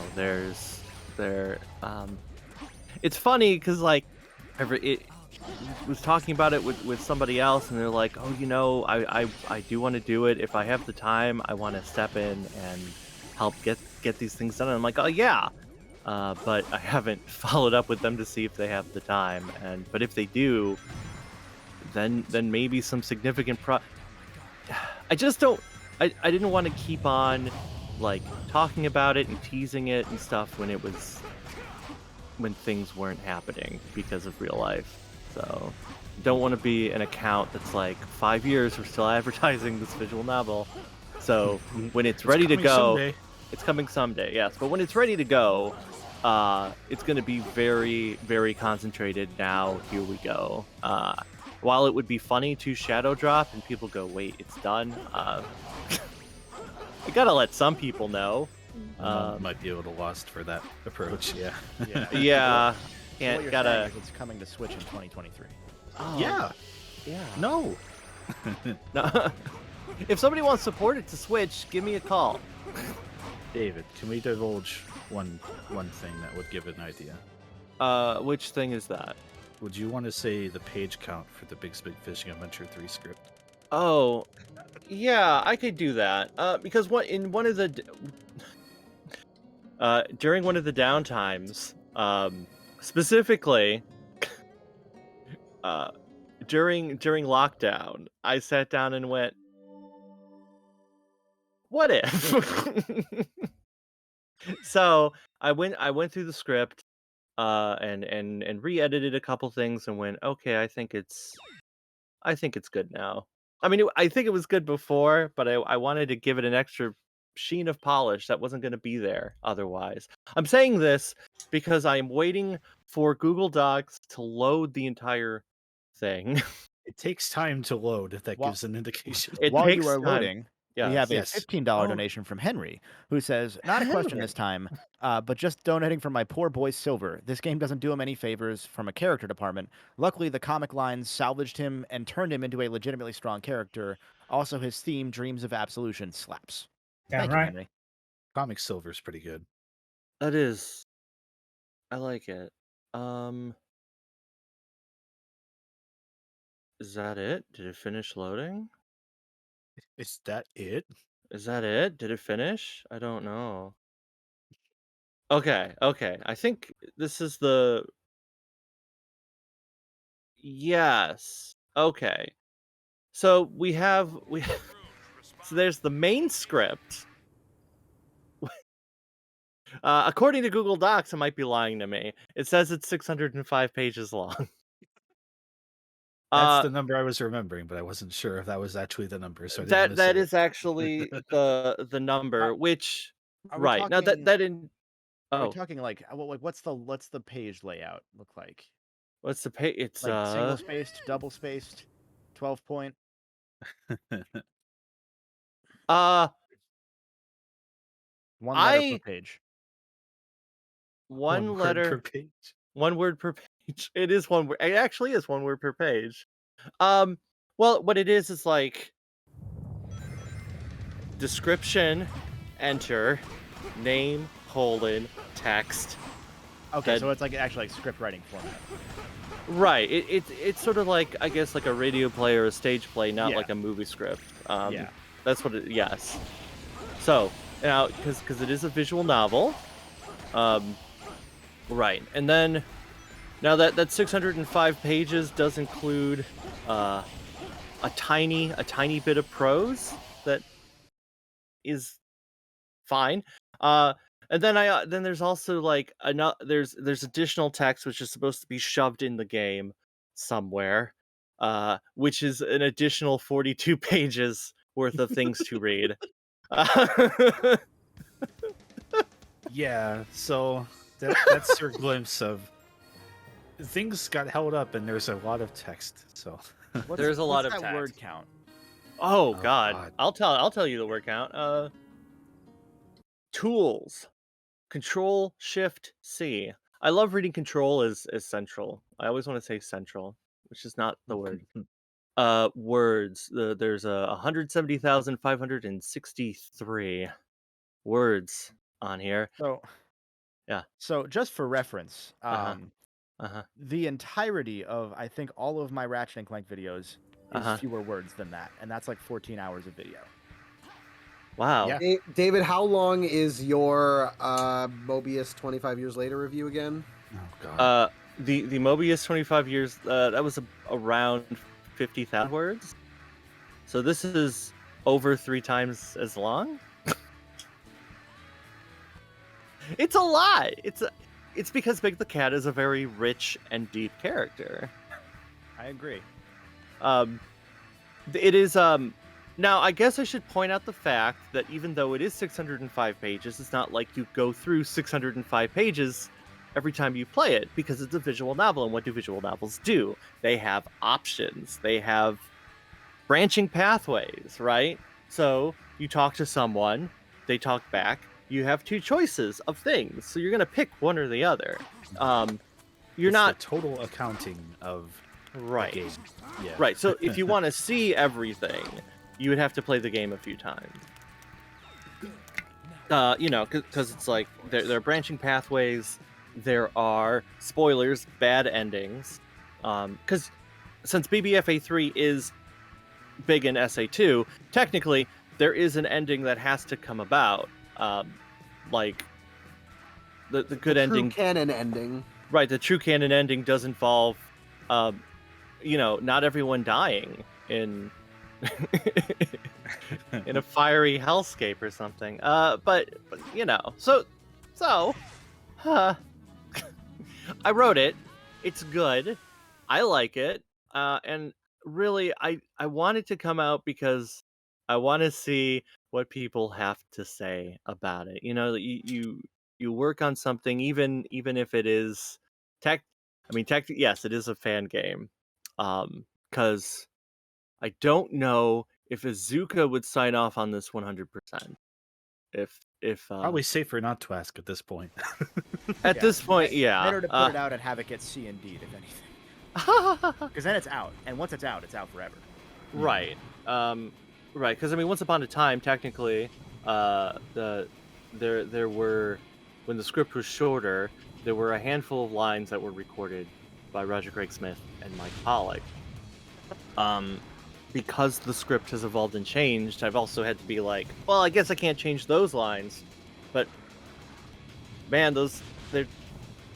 now there's a lot more of them not talking than there is talking. That's just like a Xenoblade game. It's fine. Oh, okay, yeah. All right. I think there's certain things that would have to be re-recorded, but that would be people who aren't officially employed by Sega. Yeah. It's easier to call them up and say, could you... it's different. Yeah. I mean, man, now you wish Roger Craig Smith was no longer Sonic, right? It'd be a lot easier. Yeah. I could just ask him very nicely to quit and be like, I have this great idea. I want you to lose one of your jobs, and I want you to do it for me for free. How's that sound? Yeah. I like it. We were talking about Big's Big Fishing Adventure 3, Joe, you spoke. Unless you're talking about in the chat, which I'm not reading. Ha! So that's the BBFA 3 official... That's the official update. That is, yeah. Looking at thing, I want to say, because I'm looking at the Twitter, I have some updates regarding the Great Sonic debate speed round of the status. Oh, yes. Currently, right now, Unleashed versus Unweashed is winning for that. SatAM versus AOSTH and Scratch and Grounder versus Orbot and Cubot is literally neck and neck. Whoa. It's like 49.8 versus 50.2, so it's like, yeah, that could literally go anyway. It's anyone's debate. Hydrocity versus Hydro City is winning for that. Open Your Heart versus Live and Learn is winning, but Sonic CD, Japanese versus English is pretty close. And Knuckles versus Shadow is currently winning against Game Sonic versus Movie Sonic. So like those are some of what you have to look forward to later today, probably around 9 p.m. Eastern Standard Time. It's because nobody could choose between the Sonics. They're all Sonics are good. Man, right? Everyone loves Sonic. Who? Now here's a fun question. Oh, sorry, David. Okay. My question was going to be, I forget if anyone's actually properly documented the exact time difference between PS3 and 360 load screens across the whole game. On Sonic. I mean, the way to make that fair would be multiple tests. So you'd need 360 PS3 running from disk, 360 running it from an internal hard drive, a hacked PlayStation 3 running it from a hard drive. Okay, so for the purposes of this, we're all playing on disk. Yes, so I am. No, I'm hard drive. Yeah, I'm on an SSD. Besides you, but I'm saying all the PS3 players are playing on disk. I could have allowed you to go on hard drive, but you said no. Yeah, because we're playing fair. We also know that because of Steven's video of all the things that the game has 70 minutes of required load screens. Yeah. So how long did it take for Johnny to do his run? Almost exactly 2 hours. Okay, so I was able to do my run in less than 2 hours. So I'm wondering, yeah, how much will the load times affect that? And I'm looking at my Shadow run was also almost exactly 2 hours as well. Nice. So, and yours is currently shaping up to be, I think less than that. Nice. So you cut down. So currently, like at the exact moment right now, if you finish now, Chris would have to make up like about 12 minutes. Oh, holy shit! Okay. So who's playing on what right now? So Team PS3 is on the right. Team 360 is on the left. There you are. Wow. yeah, me, John, and Experiment have been playing the 360 version. Yeah, they've been playing PS3. Yeah. Right. Even though I've been looking at it, like, I don't see. It doesn't. Except for the button prompts. Right. Yeah. Like, what in the world is the system? I don't know. Yeah. I went to YouTube. This video isn't helpful. It says PS3 versus Xbox 360. Oh, it's a 3-minute video. Right, and they went, oh, Xbox 360 is installed on the hard drive, and I'm like, Yeah. oh, okay. But Yeah, PS3 is definitely. Because it's definitely longer. I'm just curious how much longer, because How within a much? certain range, it's like, man, this is actually a neck and neck race if you remove the hardware thing, which we Right. did intentionally because it's funnier. Right, Yeah, right. I think it would have been a pretty close race if Yeah. it was on. Chat wants to know, what is Green Hill versus Green Hill? Did we ever explain what that is? That was basically just supposed to be between two different versions of Green Hill, and Did we say which ones they are? I think it was supposed to be original versus something like the what do you call it? Why am I blanking? I'm blanking on it. Probably should have Damn. No explained pressure. that. Yeah, I know.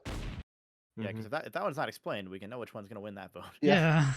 I think it was partially because we knew Hydrossi versus Hydro City was gonna win, so I just think it kind of was- wanted to do a filler. I think it was Green Hill versus like Sand Green Hill. Yeah, was the yeah, idea. like Force Green Hill.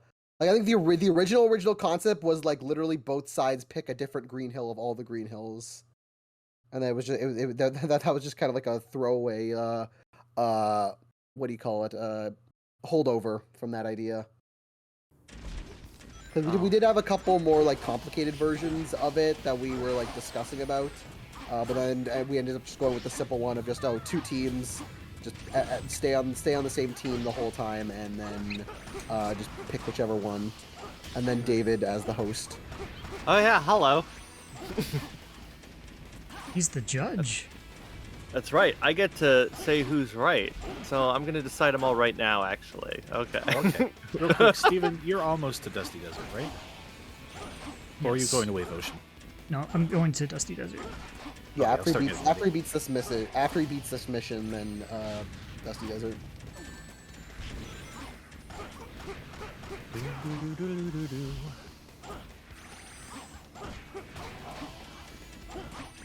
Shadow, stop. Movie Green Hills better than Generations. Oh my god.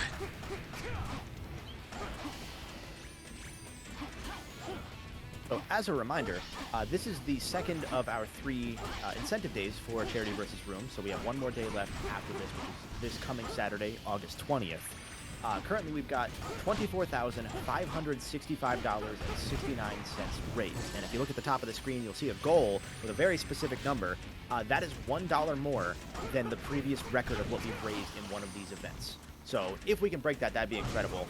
We've already well exceeded any expectations we had, because again, we all thought money would be a little tighter this year, given how the world currently be. So the fact that you folks have all been super generous has been just we're so humbled by that constantly, and we'll be more humbled if we raise $2,000 more. Yeah. All right.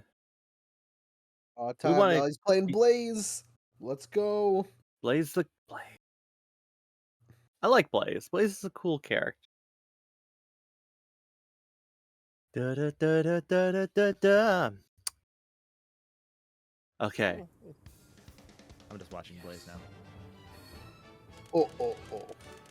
Green Giant. Well, that happened. I love it when the auto paths decide to auto the wrong way. Oh. Yes. Somebody clipped when you kept the ball with you when you got the goal, so the ball was just kind of floating there. I didn't intend that, but it was just like, I guess it can work for a swag thing. Yeah, get centered and stay bloody centered this time, lady. Oh Thank you. my god. What if we had done like what if one of the debate questions was, should they Space Jam 2 Rouge or not in Sonic 3? That can still be a debate question if you donate enough money. Right. Well, I mean, David may or may not have a secret bonus question that he might throw in at the last minute, so it could be literally whatever. It could be that if he wants. Where am I going? Dusty I'll Desert? throw in. Okay. Yep. It's so dusty there. Oh man. Mr. the Bolt, if that is your legal name. It is. Is it? Wow! I didn't know that. I made it up. You got it trademarked at least. I know some. Right, some people call you a different name. They call you. It's Jeff. No, it's. My name's Jeff. It's My name's Joe. It's My just name is Joe. Jay. What am I doing? Yeah, what was your question? I don't know where this was going. Oh, I just really wanted to send you a link to the thing that I was just talking about, and I'm telling you, I'm sending it to you. It's I will in real time look at this and in say real the first- time. Oh, Uh-huh. Tell me how long it takes. Does it take longer to load than Sonic 06? That's what I need you to know. So, Uh-huh. you're gonna be disappointed. No. Aw, man. I think I'm. Hold on. I'm fully loaded now. That even 360 Sonic 06 would not have. Been Uh-huh. downloading. Okay. Holy shit. Guys, this is color coded and everything. Oh my god. Well, yeah. Right. I think there's it some was color- also the visual reference for whoever was programming the VFX. Right. Yeah. Some of the color coding where. I'm not gonna read this out loud, but am I allowed to read this? Oh yeah. You Oh, I'm can gonna- read it. You can I'm read gonna it to read this yourself. at some point. Yeah. Oh, wow. Ooh. Right. Alright, No. I'm gonna read that. Maybe it's Discord. Oh, there we go. Oh man. Maybe Right. we can even make him sign an NDA. Oh right. The NDA is the Discord friend request. Okay. Oh, so if I ignore it, does that mean That means that I'll leak everything. It's now blackmail, motherfucker. Here we go. Yes. So, okay. That's incredible. All right. I will say that because on the first page there's 9 things. They're numbered. Yes. My favorite is probably number 7. Oh, You will not believe number. You will not 7. believe. You will not believe number 7. Oh. Oh. Okay. Yeah. Uh huh. Yep. I'm gonna click that bookmark and look at that. Mm-hmm. Once There it you loads. go. Oh.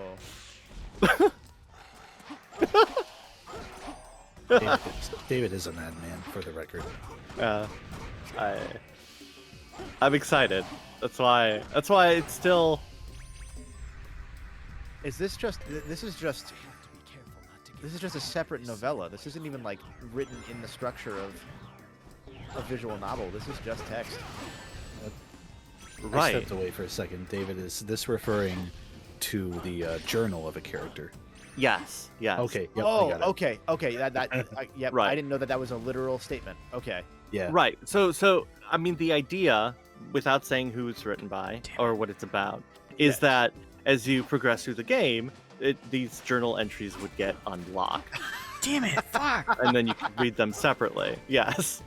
So that is the idea behind it. Mhm. Oh.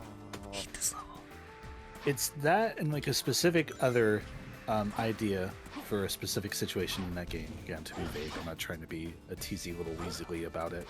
Right. But it's just so fucking batshit that I'm like, that needs to exist because I just need to see how people Yeah. respond to it. Yeah. Holy I need to read through this at some point. This is already. I'm hooked. Right. This is Now, not a bit. This is not a bit, Chad. I am invested. Now, David, you don't have to answer this. Yes. You don't have okay. to agree to this. Oh. Okay. One commentary says, can we have an incentive Mm-hmm. where we beat the goal? David publishes the first 3 pages. The first 3 pages. Now, what constitutes the first 3 pages? I guess. That's a good question, also. Right, because I guess because page 1 is most of page 1 is title, and then like presented by, and here's color code, and here's the jump let's just link. go with that. Maybe Right, the first just three- maybe the first 3 pages of like what would be main script. chapter 1, ostensibly. Right, Or, like, I guess. whatever you would consider chapter. You know what I mean? Like not chapter 1 of what we were just talking about. Right, right, the game itself, which I Yeah. guess is just, yeah. I mean, okay, so that's if we reach which goal? $26,378. Okay, if we completely And do we want to smash. say before the end of this race? Maybe. Okay, yeah, that'll be the challenge. So if by the end of today, by the end of today, because By the end of today. you're here for the debate anyway. Yeah. Though Hobo Joe points out, wouldn't that just be the trial? No, the trial is technically a separate thing, which isn't in this log document that I sent. Wasn't the trial pretty much just a working concept that you made? Yeah, you just made that separately. Yeah, because what had happened was that originally when the script was you're gonna win when the script was very no when the game was supposed to be the trial was released April 1st, 2016. That was meant to be when the full game was supposed to come out. The script was not this long at that point in time. It was far shorter. But even when it was shorter, we realized, oh, we're not going to get this done in time. So very quickly, I wrote the trial using the assets that were already finished, and went, oh, okay. So I'm just going to make something up real fast. Oh, I guess that version of the game was only 149 pages. So when we got more time, I went, I'm going to expand this and do it properly instead of very quickly. Also in the trial, they reference the fact that it's a trial game too, so it wouldn't really work in the full game. The trial is a bit more meta, a bit more fourth wall breaky, as in like they kind of are aware of the fact that Sonic is games. Oh hey, Shadow and Silver were on the same level for a bit there. Right. I guess technically the idea, which okay, I can say this because it doesn't really impact anything else. The idea was the trial was just going to be like, oh, you Big woke up from a dream, and the dream was the trial, but then the real game is the real game. As to why he was dreaming about Shadow and Silver and all that, it doesn't matter, because who cares? Silver was in the trial? Yeah, wasn't he? I don't No, remember. he wasn't. No, it was I was about to Shadow. say, and, wait a minute, no, yeah. you It's know, only Silver saying was, Silver because Silver's on screen. No other reason. yeah, that's what it is. I'm looking at this. I'm like, yeah, Shadow and Silver, because that's who you're playing. I don't know. No, it's Shadow and Knuckles is who you see. I don't remember what happened in that game. You should watch the LP on FTCR to find out exactly. Or just go to bigthec.at and you can still play it. Oh, it's still live? Okay. Yeah, then do that. Did we ever do a big charity trial stream? The original Fund the Charity Room. Okay, I thought so. In 2016, yeah, I had it. Man, we had Matt from Dale's channel on that. Matt from Dale? All right. That was a long time ago. I mean, I will say when the game is done, I want to force some charity onto it. Oh, 100%. So yeah, like that, we would have forced it on you, I think. Right. No, like that is definitely part of the goal. Like force charity. Like this will be charitable or else shakes fist. I think Double asks if BBFA3 is technically how you got to know the FTCR guys. I don't think. I think we knew each other before that. Maybe it was It's like I knew Skylar for a long time. Yeah, because I also knew Skylar prior, and Skylar would be like, "Hey, these guys," and I was like, "Oh, okay." I didn't do anything on the channel before BBFA3 came out, but I don't think you technically were. When were you first technically on the channel? It honestly wasn't for a while until we actually got you in videos. It was mostly just you were just a thing. I think you were on a bunch of streams. I mean, the first thing I did on the channel was the Chaotix. That was right. Yeah, because we wanted people. They were like, oh yeah, let's get David in because David's funny. Right. Yeah. So I met up with everyone at Umicon. It was Jono was Ken. John. He was Penn Kenders. He was, yes. And I was like, oh, I must go and I must meet and engage. It was basically like, I have to see this man dressed as Ken Penders now. Oh, and it looks like Steven's about to win. Be ready. Yeah, I'm on it. I think you have to make up about, it looks like 18 or 20 minutes across the last two. Yeah. The best I could do with Silver is play consistently. I can't gain time to Silver, I don't think. That's fair. I mean, like we said, we knew going in that shit. it's only going to be. You're up now, Chris. What do you mean? 3, 2, 1, go? Yeah, go. Whoop. Oh, I guess I gotta unmute your He's about stream. to go to the ball. He's about to go to the ball puzzle. Fucking ball puzzle. Fucking ball puzzle. Ball. Finally. Good run, Steven. That was really good. Yeah, and I really like the part where you did that thing. Yeah, I like when you killed that guy. Thanks, guys. I like it when you killed Satan. But yeah, I mean, like we said before, we knew that the most likely the middle case scenario, like absolute best case, is one of them shit the bed, and we had a chance. Other best case scenario was we keep it within like 20 max, where we can be like, hey, look, we would have been even if we decided to play fair. It also looks like we're probably going to end an hour early. So, Stefan, do you know? You can, Phil. Does anyone know my start and stop time? I don't know how long that You would have was. started at 3:35. Okay. So you did, 3:35, 3:36. So I did like 1:45-ish. Yeah, because I did like I think I did 2:30, 2:34. You might have actually streamed it faster than me. So, like, Yeah, he made up time. He absolutely made up time. Yeah, I feel like if we were to, even with the console difference, it would have either you would have beat me or it would have been super close. Yeah. If we started Shadow at the same time. Yeah, because you had a 30-minute start on me, and yeah. Oh, okay. Sorry, I keep getting dicked on by the wreckage, which happens, but not this frequently usually. Oh. The game seemed very much in your favor for the most part, Steven. Like you got pretty good RNG from 06. Really? What RNG? Well, not RNG, but like you know how 06 does those things where there's just sometimes things happen. Oh, like shit-tossity. Yeah. Right. Hashtag just 06 things. Like I consider it RNG because it's like what the fuck else? No, is yeah, it, it might as well be at that point. Because you and I can't speak. Outside of Dusty Desert, you had a pretty close to stellar, like perfect run. From my perspective. I died a couple times, but only because I was trying to do some tricks, and then I said, "Fine, I'll play normally." Yeah. Oh, Chris, you don't even have to do that. You can just go up the side. Thanks.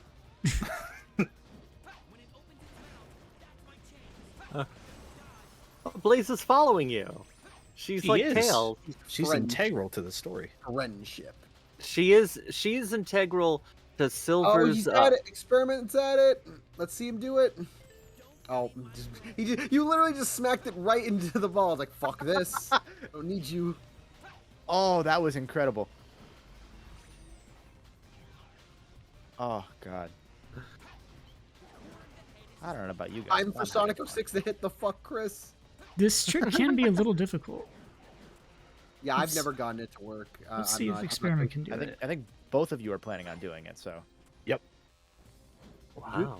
If Experiment wasn't, I'd maybe still do it, but I'd maybe think about not doing it. But Experiment's definitely doing it, then I have no reason not to. Yeah, he's currently doing it. Yeah. So. Do you know how to do it, Chris? How to do it like? Yeah. Okay. It would still take me a few tries just because it could be a little finicky, but I got it. Hell yeah. So in the post-apocalyptic world of Silver's future, like there's a rusted sign that says Chow Garden. Are there still Chow Gardens? Like, so they went on top of the buildings. So this takes place after Conker's Bad Fur Day. This is the bad timeline where Conker doesn't kill. Oh, where he doesn't. So Banjo must die for there to be a good timeline. Makes sense. Got it. Oh, you did it? Yeah. Yeah, you did it. Yo. It. Just hoping it'd at least take him a few more tries. You. See, it helps. I've done this about 8 times this year alone, but that was like 4 months ago. But that was like muscle memory, baby. You're playing a lot of Sonic 06 as concentrated Silver. As Silver. Not as Silver, the entire game. The entire game. Who hurt you? Yes. Well, I needed to record the 360 version, so I had to do that twice because one recording went bad. I live streamed the PS3 version and recorded this, so there's 4. And then I got bored in May, so I did 2 more runs of each version. You got bored. Huh. David, you've been trying to complete forces lately. I think you get it. That's true. David, you're saying this to someone who 100%ed Shadow the Hedgehog with all endings? What, you mean like all 326? All 326. Oh, God. That's so much. That's so much Shadow.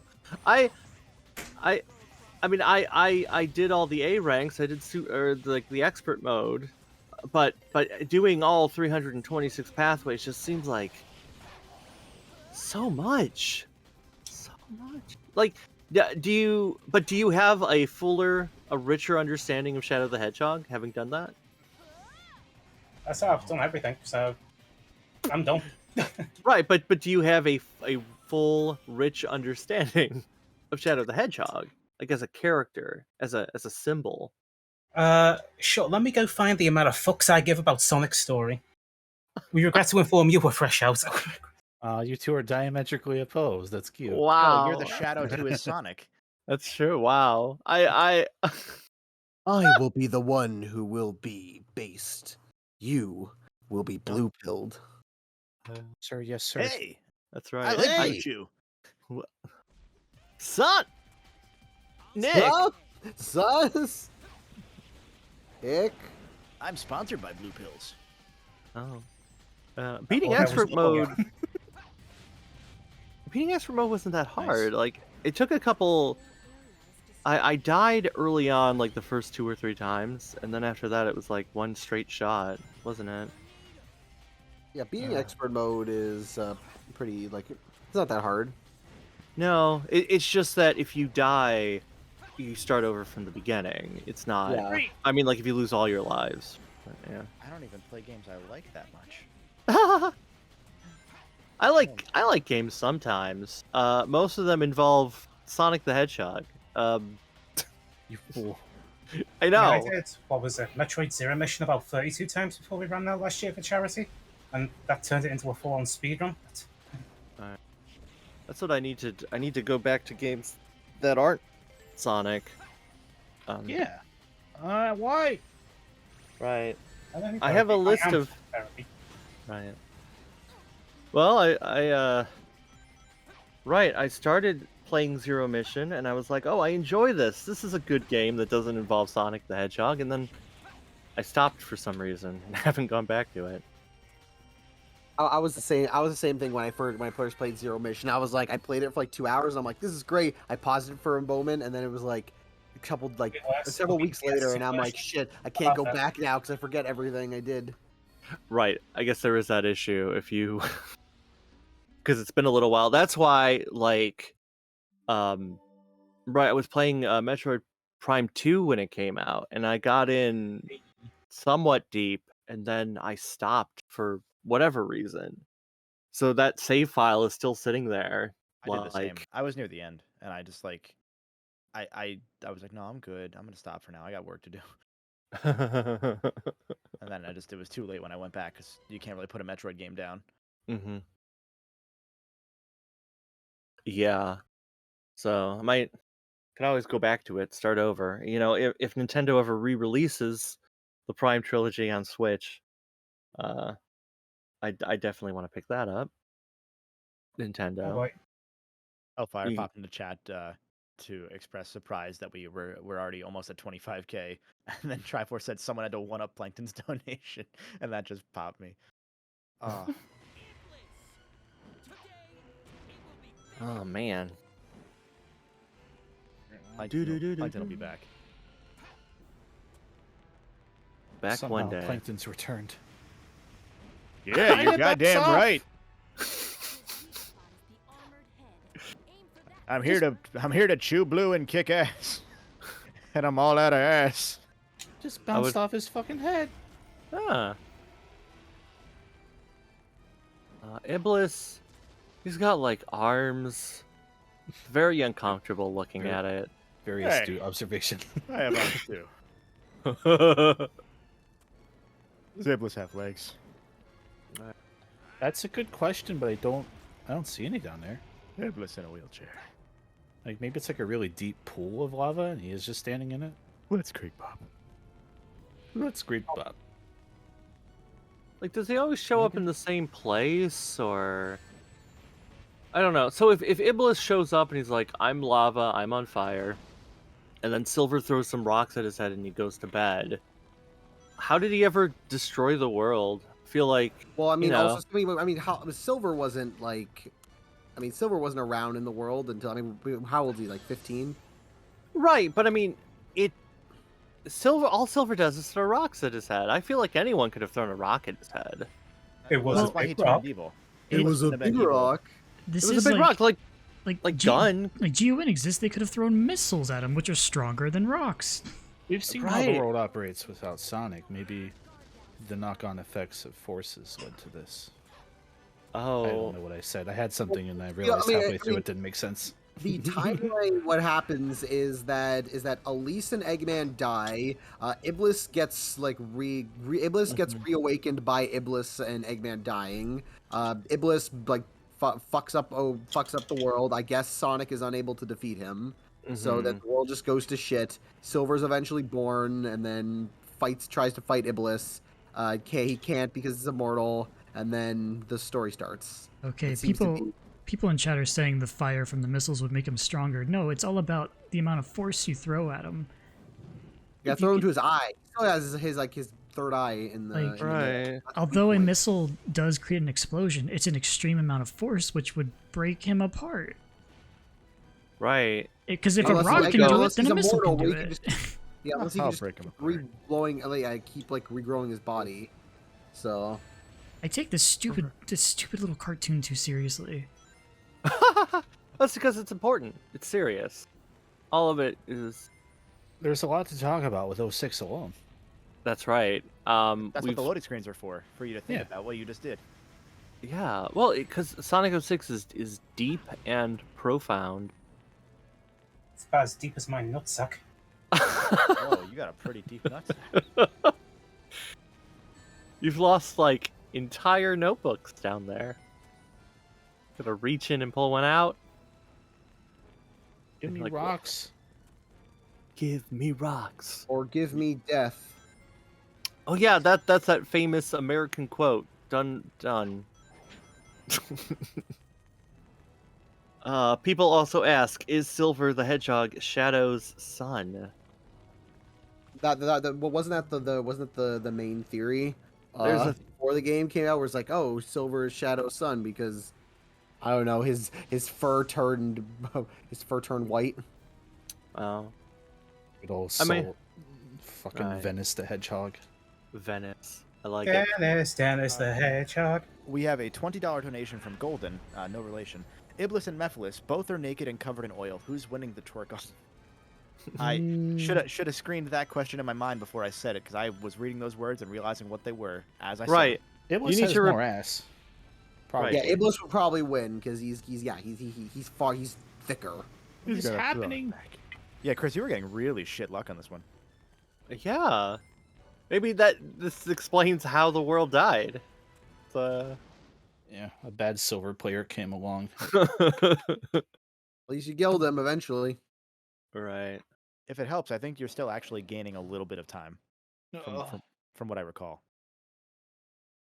You'll have to lie to me, but thank you. No, I'm saying like you. I think you beat Experiment by like 5 seconds on the first level. Oh, cool.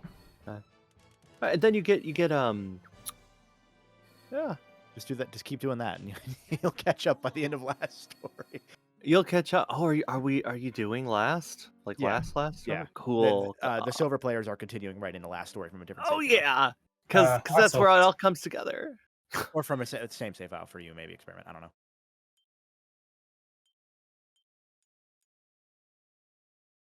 Is it? We have $5 again from Hobo Joe, who says, back again. You've talked a bit here and there, but I'm curious, Kevin, what your take is on Johnny's RNC videos thus far and whether you agree or disagree with any of his points. I think Johnny now that he's gone, please. I think he's a hack fraud, and you can clip that. No. I have watched them.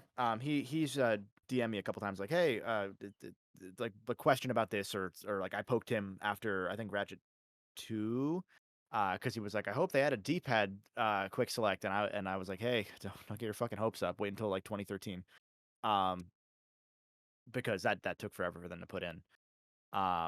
So like we've chatted a little bit about a couple of them, but yeah, they're good videos. I mean, John puts out good content. I'm at the point where it's funny because like he put them out right as I finished mine. Like I think a week after my Ratchet Rift video came out, his Ratchet 1 video dropped, and I took a week or so, I think, before I watched it, because I was just like, I can't. I need to not look at these games for a little while.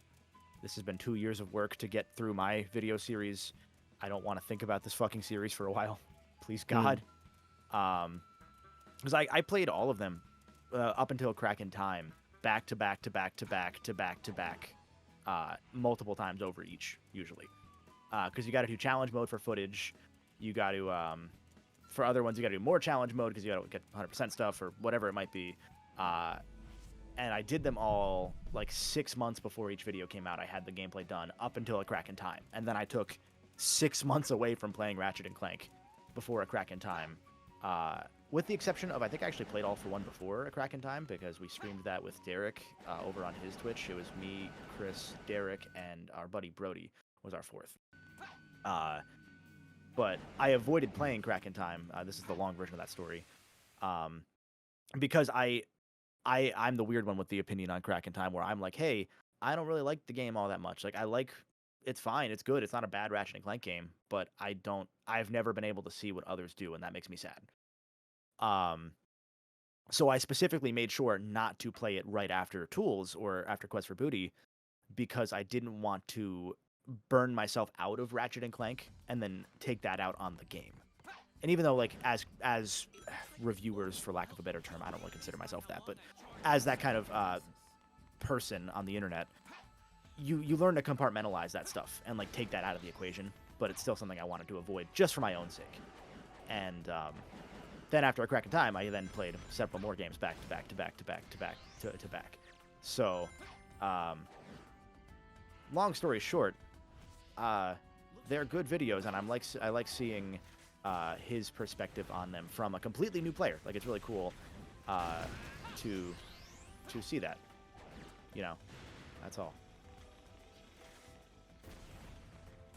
Excited to never think about Ratchet and Clank again.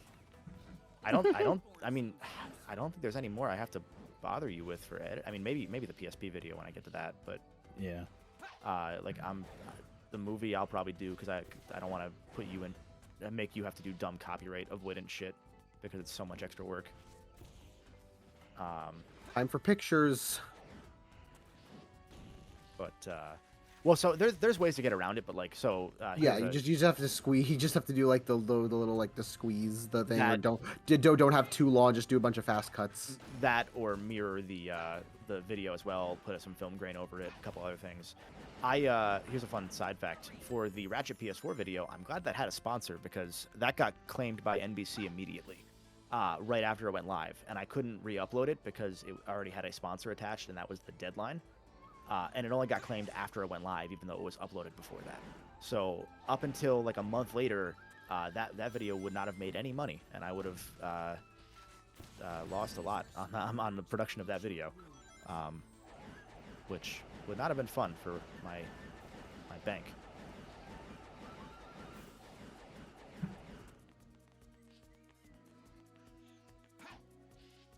So yeah. Well, the PSP... If I'm quieter, NB, I can talk louder. I'm just being quiet, I think. Will the PSP videos make up for the lack of Dan Johnson?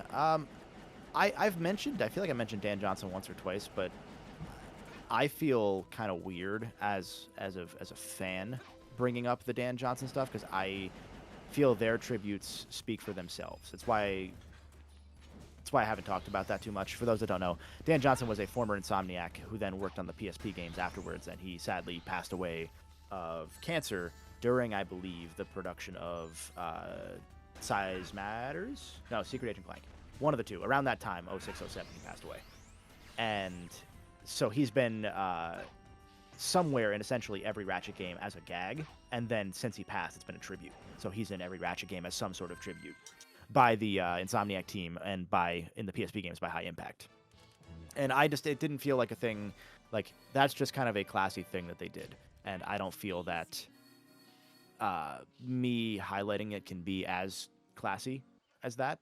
Yeah, like you didn't work with the guy or anything, so Yeah. Yeah.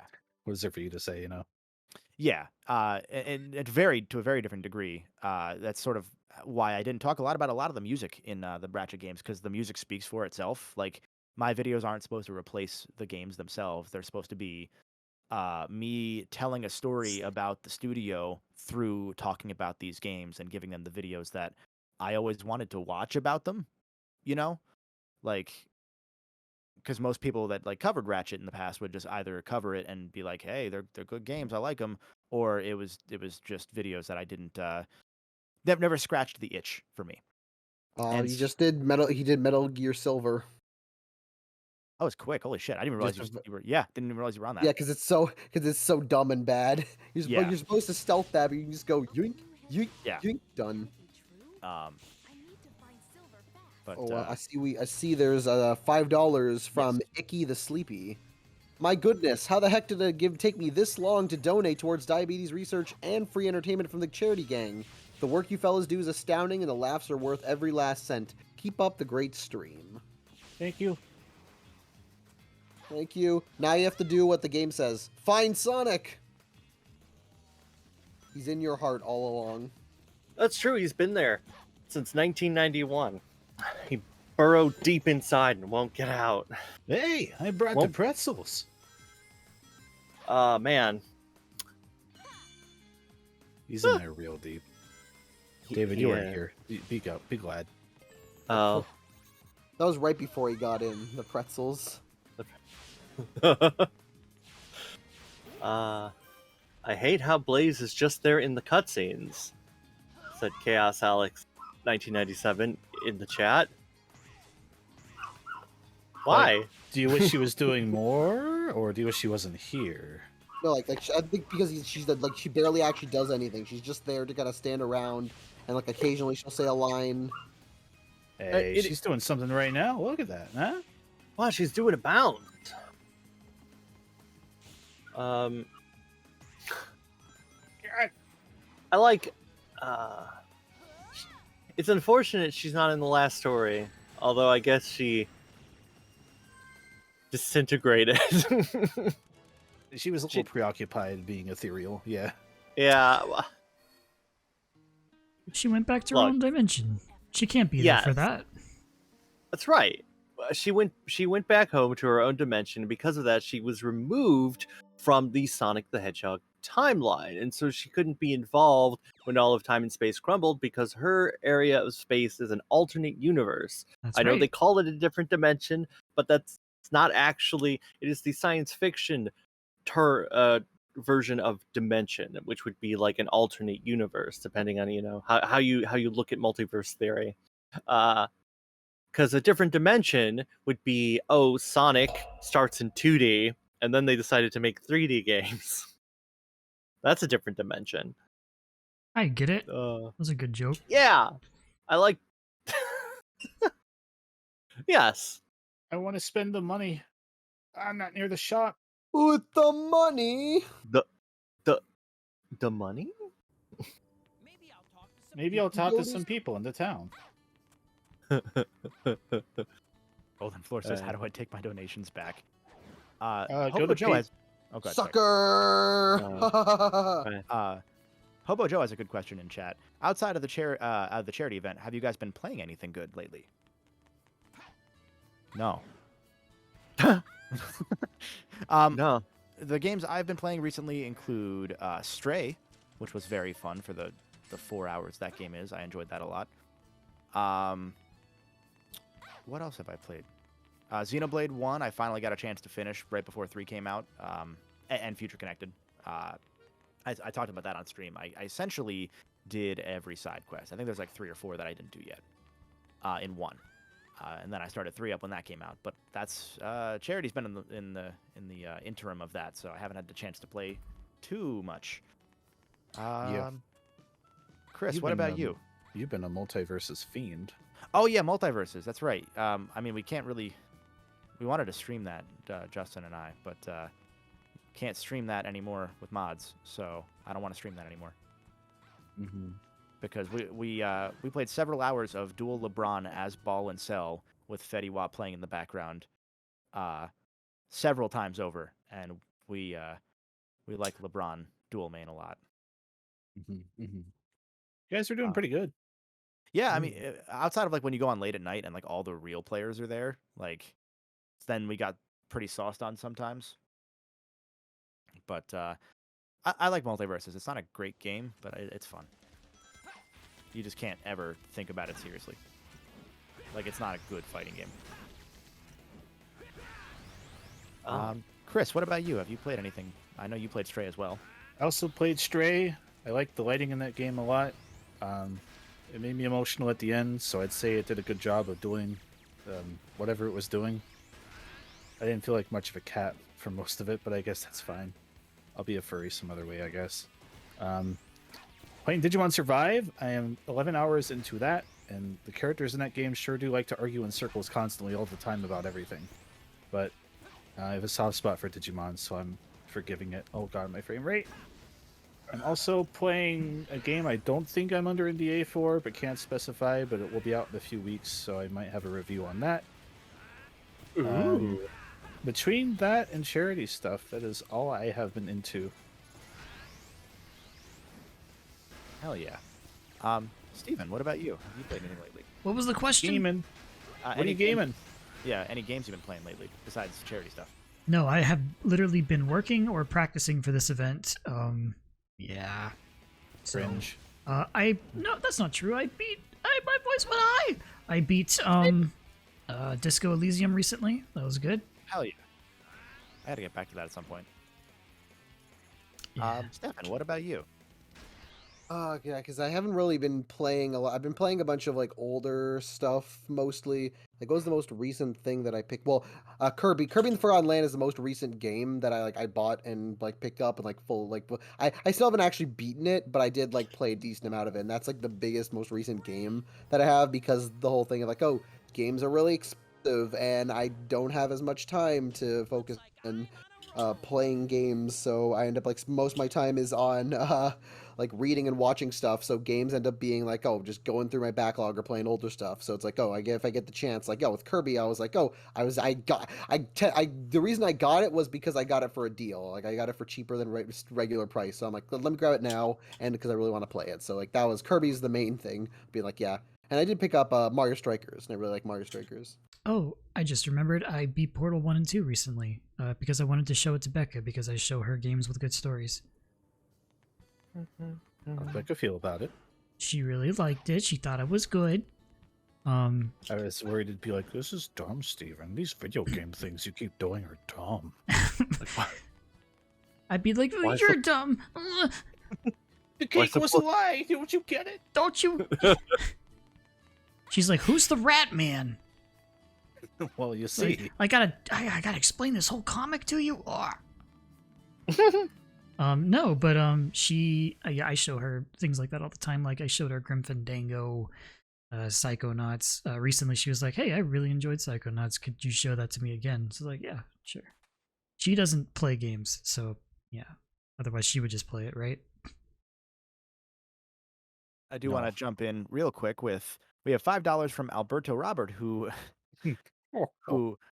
yeah, that was the comment.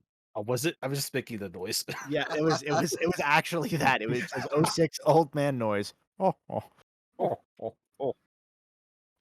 I don't know how you had that so fucking Smack my bitch up. What? 06 has some good NPCs. Hey. They're the the worst appreciated one, series, in my but... opinion. There's the guy that goes, hi. No one talks about him. Hi. I think he's the Luppy Lup man. Oh god, I've combined Luppy and Luppy into one word. Into one word. Oh. Someone must stop this man. Let's see, Sonic 06 NPC. What was that offhand comment you made once, David, about how rings are not really a source of currency? Were you joking, or? I might have been joking. I think maybe I mean, because they are clearly used, like here and in Unleashed, to buy things. I mean, on Unleashed, definitely, because you're buying food with them. Like, hey, here we go. But if rings are everywhere all the time, then there is, like, I don't know how the economy would function. So I guess whatever I said was a joke about economics. Is it faster to let this play out or get the balls back in? Oh, I think this will work actually. Knock the one on the right, let the one on the left go in. Oh no! Now it's down to 1. Yeah, let that one fall. Can in. I hit it if it's at 1? Yeah. Oh, thank God! I usually don't let them go that far. Thank you. Thank you so much. You did it. I have gratitude. How the right? Because there's rings and levels. You collect them, but at some point they must respawn because they exist for other characters, and if they respawn infinitely. Was it Izuka who said like things like bumpers and stuff, like they don't really exist in the world, that's just a gameplay thing? I think that was Ian. Ian? Oh, well, that doesn't count then. Right. Ian says a lot of things, and sometimes I get confused by them because they don't make any sense.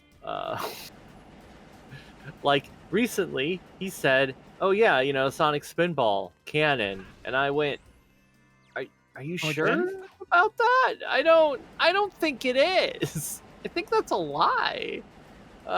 Explain your reasons, David. Oh, because Princess Sally's in it. I mean, there's the fact that like it takes place on Mobius. Sonic does not live on Mobius. Nope. There's 16 blue Chaos Emeralds. There aren't 16 emeralds, and they definitely aren't all blue. I mean, there's little things which I guess you could say, oh, that doesn't really matter, like the look of Sonic, or I mean, the look of Eggman, the look of the plane, because that's definitely not the normal tornado. But at the same time, the tornado changes depending what game you're playing, because the tornado definitely looks different in Adventure compared to Sonic 2. But and doesn't the Japanese handbook say that they're going to a star?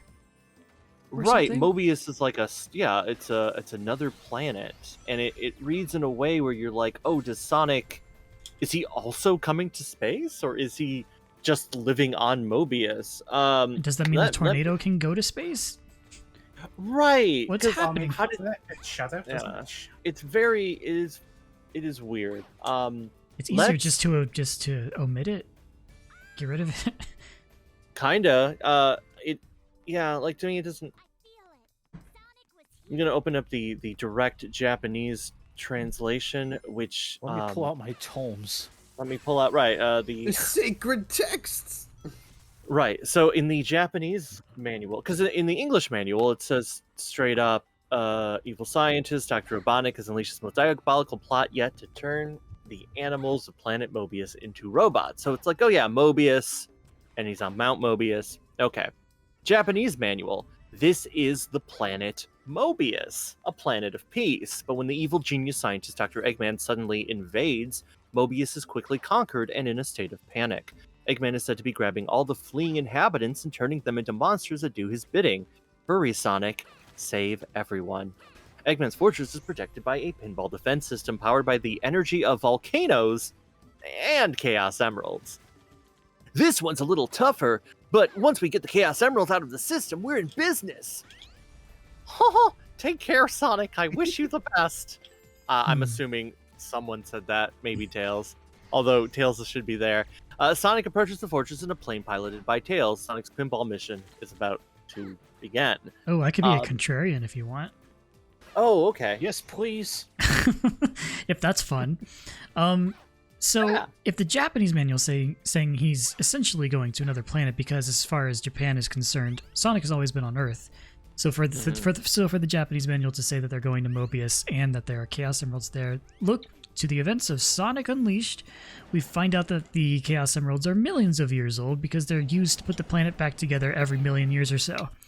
Would that also imply that every planet has its own Chaos Emeralds, and that's why there's 12 blue ones on this other planet called Mobius? So here's my opinion. Since they're just Dragon Balls, yes, we already know that to be true. Right, there's nothing to say that there aren't multiple sets of emeralds on different planets. I mean, because the 7 on Earth, if we consider most Sonic games to be on Earth or an Earth equivalent, yeah, like those ones definitely do seem connected because of Unleashed and everything. But I guess in the Japanese manual, it doesn't say whether or not Sonic also went into space. It just kind of ignores. It's just like, Sonic, save everyone. It says Eggman invades, so there's the implication that maybe Eggman came from space, invading Mobius, took it over. Why Sonic and Tails are there, I don't know.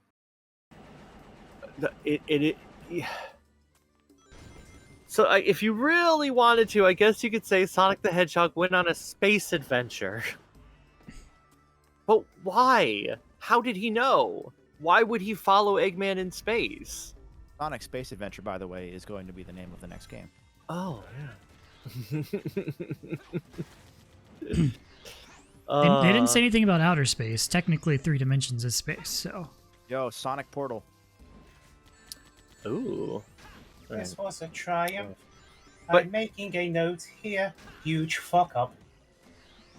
I think that when Sonic Spinball was released in Japan, they wanted to say, this isn't our Sonic, please ignore it. Because also on the back of the box, it says in big words, Sonic Spinball from USA. Which, like, this is different Sonic. This is not our Sonic. Yeah. So I did think... they do that with 3D Blast? Did they say Sonic Flicky's Island from the UK? No, I don't think so. Maybe because they like it.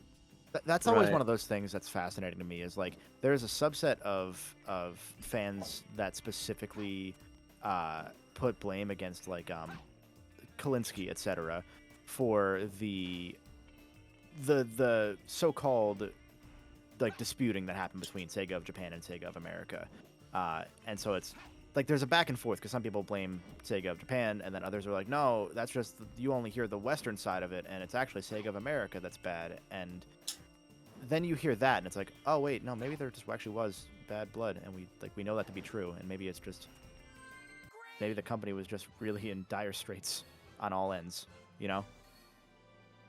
Yeah. I don't think is one. You guys just person. finished the level within 2 different levels within a second of one another, like time wise. You both got nests. That was incredible. Yeah. Sorry, David. Go ahead. Oh yeah, no. I think you're. I mean, I think you're right. Like, wanting to blame one person or even one branch of the company is just. There is not one person to blame. You gotta kind of blame everyone. Yeah. They all had good ideas and they all had bad ideas. Yeah, and it's one of those where like the only innocent one is oh shoot, now I'm forgetting his name. Yasuhara.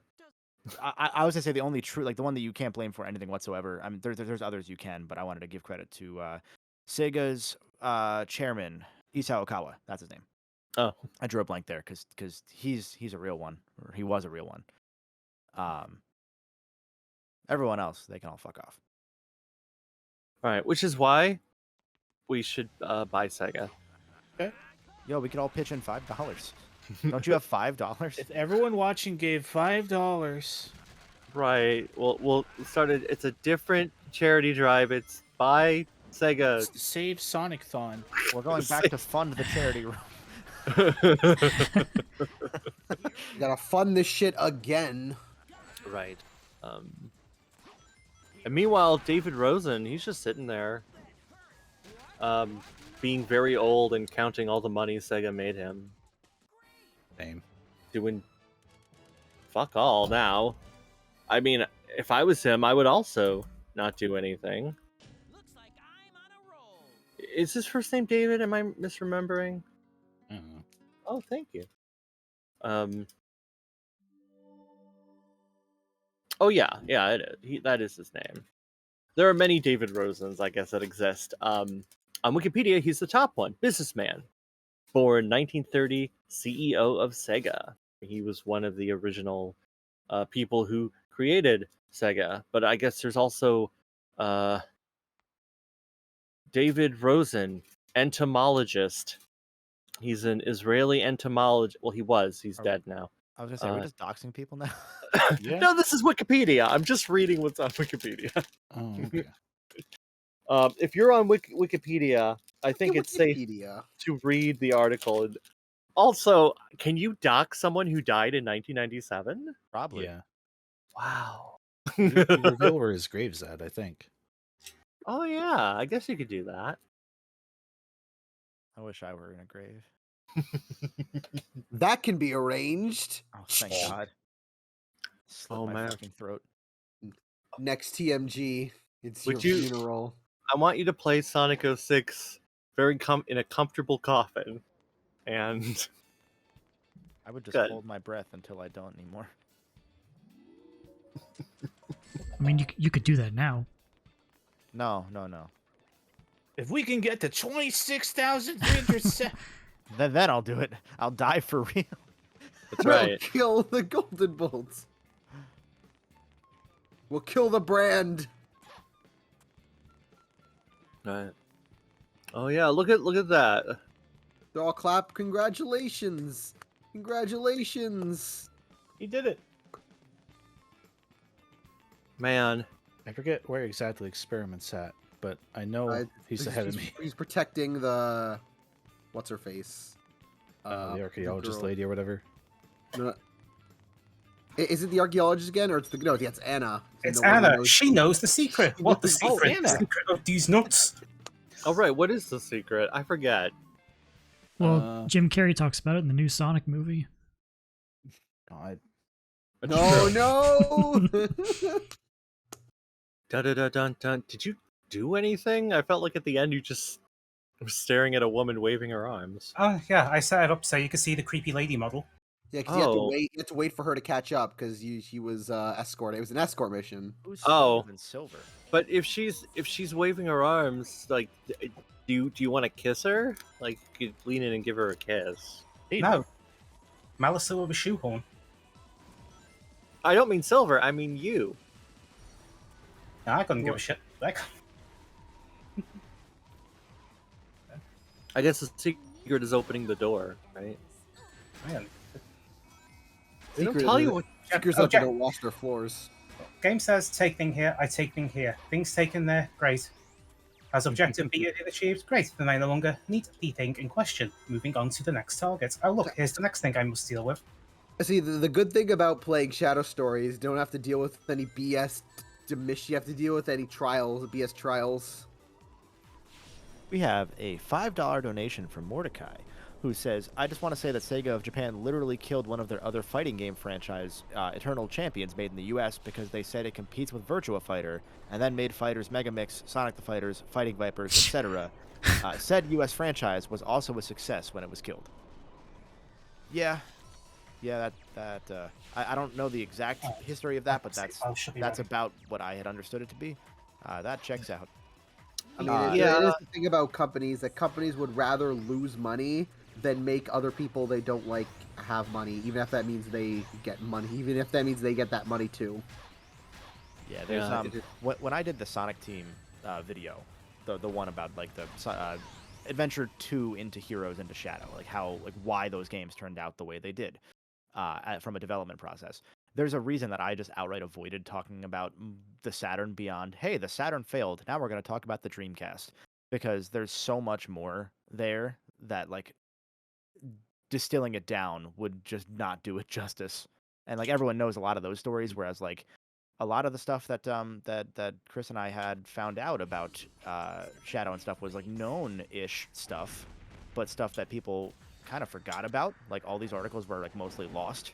And so I had to go back and like find the archives of them and shit. And it's just I also get new people coming in who just were like 4 or 5 when most of that was Yeah. talked about in the first place too. Yeah.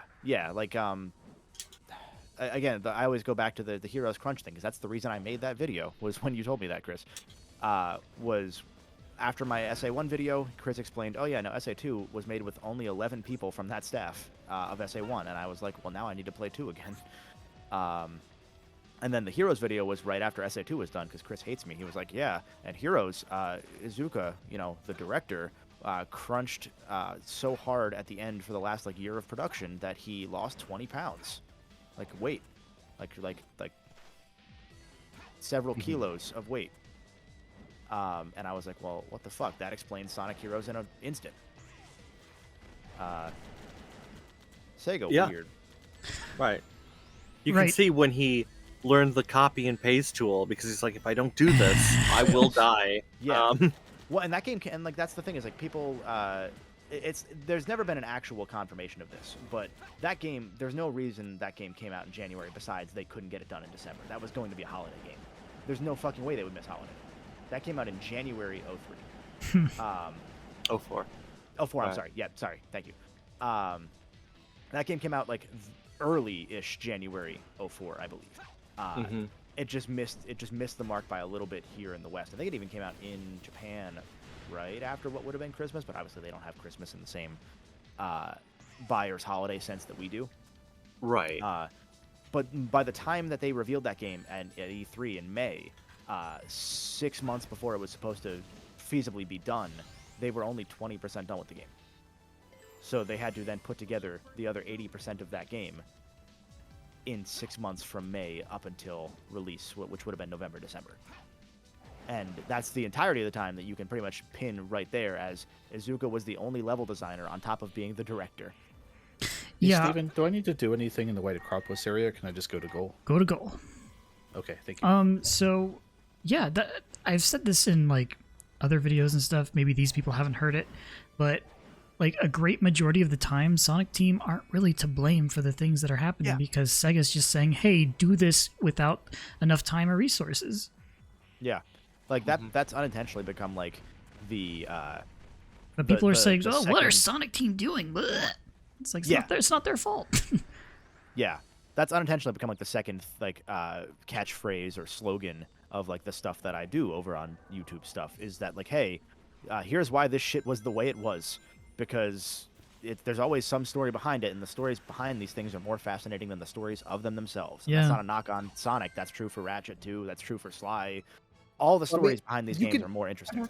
You can say that about almost everything. Like, and any medium, any like big production thing has like their own things of like, oh, this flawed project had a troubled production, and the people that you're blaming for it may not actually be the ones responsible. And it's like in films, especially as like on my side, there's like so many movies that you just go into and be like, yeah, this was a fucked up mess, and it's like it's amazing that the thing came out like just say okay. Yeah. Speaking of a fucked up mess, hey John. Yeah, how's it going, guys? What does that mean? No, I'm a fucked up mess, dude. Oh my god. I think your a perfectly clean room. Don't lie to me. Why a room? Why a Neon room? Neko touches on something in chat though, which is they say most Sonic fans legit just know nothing about game dev when they say stuff like, "Oh, Sonic Team's so lazy." Yeah, and I think a lot of it, right? There's like a weird obfuscation of game development and the problems things have. Because at the end of the day, they're still trying to sell you a product, so they're not often going to come out and be like, "Yeah, so everything sucked when making this, and half our team left to make secret rings, but could you give us $50?" Well, and that's what's fascinating going back to Heroes, was that Izuka was like very open about this fucking sucked to make. Like he was just out in public like talking shit about the game essentially. And weirdly enough, you don't get a lot of that anymore. I can't imagine why. and then you factor in like there's the fact that when you look into like right around when Heroes is being made, most like right as soon as SA1 launches, a bunch of people leave Sonic Team to go found Artoon. Right when SA2 is coming out, Sega lays off 200 people. Right before Heroes is like in middle of production, not before. In the middle of Heroes production, you have another 200 to 300 people at Sega being laid off. A lot of them being like, office staff, not necessarily active developers. But those things have an impact on morale. And there's a reason that Sega then turns out the way that it does during that era, and like why their products all kind of suffer, because they're throwing things at the wall because they need to make any goddamn money. And the funny part is, they actually the moment that they downsized post SA2, they immediately turned a profit the next year. It was a better profit than they expected, but it still wasn't enough. So that they needed to lose more expenses. They needed to gain more revenue, lose more expenses. Is more, yeah. Also, because, thank you, Uncle Silver, for the raid. Uncle, thank you for the raid. Oh, hey, thanks for the raid. We're talking shit about Sonic. So, like, they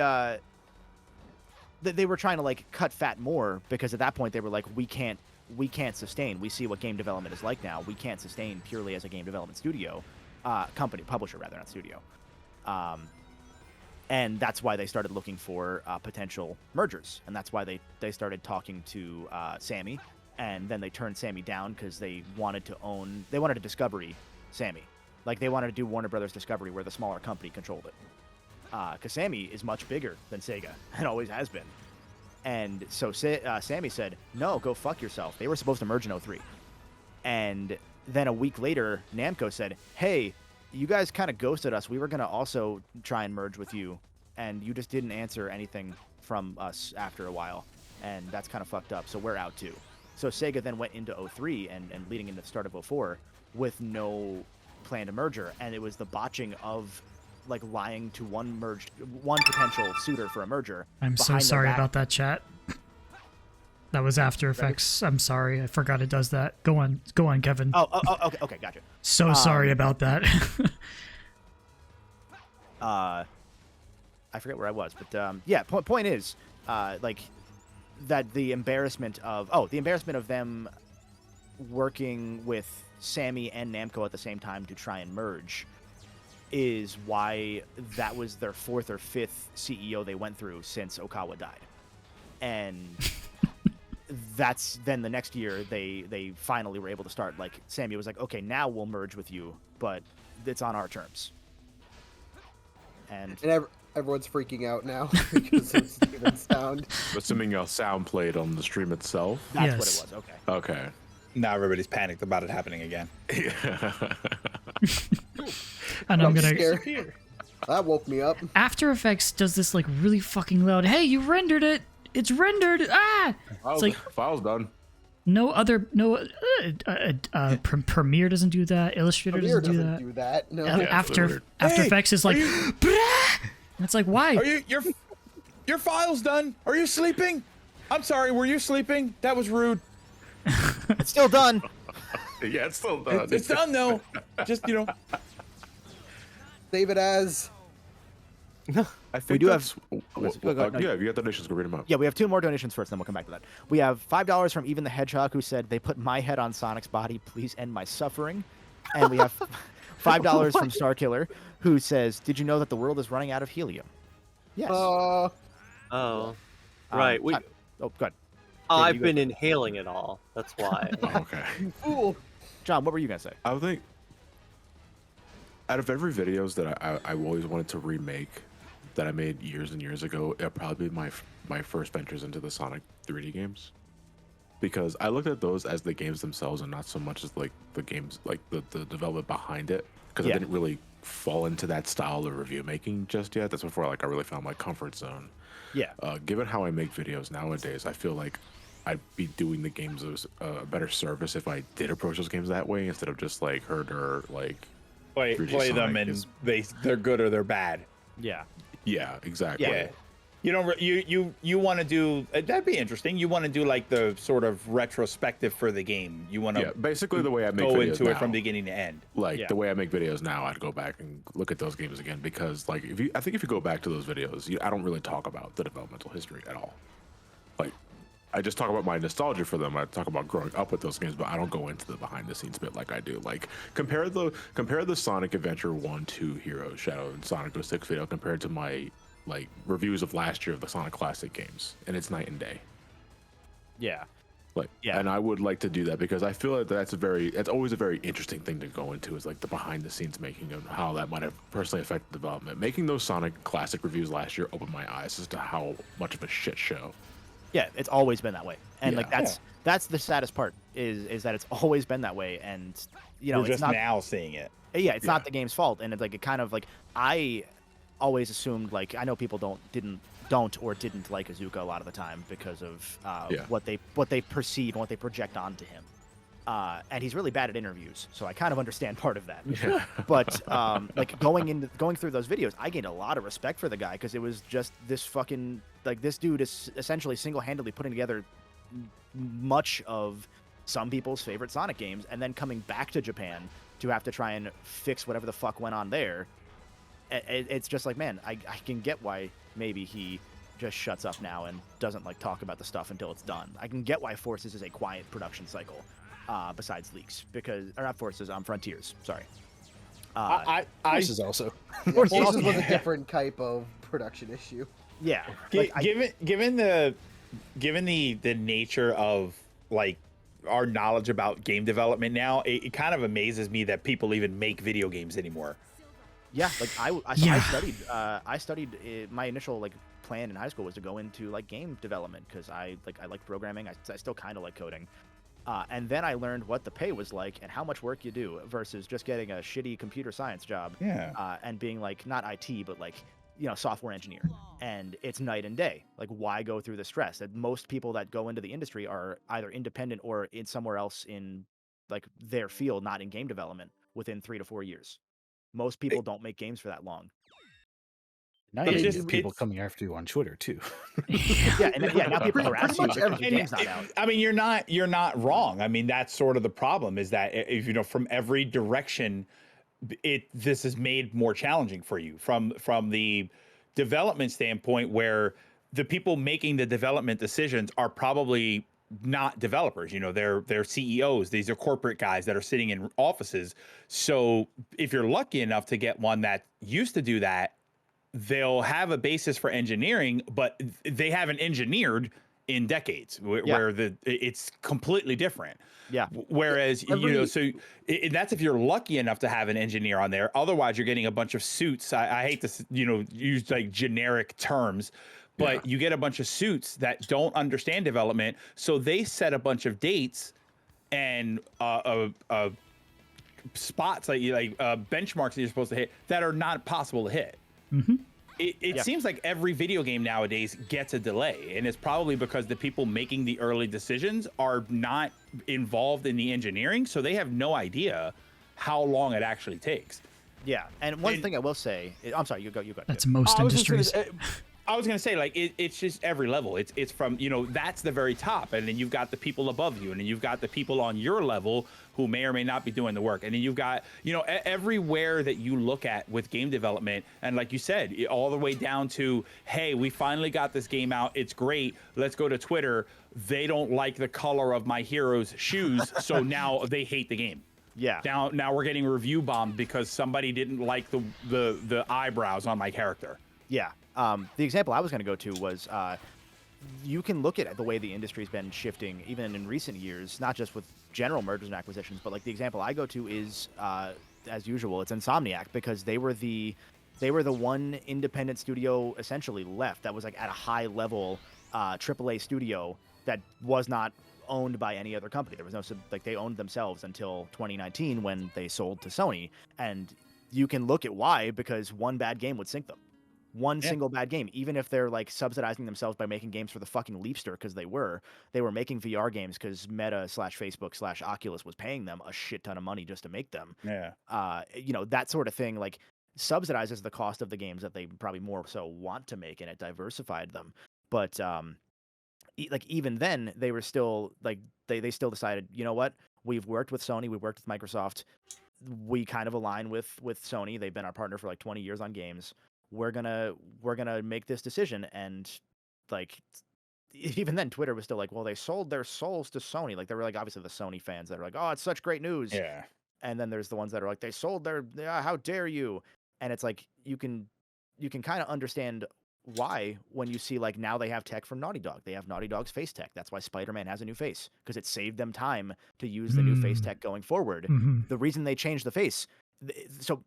Yeah. Sidebar here. Insomniac's very bad at marketing. They are bad at explaining themselves. Their PR guys are not good.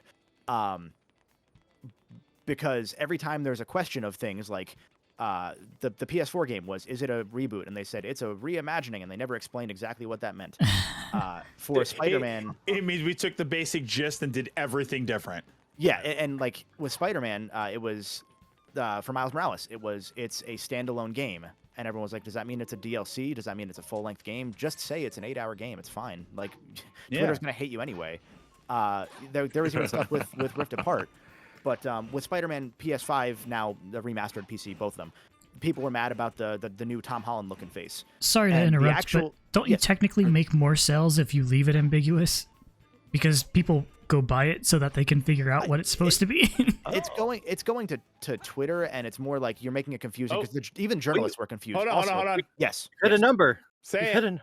Oh my God! 25K! $25,000! I think he fell down the well again. Yeah, right. See that? I pop in for 20 minutes, $25,000. Oh, it's all you. Look at that.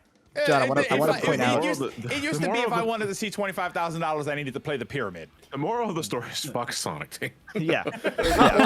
No, it's not their fault.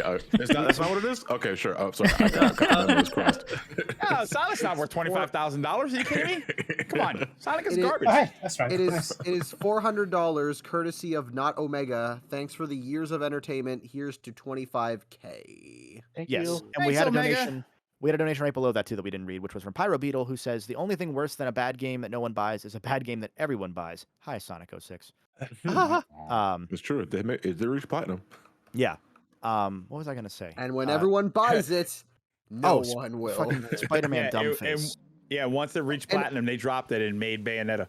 But also like the Spider-Man thing helped. I mean, because Spider-Man is a casualty of something else that's probably even worse. That's something that I deal with a lot, which is the film which is the film side of discourse, because it's like a lot of the stuff that you say about video game and stuff is like, because I do a lot. I when I took to school, like I did it in film studies, I do a lot of film writing on the side and follow film productions extensively, and it's like and see film Twitter a lot, and it's like it's all the exact same things on about a video game, and both in terms of like the problems with like the people like below, and like how like trying to get above, and like getting overworked for so little money, dealing with the suits, and then dealing with people on Twitter being stupid over the littlest of things. And it's like the Spider-Man was basically like a casualty of, they changed this because Sony wants it to look like Tom Holland so that it looks like the movie Spider-Man, so that it's all this whole thing about they're trying to like take their claim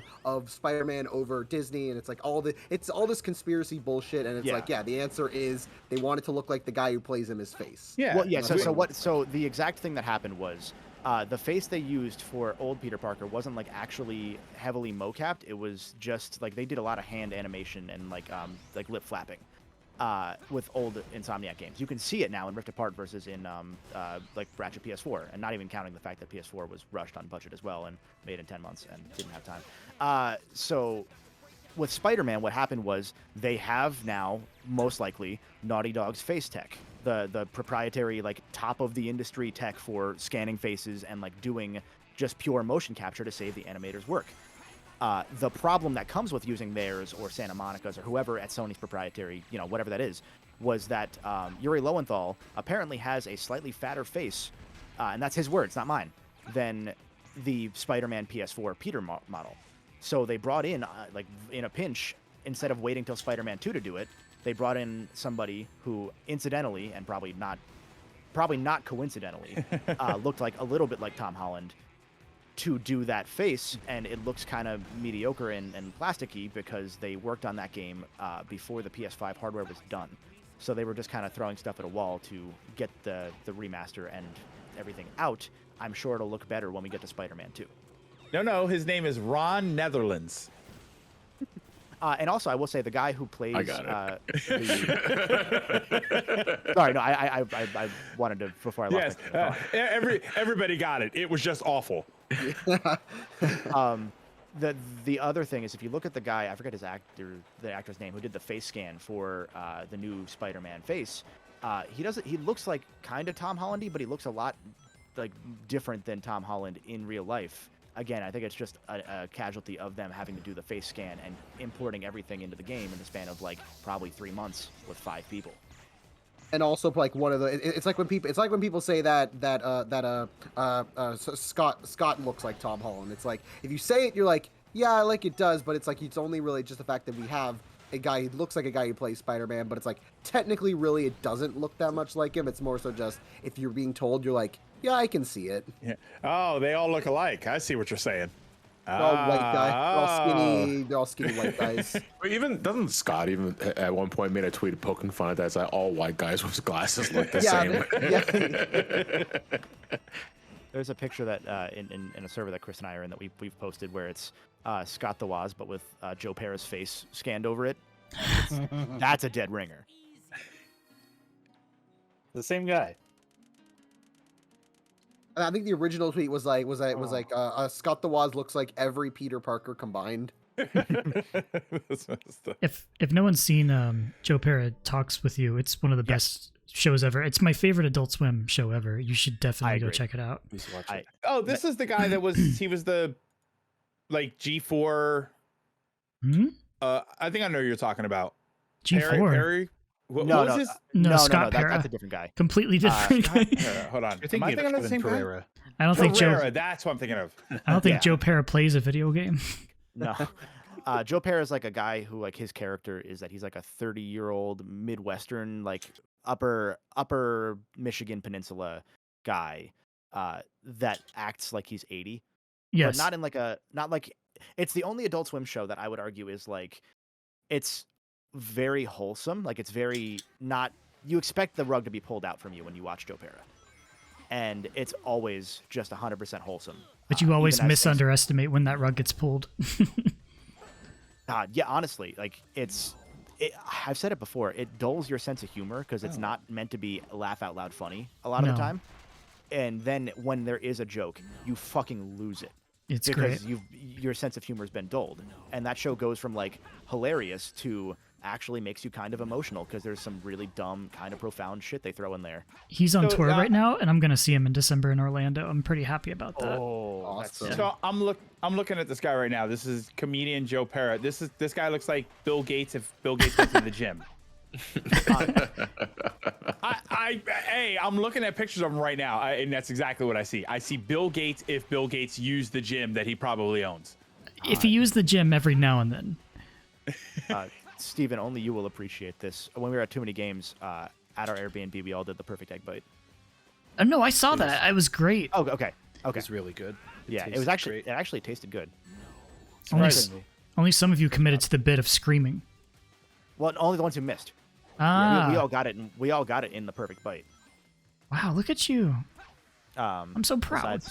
Besides our buddy Sean and Nico, those were the two that didn't get it in one bite, so we made them scream.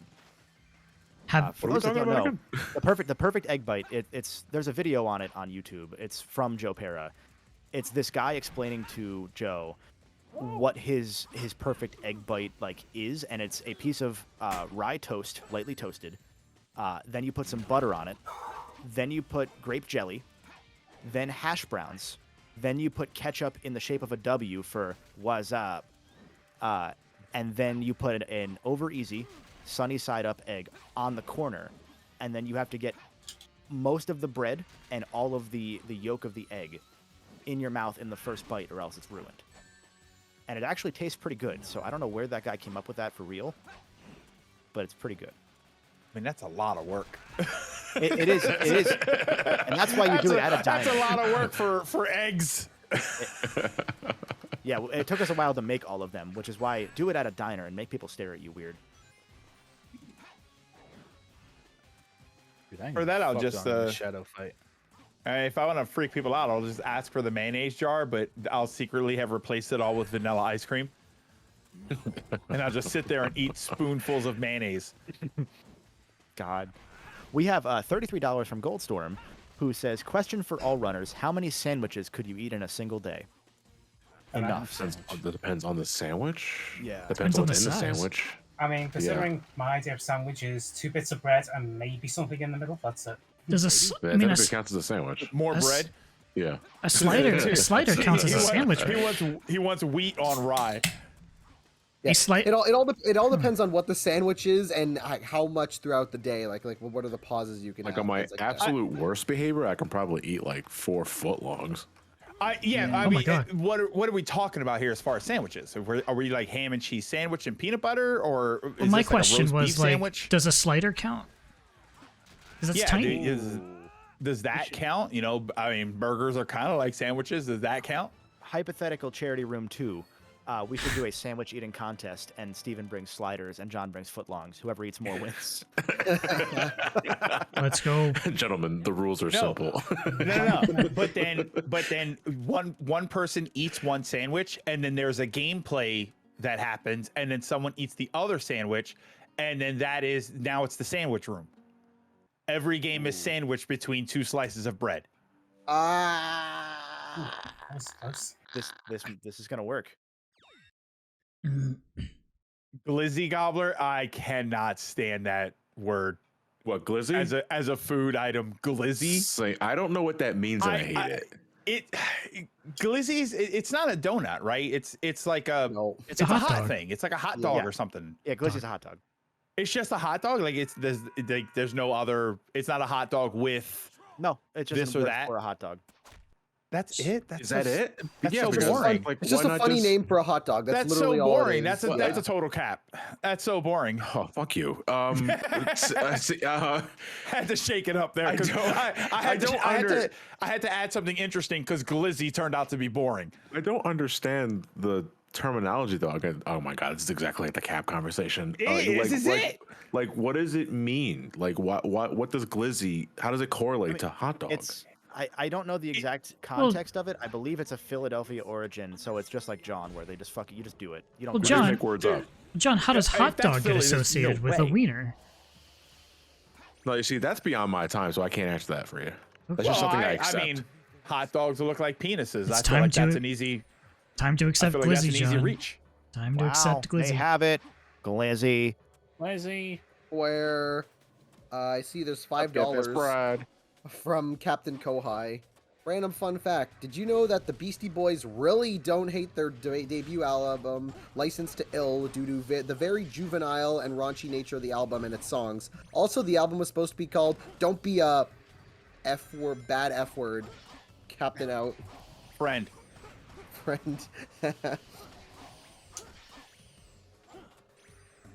Glizzy.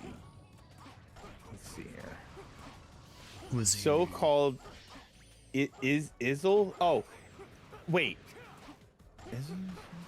Okay, No, so no, this no. must be G something to else. the Izzle. No. They kind of mix it up here. So it says the so-called Izzle speak for Glock. I guess so. I guess the word originally was a name for a gun. Right. Yeah, no, you're right. I was- forgot about that. Okay, the hot dog sense comes from comparison to the extended magazine of the pistol. No way. The hot dog sense comes from comparison to the extended magazine of a pistol. Both of these senses were ascribed to the Washington metropolitan area until attaining the curiosity of the world in June or July 2020, when internet use and blah, blah, blah, blah. The penis sense was a natural progression from hot dog.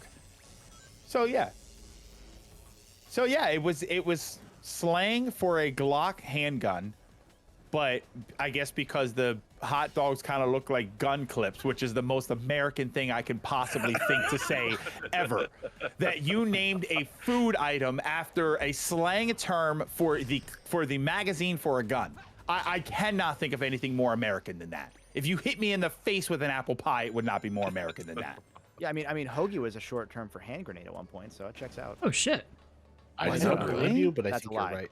That's a lie. God damn it, Okay, Kevin. oh, never mind. Fuck, man, you should have went with that. I would have believed it. Hey, you eat a hoagie with too much crap on it, Maybe you no, blow like up. GoldenBolt, purposely spreading misinformation on the internet. Yeah. I don't know why you listen to me. I don't every usually fucking fall for day. Kevin's shit I'm- because I know he does this, but that sounded like legitimate enough. I'm gonna start Damn it. fact checking your videos, buddy.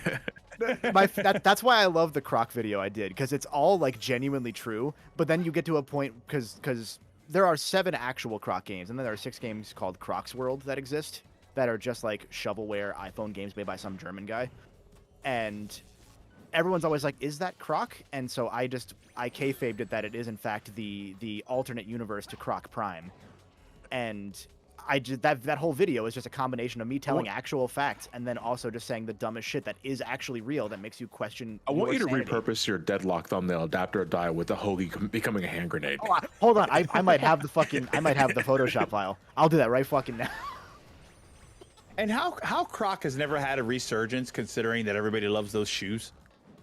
God, I really don't get it. Wrong Croc. Wazoo! Curse splat.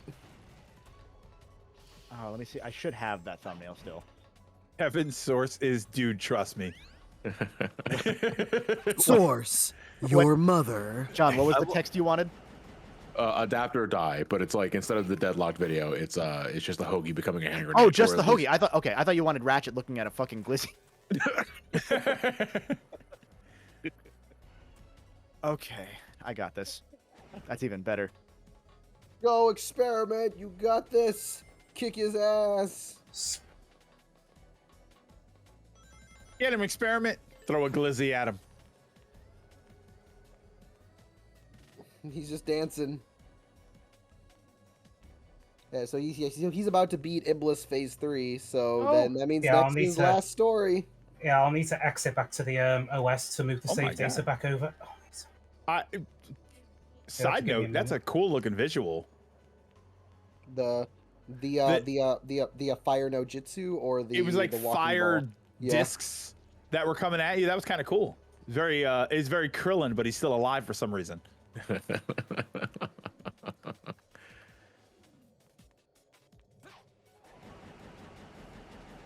you go. Give him some head. Got him. My third eye. I almost have it for you, John. Don't worry. Why did I take it from Daisy?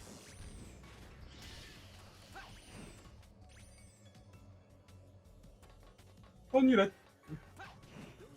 Oh no, it's over. See, we got ourselves $5 from Hobo Joe. Johnny, since you're here, I'm curious how far you are in Deadlocked and what your thoughts are on Ratchet so far. Especially was waiting to hear it since Kevin was around too. Well, about that. My Deadlock review will be ready for this week, and I will not elaborate any further. You missed it. You fucked it. Check the VOD. It's in there somewhere. Go back and scrub on the video. Okay, I put it in voice chat for you. Donate. And then Captain Kawhi donates another $5 saying, "Whoops, I meant to say the Beastie Boys really hate their debut album." Oh. Yeah, that's what I thought. That's a classic album, though. Even if some of it hasn't aged super well. Yeah, I think it said they don't like it because it's very juvenile and raunchy. Yeah. Here it is for chat. Chat's reference: Experiment hasn't won yet, but I think Experiment's gonna win. Hold on, need to blank this for a moment. Oh, all right. He finished silver, so now it's time to go to. Yep, gotta move the save data over. That hurt my feelings. Blink-182 is the same way with their early albums. That's a shame. I love. Okay. Early Blink was great. Chris, you have a chance. Do I? What is happening on the other screen here? Chris. On the left or on the right? On the Experiment's left. getting. Yeah, because he beat Silver Story, so now he's gonna do Last Story. So he's just getting. To do that, I need to find my save data. So wait, Take you're your switching time. you're switching games to Last Story? Yeah, That's because kind of save files. Wow, that's so weird. Yeah, well, Oh, it's God, no, classic. I just got it. God. Dude, I wasn't sure anybody was. Lost Story is Last Story is a obscure game, I think. Yeah, for the Wii. One of the three games from Operation Rainfall. No, it was the Last Story. Did they do? They not Radiata stories, Pandora's right? Tower and Xenoblade. All three of them ended up coming out. Yeah, all three of them came out. Wow, and that's a shame that none of them went anywhere. None of those franchises even became anything. That's so unfortunate. I believe Last Story was made by what's his face, Mr. Final Fantasy, because it's Last Story, Final Fantasy. Sakaguchi. Sakaguchi. The story is that company was about to go bankrupt, and that was the last game that they were able to make, so they had to make Last Story. It's true. The internet has said it for 30 years now. Source, your mother. I played a little bit of Pandora's Tower when that came out. I remember thinking that was fun. I put a little bit of time into it, and I enjoyed what I was playing too. But then, you know how it be. Yeah, I'll be with RPGs. Like you play for a bit, you stop for like a few like weeks or months, and then you're like you can't go back. That's right. Unless you restart the whole thing. Yeah, I'll have to restart the whole thing, which seems like such a slog. You're just like, yeah, it's just easier not to play it. Yeah, like I got halfway through Paper Mario Thousand Year Door. I had to stop it for a bit, and I'm like, I can't go back. It's been too long. Oh, please tell me you went back to that game. Well, not in a while. I mean, like recently, like a recent playthrough. Oh, okay. Yeah, I mean, I've beaten it before. It's just this was like a recent playthrough, but I had to stop because I'm like, crap. I can't go back to it again now. I can't drop an RPG and just come back to it years later. Yeah, so you have to start over. I ran into that just recently with Final Fantasy 12. I got a decent bit in, and then stuff got in the way, and I'm never gonna beat that game now. Let me ask you guys a question. I'm gonna ask you a question. Chat, I have a good one for you too. That didn't work. I think most of us are very, we're very experienced in. I was playing it for a while. It was a fine game, but I put it down and I never went back to it. Yeah. What is the most common reason that you don't go back to it? This one. I just kind of, in my eyes, I just forget about it. So it's just not a good, like, it's not good enough to hold your interest. Look, life, everybody's like life, family. It's more like, I'll have to. Sometimes it's just the lack of willing to experiment. It's like, if you're ADHD, I'm there. Why waste my time playing something that I might like when I can just play something that I know I will? But I'm saying you've already started the game. I'm saying you're 2 hours into picking one that I did. Horizon Zero Dawn. You're 2-3 hours into Horizon Zero Dawn. You turn it off one day. You think, wow, that was kind of interesting, and then you just never come back. Like, what is usually the reason? Is it that you're playing other things? Did you actually not find the game that interesting? Like, what commonly do you realize? It would have to be it wasn't that interesting, because normally I do finish what I start. But if you really want me to like guarantee that, it just has to hook me from beginning to end. Jump in like, real quick. It's damning when it has a slow start. Go ahead. Yeah. Should I pause for experiment? Uh, Like to keep it fair? I think he's having some tech issues. Yeah, I'm trying to move the save data over, but it's not taking it. If you want, I mean, because I think because you can play Last Story Leave me like alone, Lala. on a you can play Last Story on a full thing. So if you want, I could pull up Last Story. Let's see. I'll try and keep this going because I need to do some file fuckery to try and get it to It depends register on what it. game I'm playing. Commitment issues. I say I keep don't know. playing, Chris. Okay. Let's get this close. They had the load screen advantage. This is the true load screen advantage. Greg, my experience is basically like kind of like when Nathan put it. It's attention span for me. It's like say like another example I'd mentioned earlier. I think like a few months ago I was playing a Metroid Zero Mission. And I'm like, oh, this game's great. Then I stopped. I think I played for like 2 hours. I paused it and then just. I had stuff to do, so for days and days and days, I never went back to it. You just never went back. And then it was like a month or two later, and I'm like, shit, I can't go back unless I just restart the whole thing. And I don't want to restart the whole thing. So then you're in this cycle loop of like, I'll go to something else. I'll come back to it later, and then you never do. It's just sometimes there is no reason. It's just attention span. Yeah, I try and think that. I try and think like, oh, it's probably just, I'm not paying attention. I'm not playing as many games. And then I sit down and play a game and I don't play the one that I was playing. And I realize, all right, so it's not just me because I have the attention to play games. It's just this game I don't want to play. So I think some of it also is like sticking with a game is sometimes a commitment thing. And sometimes you don't know whether you want to folder. commit to that. And so like for me, I know like in my case and let's check content. I'm sure John, Chris, all of us in this call can agree that there are times where it's like we don't really have time or want to play a game because we're busy playing another game that we have to play for some sort of you don't want to start something that you have to play for 3 hours a day regularly or you're not going to get the most out of the game. Well, not even that. I just even mean from like a work perspective. Like if you're streaming a game, you don't want to play it in your free time because yeah, it's for your audience. If it's work, you can't take work home with you, and it's hard when you're not to complain because I'm not, but when your work is something video game related and that's your hobby or one of your hobbies as well, you kind of have to make a new hobby because then there's the in the back of your mind of I should be recording this just in case. It never goes away. I'll be completely honest with you. I have actually been able to combat that by deciding which games I want to play on stream and which games I don't want to play on stream. Because there are games, but you also don't make a living off of it. That's the thing. I don't make a living off of it, and I don't make other content. This is my big thing: is that I'm not playing games specifically to cut up the videos and make let's plays, or I don't do any of that with my streams. If I streamed as my income, if that was my main thing, I would definitely restructure how I do everything and rethink it. But there would be games that I right now what I do is there are games that I don't play on stream at all, and that I prefer to play off. Whether it's I was playing Warzone for a while, and that's not something I play on stream.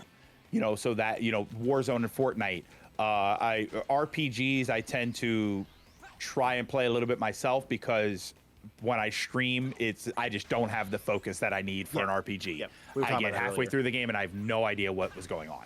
Yeah. And Experiment, I have the game up and ready if you want me to. Yeah, you're gonna have to. Unfortunately, the save data isn't working. That's fine. Sorry. Let me just restart my stream and then I. That's what contingency plans are for. All right, Chris. Now's our chance. Yeah, and I have faith in Chris. Like I know for me. Oh, I was just shouting, I have faith in Chris. Wild David. I thought you, for a second, I thought you were Clement. I was like, did Clement pop in? Yeah, you sounded so much like Clement. Yeah, I was like Jesus. I had to check Discord for a second because I was like, what the fuck? I'm sorry. No, don't be sorry. No, stop sounding like Clement, David. I didn't hear. Okay, I'll change. I didn't hear the Discord noise. Okay. David, don't you ever do that again. Don't you ever sound like Clement. Piece of shit. Hello. Yeah, Steven, you go first. No, you're live, Stefan. So whenever you're ready. Yep. Last story. Yeah, I was gonna say, Greg, I do the same thing where like I have a game now dedicated to this is not work at all, and so like a lot of the times it's a Yakuza game because I'm still getting through those, or it's an RPG.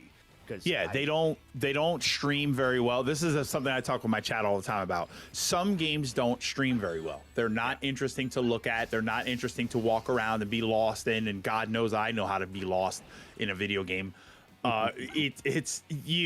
You have to pick and choose, and if you have that kind of an issue, then the best thing to do would be somebody said in chat visual novels are very hard to stream. I wouldn't say the visual novels are hard to stream. I think that the problem with visual novel streaming is that you have to be on in order to stream that game. You have to be doing the voices, you have to be in addition to playing the game, you have to interact with the game yourself, and I think that it's a unique challenge to visual novel games, which I would love to try at some point. Play them on stream. I know I have a lot of respect. There's also a big point that you also have to remember in regards to, say, with video games, is that maybe video games aren't the only thing that you want to do. Say you have movies you want to watch, a TV show you want to watch, comic books that you want to read, actual books that you want to read. Maybe you have a job that you also need to do. Maybe you have content that you want to edit videos, need to edit and such. Or you just want to go out and have a life. It's like there's not enough time for everything. So or you want to sit on the couch and do nothing. Yeah. It's the majority of the time you just lay in bed and just question your existence. So my favorite show on Netflix is Hey, let's see what's on. Yeah, I have a ton of respect for I don't know how Trav does it, for example, because we'll be on Discord and he'll just be either fucking editing sometimes or recording gameplay for videos, and I'm like, I don't know how you can focus on those things. Not for nothing, for lack of a better term, Trav is hungry. He's making a move. Yeah, 100%. Making a move. I've said time and again, Trav's the one that's gonna fucking he's an explosion waiting to happen. Both this is your next Scott. Yeah, and that pretty much the moment I met the guy, I was like, yeah, that's the one. But it's wild because he'll even do it for miscellaneous recording things, and it's like, man, dude, I respect that, because if we're on Discord, I'm like, I'm just gonna play a multiplayer game because I don't really want to think about work. I personally can't commit to being in a Discord conversation and editing or some other shit. I have to be solely focused on that.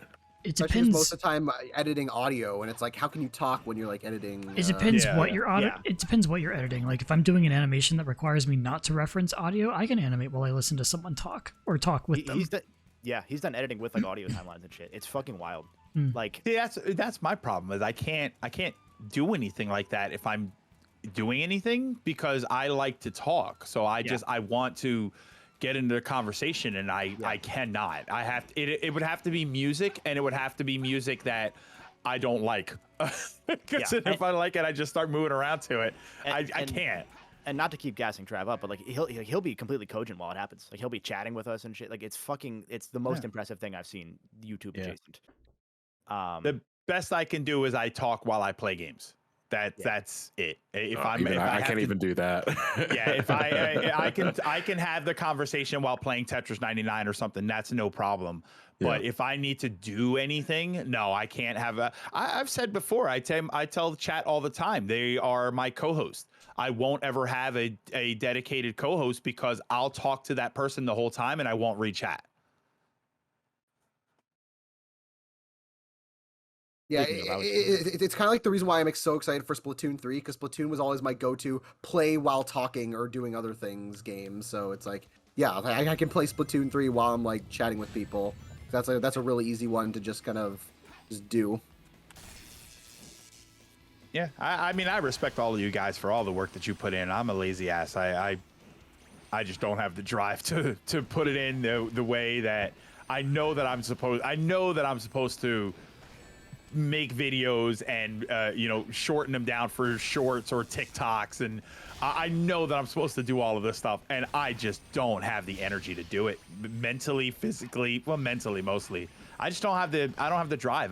Whatever it is that makes you guys, and I'm speaking to you all directly, whatever it is that makes you wake up in the morning and say, all right, we're gonna 6-7 hours, we're gonna be editing. We're gonna shoot some stuff, we're gonna, and that's your whole day, and then you're up until 3 a.m. doing it. I don't have it. I don't have it. So I will say, I can only speak for myself on this. Sound off if you guys agree. A lot of it is that we are lazy, and we're just lazy in a way that forces us to edit in 12-hour binges. It's great. I love it a lot. I would argue that laziness is not a real thing. It's that's fair. It's the struggle to bring in 20 grocery bags rather than do it in 2 trips. Yeah, like most of my recent-ish projects, even though like I've had the work done on them besides the editing itself for like months, like the editing itself is like the week before. Knuckles. Just because like my brain actively doesn't want to start because most likely ADHD. We'll see. That's my sort of thing, and I'm like, I don't want to go and get tested, but I really think that that's what they're going to come back and say. It's one of those where I'm not afraid of like finding out that I have it, because I think I do, and that's a superpower in its own way. Like I'm not gonna, that's how I look at it. It's just like I'm glad I finally, like, it was because of Trav that talking to him, and I was like, he was like talking about all the things that he does, and he's like, oh yeah, it's ADHD, and I was like, huh. I see what it is now. It says, honestly, Alex says, honestly, I don't have the drive. I just force myself to start something, and once it's rolling, it then kicks in, and I get the motivation. See, I start something, and then a couple hours in, I think, oh, it's just me. No one's gonna care if I stop. There's a video. I stop, and then that's it. There's a video. Sorry, I didn't mean to step over you there. There's a video that one of my buddies made for NewTubers, the community thing that I run, and it's called "Motivation Isn't Helpful," and I always aspire to like live by that nowadays, because it isn't really motivation. It's like determination. Like you can be not motivated to do something, but you're still gonna do it. But you're determined to get it done. Yeah, like it's like, and especially now, like in my case, and John, in your case too, and Trav's case, we have sponsor deadlines now. So now it's like we gotta get shit done.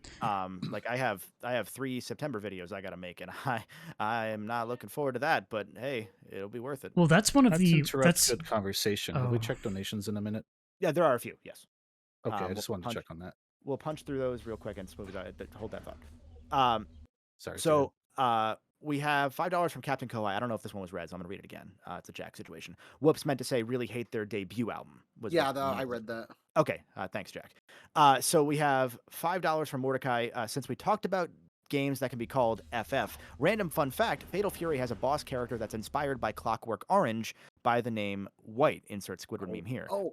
His SNK BS move is he ends the second round by pretending to be hurt and then shooting you dead.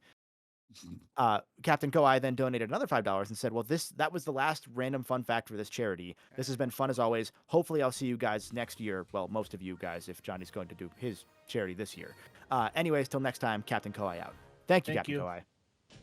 We have $5 from Ian Bow, who says it's interesting how people are paying more attention to issues in game development compared to even 10 years ago, because even back in John's second 06 review, he said that the game's terrible dev cycle didn't matter to him, something that I couldn't imagine he'd brush off in a review now. I feel like I don't remember that video super well, but I'm sure, like, as a viewer, I remember it more than you do, knowing how. Depends how you my point in that regard, at least I think that the point I was trying to make is that the final product is ultimately what matters at the end of the day. Yes. Yeah. And nowadays it's not that big of a deal because no one's paying $60 for the fucking game. Like, if I spent $60 on 06, I'd probably be hammering that point in really much fiercer. Because at the end of the day, they are charging you full retail price for this game. And a console for a lot of people. Yeah. No Balan Wonderworld. Yeah, and I've, oh my god, yeah.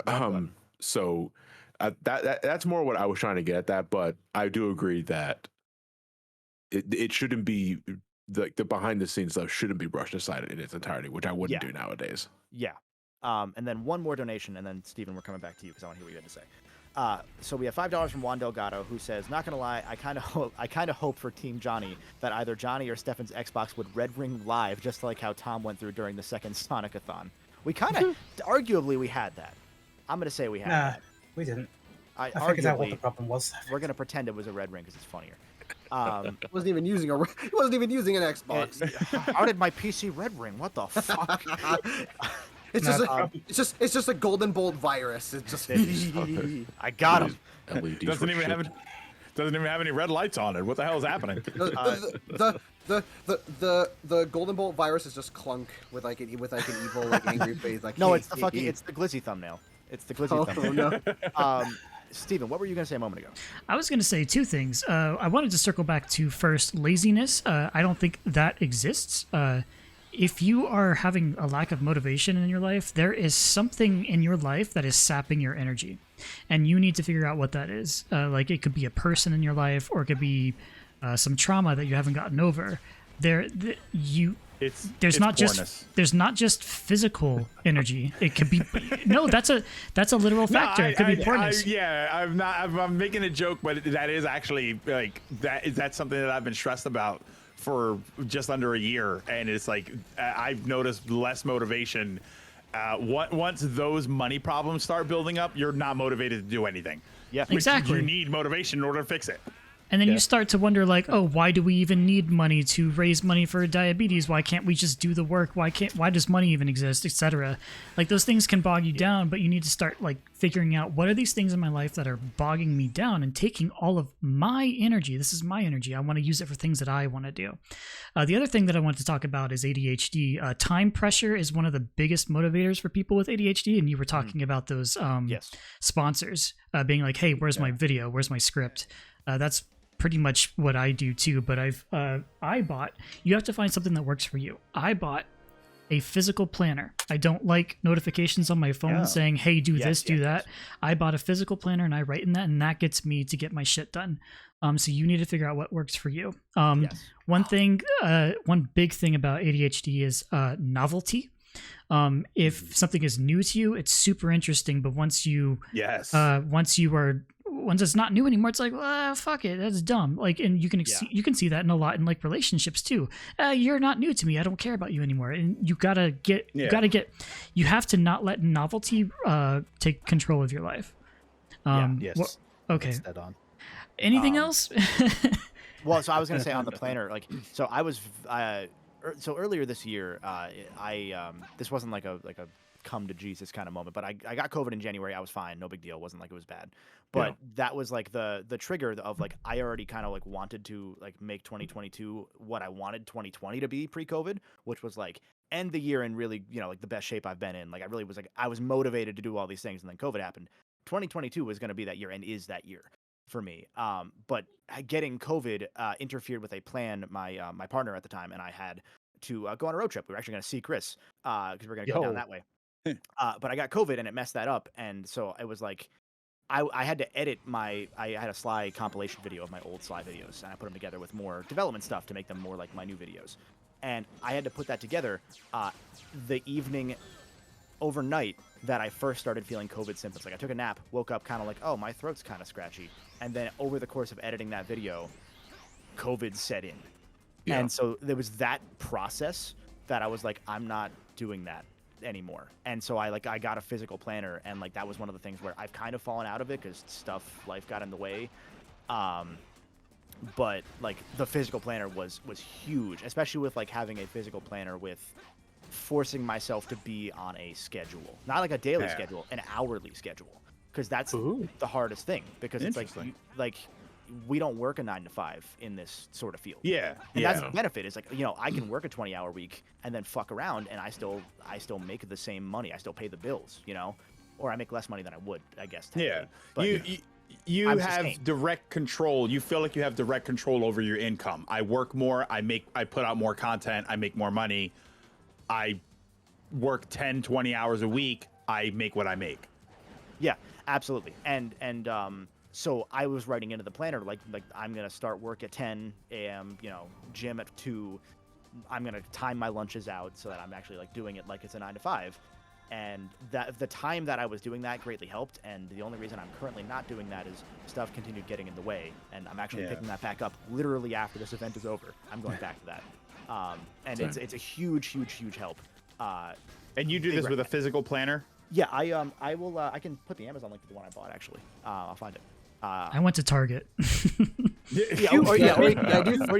I think having, I think if you don't have a deadline, having a planner that to have yourself make a deadline, I think is important, because I especially me, if I don't have a deadline, then I will just put stuff off like for as long, and then be like, I'll get it done eventually, and it just keep on going eventually. But if like, oh, I need to have this done like at a specific point, whether it's for an actual reason or just to get it done, then you'll force yourself to, and it's like whether it turn out the best or not, but you'll get it done. And if you keep it.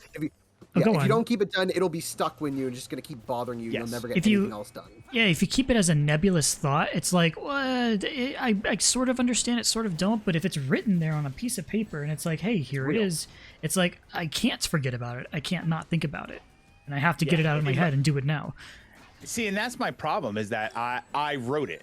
So I know that it's as arbitrary as I want it to be. So I'll follow it for a while, and then one day I won't want to do it, and I'll just be like, I made it. I can just unmake it, and then I just don't do it anymore. That is a big problem I've had to deal with for a good if I have, you know, if it's left to me to decide, I'm more than likely going to decide I don't want to do this. I need the urge. I used to not shop for Christmas gifts until December 22nd. Because I needed the rush of Christmas is in 2 days. I have to go. I have to go, and I have to shop, and I got to find something. There's no leave the store and decide, oh, well, I'll just order them something. No, I have to buy something. Right. So the planner is not the end all be all. Urgency. You need to find what works for you. Oh, I know. I'm just saying, like you mentioned, I don't know who it was that mentioned, not having it on your phone because you don't like the alarm. Yeah. I need the alarm. If the alarm doesn't go off, I don't remember it. Yeah, Becca's the same way. She's like, I don't like having a physical planner. I like it digital. So that might work for you. Yeah. I need a bell that goes off and tells me it's time to go here. It's time to wake up and do this thing. Yeah, and even like there's a hybrid strategy you can do, because like I have Pomodoro apps. Pomodoro is like it's the timer that it runs like 25 minutes. Yeah, it's actually named after a tomato. I thought of a dog. It's 25 minutes of like work, then a 5-minute break, and you do 3 cycles of that, and then you take a 30-minute break. And having the timer active where you just put your phone away and like do, just kind of it's a common tactic for work balance. I don't know the right word, but you know what I mean. Yeah, work-life balance. Yeah. Like it helps you stay on the schedule that you want to be on. Okay. And so I've used that along with my planner when I was able to use the planner more than I currently am. Oh, Chris, that was close. And also, I know this is very late, but it's like, so when COVID hit you, when you guys were really gonna see Chris, so you're saying COVID hit you with the fuck Chris? you know. I'm just thinking about how it stopped all of his editing, so COVID said no vid. God. I did finish that one, and then I platinum Persona 4. Something good came out of me getting COVID, at least, and it was platinuming Persona 4 and realizing I needed to be better about not stressing about videos when I'm not working on them. Yeah, I was exporting my episodes from Fridays and cutting it up and doing all this stuff, and then I was just like, I just don't feel like doing this anymore. I have a tiny planner. It is tiny. I purchased it. It's a Japanese one. What's it called? Hobonichi? Hobonichi. Hobonichi? Yeah, look. I don't know how to How's it read spelled? words. Hobonichi. Oh, that's Hobonichi. Hobonichi Techno, or maybe just Hobonichi. They're tiny little Japanese planners, and there's ones that you can. It's free form because I guess it's also supposed to help a little bit. You can write whatever, not just this is what I have to do today, but let me write about what I'm thinking. Let me do a little journaling. Let me do a little. Let me do a little personal. Yeah, so it's a look in chat. Uh-oh. What? What's chat doing now? Hobo Joe said, "Someone say my name." Oh. Hey, it's Hobo Joe. Right. There's a link to it. Spider Knife 88 sent a link to what they look like, because there's different kinds. There's ones that are like a page a day, or there's smaller ones, which is like every 2 pages is a week. Oh, yeah, they're neat. I've been trying to use it, not just in let me plan stuff, but also just let me write, let me journal. Yeah. Journaling is something chronicle that your life. Yeah, it's always something that I've wanted to do, but I just never do. I never have been able to keep up a journal, and so this seems a little less overbearing, because you can just like write a line or two and be done with it, instead of going, "Dear diary, today I saw my crush and then they punched me in the face because I said I like Sonic 06. Why don't they like me?" You reminded me also, for those that maybe don't like the structure of a dedicated planner that gives you like lines that yourself. There are also bullet planners, bullet journals, where it's just like not bullet point paper. It's like grid paper, but like with bullet points instead of grids. Oh, okay. And you can make it out yourself however you want. And I know, for example, Norm, the gaming historian, swears by those. Huh. He swears by bullet journals, to the point that I think he sells one on his site. Like, there's a branded gaming historian bullet journal, because you can make it however you want to make it.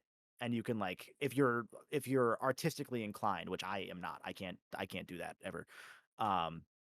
You can like add color coding. You can add like your own weekly, like whatever. Like you can like make out however you want it to be. Oh, make out, huh? Yeah. All right. Just like Elise. You can make out with your planner however you want. Slurp. You know, I don't know if it says a lot about Sonic, but I'm like, Solaris overall may be one of the better final bosses in Sonic. Ugh. Again, I don't know what that says, but it's like, I'm trying to think. Not really. It's got good music, but that's it. Because I'm thinking, like, I mean, the SA2 one's kind of like all right. Heroes isn't really the best. Generations is pretty bad. Unleashed HD is kind of a mess. Yeah, it is. Forces is Forces. It's like, there aren't really that many great final bosses. I see what you're saying, Stefan. Most final bosses kind of suck in Sonic. At least the 3D ones.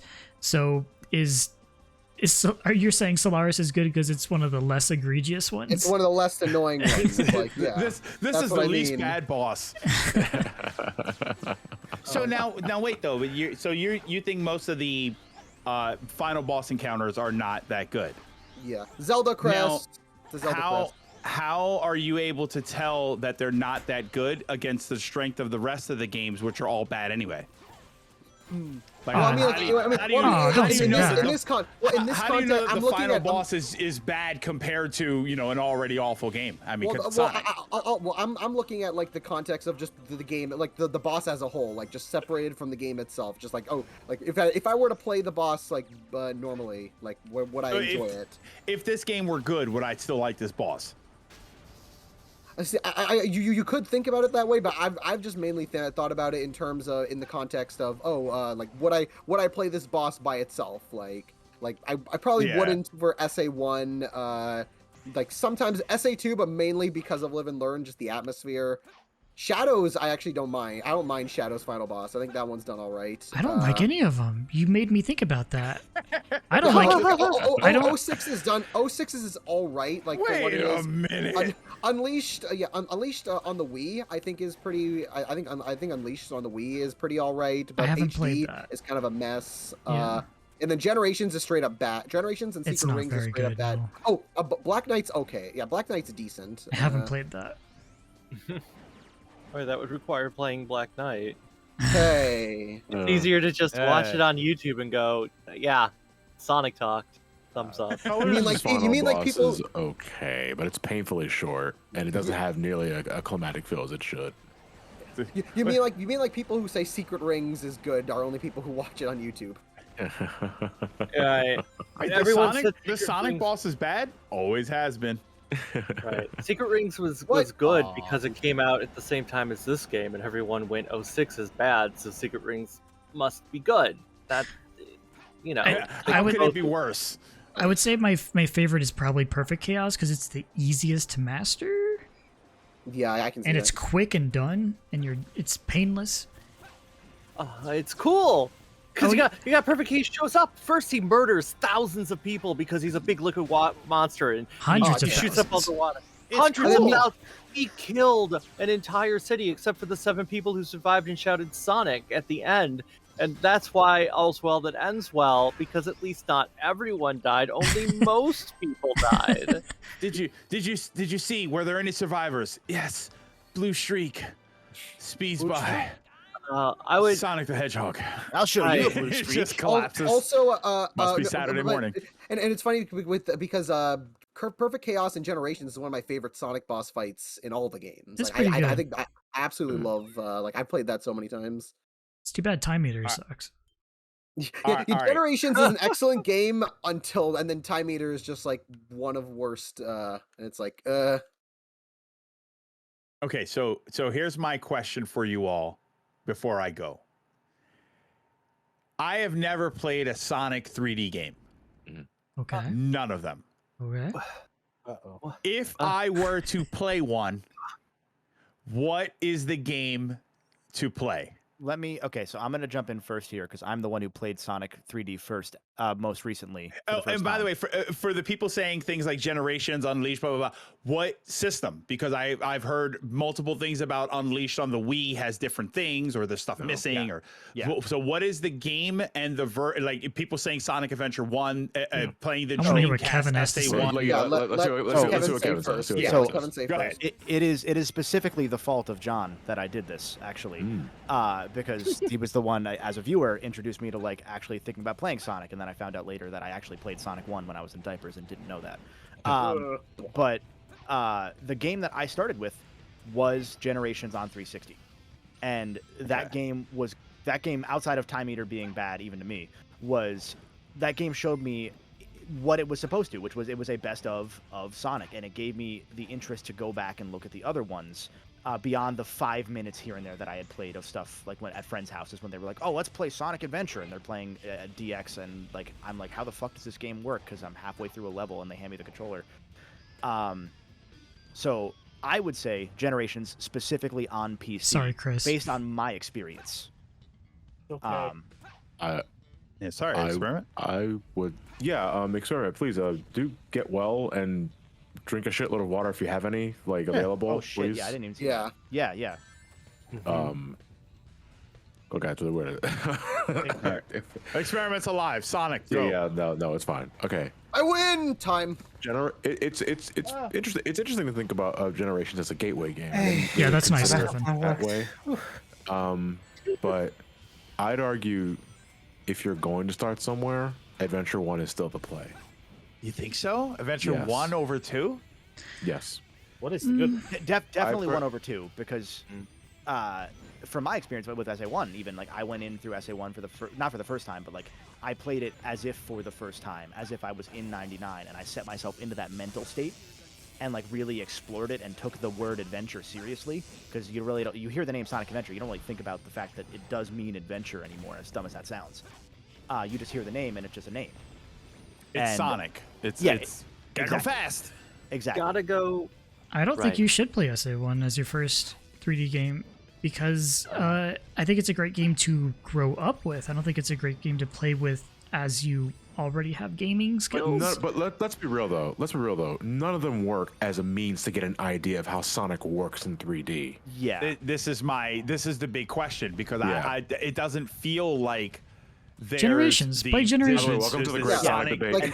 It doesn't feel like there's the inline games and then there are the side games, right? It's not like Pokemon where you can clearly tell which one are the quote-unquote main games and which ones feel like side games. They're all side games with Sonic. Like every game has a different. Yeah. There's a gimmick. Well, it's why I think ultimately the point is with how messy Sonic is, it's ultimately what is the game that you think you might have the best experience of enjoying. I do think Generations is that, because Generations is just it is good, has good 2D Sonic gameplay, good 3D Sonic gameplay. The level design is really good. It has a very easy to understand structure. It has good variety about it. It's it's a very like thing that anybody can buy. I mean, I have had people that are that are unsure about Generations that I just like that don't know much about Sonic, and I'm like, here, play Sonic Generations. It's an easy one for you to jump in and play. I have reverse nostalgia for a lot of the levels in later Sonic games because Generations made them either better structurally, not like in like level design, but in terms of like, hey, like Crisis City in a gameplay that works. I don't hate Crisis City now, you know, like okay, like so then when you went back to the inferior version, I feel. And I know I'm probably the minority in this. As someone's first 3D Sonic game, anything in the Boost era is too intense. You think so? Yeah. Like I'm obviously not giving you enough credit, not sort of. I'm not mind you, I'm talking about first 3D Sonic, 2D Sonic. I'm familiar with. So the idea of going fast that's there, but does it? What version of it translates best to 3D and And Generations me, is dialed down from Unleashed though. Like the boost isn't as crazy. That's one thing. And two, I kind of took it as a challenge. Like and unlike in other games in the past where like I would play like bits of SA1 and be like, I don't understand how these mechanics work. I don't want to play this. Because again, I'm coming in without like actually having the in-game tutorials or whatever, or playing level 1. With Generations, when I went in, it was like, oh, I saw my rank, or I saw a section that I couldn't get to, and I had that Sonic experience of, I want to get there. I want to see what that is. The reason my main argument against SA1 is, Greg, the first time you play Emerald Coast, you're probably going to die in the loop-de-loop because you didn't know the exact way to hold the control stick while going through it. Well, that's a little awkward. Just press up. It's fine. Press up. Problem solved. Well, I mean, if you're it's playing, been 30 years to finally figure it out. If you're playing the original Dreamcast version, I think you get through that loop a whole lot easier. It's the DX, the PC version, that has trouble where you can set off the glitch more. That's like, unfortunately, if you play DX just straight up without any mods or anything, you're going to hit more glitches and weird game-breaking things that just don't exist in the Which, to be fair, like Uncle, you have a Dreamcast, and I think you do have SA1, don't you? My only SA1 is Japanese. It doesn't matter. I don't have the English version. Well, it does matter though, isn't it? Because that game I don't think is in English. Like I don't think that the Japanese version is one of those where all the dialogue. Is it international or is it straight up 1998? Straight up 98 in Japan. Okay. I'm pretty sure it's a straight up Japanese version. Okay. Because you could just burn SA1 English. Yeah, right. And that's the thing. I can burn Dreamcast games. So as far as getting the Dreamcast version of the game, I can get that just fine. I mean, I can't burn it. I Yeah. I have a friend named Jonathan Depp who can help me out getting that game. Right. I do have and here's where the fight starts. I do have DX on GameCube. Right. Is that the one? No. No. It's easy to flip the Dreamcast. Logan's murdering you now. This was what Chris got me into. There was no fight here. and what is this? August 15th, 2022. A room full of Sonic fans agreed on something. So this is where Chris came in to be like, I mean, he was already a massive help with that SA1 video in terms of like just being a repository of knowledge. But when he showed me screenshots of like comparisons between the Dreamcast version of SA1 and the GameCube version, I'm not usually one to care about like slightly different colors on like level, like like terrain or something. Yeah. But the GameCube game does not have the Dreamcast version's lighting engine, essentially, to make it simple, and it's night and day. So if you were going to play it, you do the Dreamcast version or the Dreamcast conversion mod for PC. Oh, okay. And which is not it's not at all complicated to set up. It's very easy. Okay. It's easier than SA2 playing not at Yes. Because if it takes more than 10 seconds worth of effort, I'm not going to do it. It's an EXE file. I will refer you to our conversation earlier. But it still uses DX's physics, so you still might get that jank. No, Right. I think the Dreamcast conversion nowadays. I'm not sure if it does anything about physics fixing or anything like that. I don't really know all the nitty gritty about the conversion mod. I just know that it makes the game look a lot better. I just thought it was a visual thing. I'm pretty sure for me, like there was parts where I like played in DX that I would fuck up, and then I played Dreamcast conversion, and it wasn't like learning the game better. It was like testing specific fuck ups, and they worked more like the Dreamcast version. Is So it might be, Dreamcast like, a conversion the patchwork. same thing as better SADX or no? I think they're merged. It's part of it. It's part of it. They're merged, I think. Yeah, Like, they're they merged. got Right. Like I'm out of the loop. It's progressed even further, and that's why like Oh, okay. I'm not even sure. Right, the original better SADX mod was simply we're changing the textures, we're fixing the Yes. lighting, we're making it look better, Okay. and you can put in the original models if you want, because the Dreamcast models of all the characters I think look better than the SADX ones. I know the do. DX ones. Ooh, Sonic has individual fingers, but I don't care because everything it does. Like, you know what? You know what's a good compromise though? Like, so the DX models, like, also just have a higher poly count, like, entirely. So, like, when you combine that with the Dreamcast textures, I think it's a good compromise. But I'm also on the boat where the Dreamcast models are just better aesthetically for the game. Yes. I think so. Yeah. Yeah. Like there's an energy that this is something I said in my SA1 and 2 videos, is that there's an energy that's lost with the GameCube version that I understand why people that started with the GameCube We see that, Chris. prefer that. Thank you. Yeah. We see it. And like, so for example, like with SA2, the reason that there are so many people that love SA2 in particular is that there were a lot more people bought that game on GameCube than they did on Dreamcast, and those people played SA2 first because SADX did not come out until after SA2.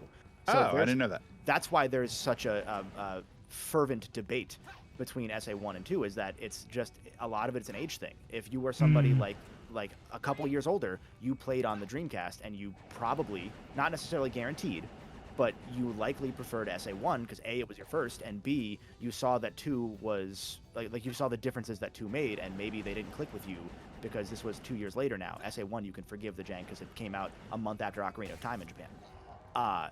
SA2 came out around the same time as fucking Jack and Daxter, you know? Yeah.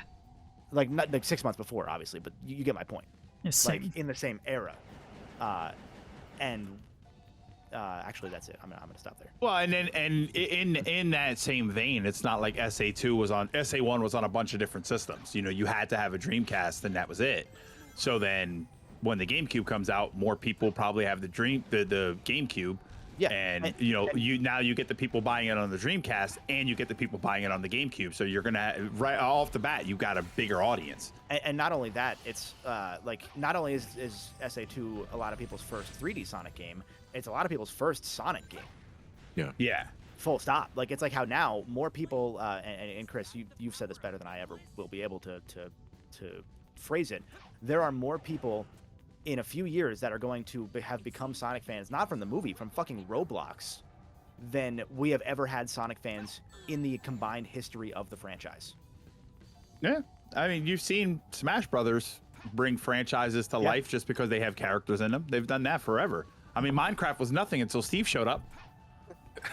I mean, I think other than Mega Clutch, yeah. What craft? Who even knew? Your craft? Minecraft? I have no idea. Mega Collection Plus was the first technically Sonic game I played, but the first Sonic game I ever saw was Adventure DX. Like a friend of mine had it, and I have vivid memories of watching him play through SADX like at his house. It's like, yeah, that was technically my first experience with Sonic. So yeah, it's a lot of it's just based on like where you started with the series, and like I'm gonna say unabashedly that like I think Generations is a good starting point because it was mine. You know, that's just my experience. But the fact that it made me want to go and play the other ones, and like that I went through and played fucking 06 at one point just to see, you know, like that says a lot about the quality of Generations. That I was like, I need to see the rest of what this anniversary game set up, or rather paid off, I guess. See if it was worth it or not. Yeah, and generally, like now that I've played through them in the more proper context, because it's hard to get past the fact that people do want Sonic to be fast. That's what we know as Sonic is. That's the narrative. Sonic is fast. So when you struggle playing fast as Sonic in games, you get frustrated that the game isn't doing what you want it to. Yeah, I think so. I think that's pretty accurate. It's a whole other issue, but like it's one of those where, like as I've learned, like I actually like SA2 a little bit. I don't love it, but I do like it for what it is. And I totally understand why it ended up the way it is. And I appreciate that more because of that. And because I was able to take the time and actually like learn how that game's specific mechanics work, because I'm not playing it as an adult when I'm playing SA2. I'm trying to be a kid. I'm trying to play it as if I have time after school instead of just, I want to play this game, beat it, and move on. I tried going back to Sonic Mania. I tried going back to Mania, and I tried doing that, and I think that's my biggest problem with Sonic. I have a fundamental problem with Sonic the Hedgehog as a video game, and I realized it's very difficult for me to go back and play Sonic in general. It's even playing the original ones. Like I realized, wow, I have a hard time playing this game. And I don't like the fact that he's. This is gonna sound crazy. I don't like the fact that he's too fast. It's surrounded by the mindset of what. So wasn't it that Yuji Naka was like, I like playing Mario as fast as possible. I want to do that, but make it fast, right, David? Yeah. Right. Yeah, because he's like, oh, I would blast through one holding down the run button. I wish I could just do that normally. Like now, the whole idea about because. There's a thing there's a specific type of structural thing that Mario games do. I've talked about this so many times before. I'll make it very fast. So I'll make it very fast. I'm probably getting ready to agree with you. It's a structural thing that Mario does is introduce new mechanic in this level in a safe way, have them master it, and then challenge them at the end of the level. That's a thing that Mario likes to do. Sonic never does that. It sort of just throws things in randomly and hopes that you get it. Just hope you get it. Have fun. But I think it would be great if we had a 2D game, and I was really hoping that Mania would do this, and it didn't, that if we had a game where it was like, hey, here's a new mechanic for this level, try it out in a safe way, here it is more challenging, now we're going to test you, and move on. It'd be nice if a Sonic game did that. Okay, that's my pedestal. I'll add to that. That's not even a Sonic team thing. That's just been Sega's design philosophy as a company for so long, because they designed more as an arcade company than as a console console game developer. Yeah. In what we now consider the traditional sense of game design. They were designing around quarters, even if the games weren't going to be played in arcades. And so a lot of Sega games run into that more arcadey, you will figure it out by playing more rather than by being taught. And some people prefer that, even if it's not what some would consider more proper game design, you know. It's hard to look at nowadays because we're so used to games that actually do either organically teach us things or give us a big controller map on the screen and say, hey, here's all the buttons, here's what you do. You could get away with that back in the day when your controller had 3 buttons on it and they did the same thing, you know. But now the games give you so many mechanics, you can't afford to tell people, oh, by the way, your character has 15 mechanics, we're not going to teach you how to use any of them. You have to do that now. You have to do some sort of tutorial. You have to let people understand what these mechanics are, how they work, how they benefit you, and when you use them and not use them. It's like you can't really do that anymore with the way they did with old games. It's like when you look at Angel Island Zone in Sonic 3, like you have those swing things, and it's like, oh, cool, I could use that, but does it ever become important? No, you could take a completely different path that doesn't use them at all. And that is my problem with Sonic the Hedgehog games. It's my problem They too, give but at you- the same time, if it's good enough, then it's good enough. I don't know. That's why, honestly, I think that makes the argument for why, if you're still interested, you should start with the adventure games. Because if you're talking about Sonic being too fast, then you don't go to the boost formula yet. Yeah, I think maybe Right. that's probably You know? the biggest issue. Yeah, I mean, my that's my problem. And that when I was playing Mania, and he goes so fast, and that's great. That's the point of the game. It's the character has got to go fast. It wouldn't be Sonic if he didn't. But you have these big stages with all of these cool things, and there's these cool swings and stuff you grab and buttons you hit, and you have all of these weird mechanics and multiple ways you can go and hit the checkpoints, and you go and you run around the half pipe, the best bonus level ever. You do all of this stuff, or you run really fast and you don't see any of it. If you It's go like, I don't know how I'm supposed to play the game.